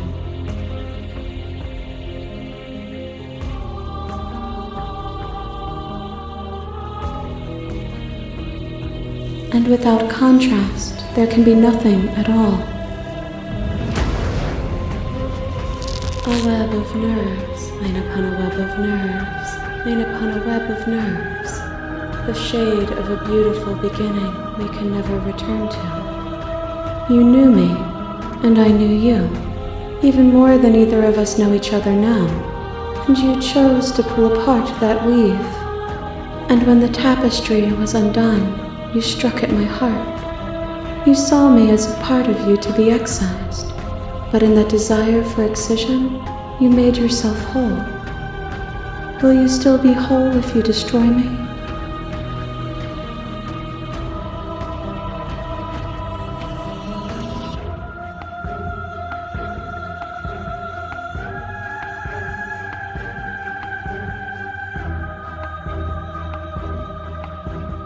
But you say nothing.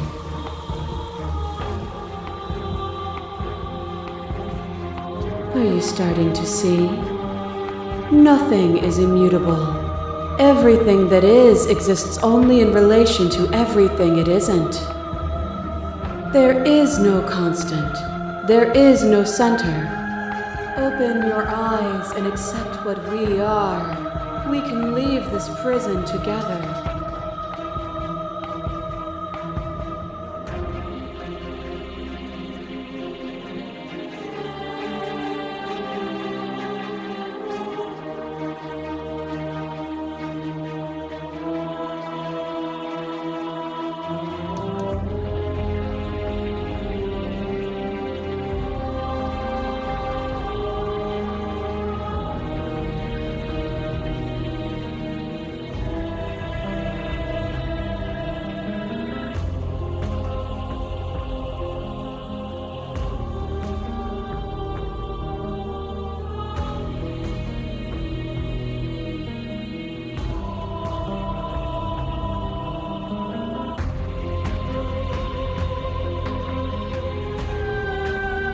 It is from my vantage point that I can see the totality of truth. This universe dies, and a new one is born. And that one dies, and a new one is born.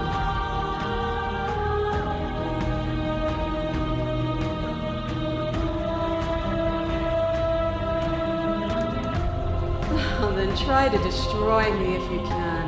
But I will not yield easily to your delusion. You don't have to face her alone.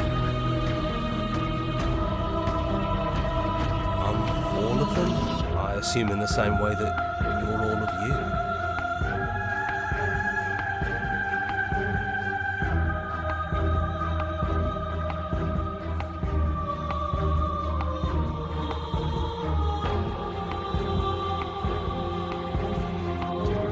After all the times you told me that mirror was going to kill me, I'm genuinely surprised you missed me. But you don't have to get into it. You'll never be able to strike a decisive blow from out here. There's still a piece of me nestled close to where it all began. I can take you there. I can take you to her heart. It's time to resume our dance. She's relentless, isn't she? Let's make this quick. Are you ready? Then let's go.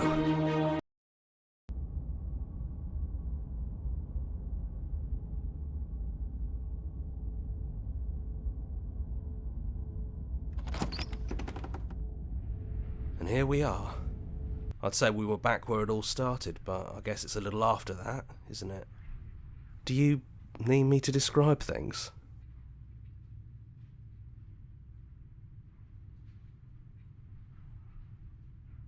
It's just us. I think the rest of them are still out there, jumbled up in the rest of her. Yeah, of course. The interior of the cabin is, well, it's a cabin, yeah? There isn't much here, just a table and a knife and a door. And some windows. You know, come to think of it, I don't think he ever really mentioned the windows, did he? There's no mirror, either. I think you broke it. And I know I've already mentioned it, but if we want to see this through, we're going to need that blade. Yeah, it's dead silent in here. Whatever it was that was left of him, I don't think it could handle you waking up to godhood. Pretty sure he got obliterated.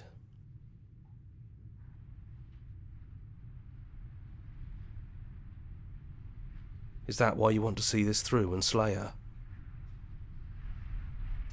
That's probably for the best. It's always seemed to give us more options than not. The stairs. Do you remember the first time we were here? The first time we heard her voice? We both know why you're here. You don't have to draw it out for my sake. It sounded just like that. A little sharp, a little menacing. Only she didn't know us. And down we go. We shouldn't keep her waiting. And there you are, knife in hand. That sight brings me back. You're going to do it then, aren't you? You're really going to kill me. You'll have all of eternity to yourself after this. Why don't we chat a little before I go?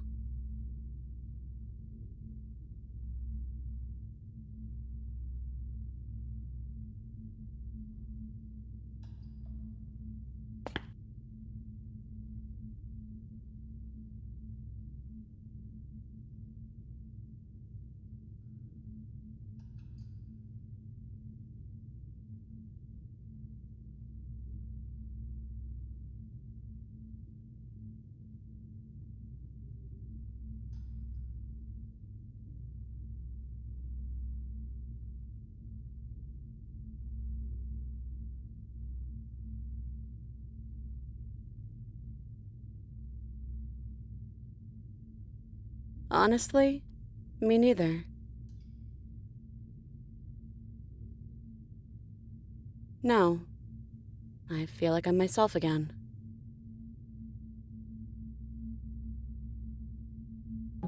Well, I don't want to be at the end of that knife, so how about we figure something out? What if we tried doing this forever? I can do whatever you think I can, right?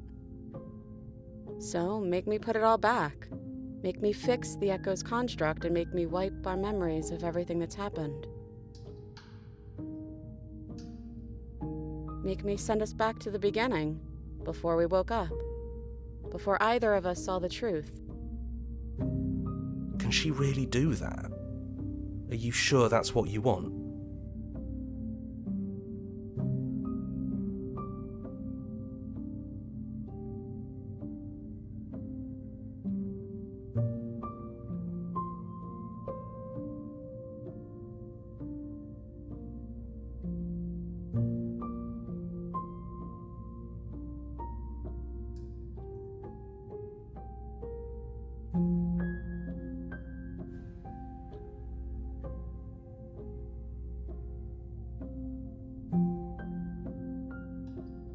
I don't think that's something we'll ever get to know. But odds are we've probably done it before.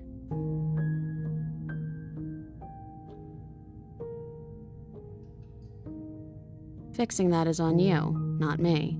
If you want me to help them, you'll have to make me help them.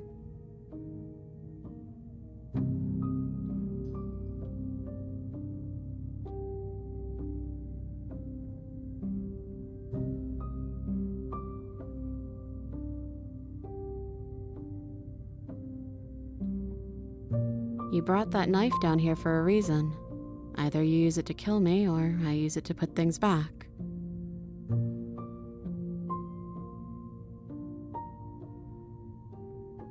And if we do, nothing is stopping us from making the same choice. We could just keep doing this forever.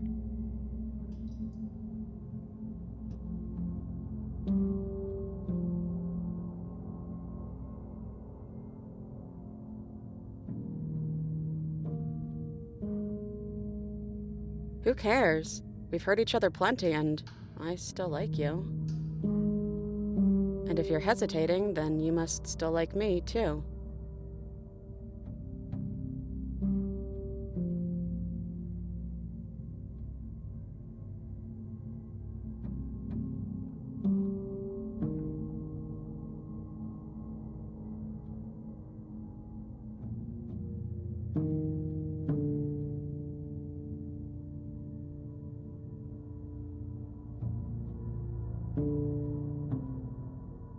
Well, if we change our minds, we change our minds.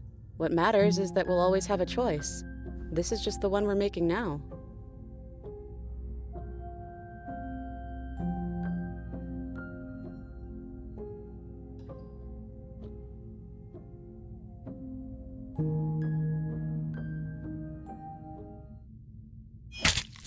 You and me both.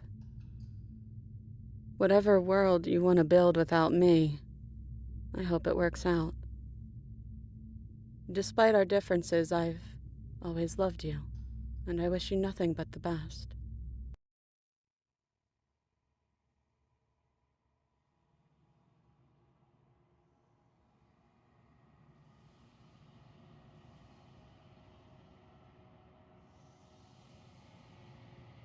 She's gone. And I don't think she's coming back.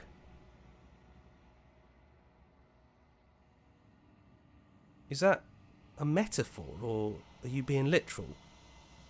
It doesn't matter, we don't need to linger down here anymore. Let's get going.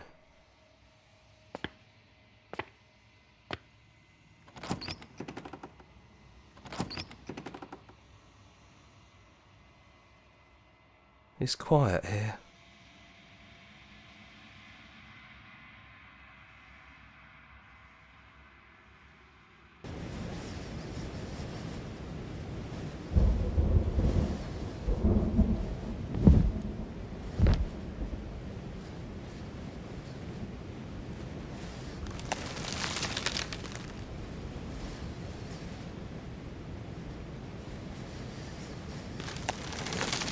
He's gone, she's gone. No one is left to trap us here but us.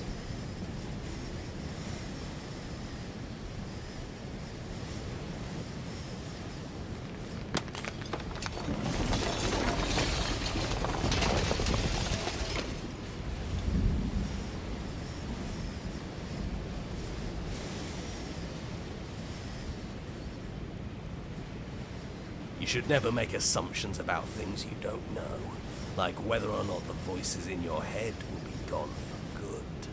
Torturer. And to think I thought we could rely on you. Can't even trust ourselves. This is going to be fun, isn't it?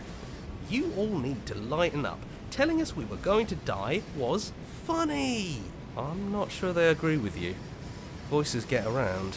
Knives out, boys. It's time to get to work.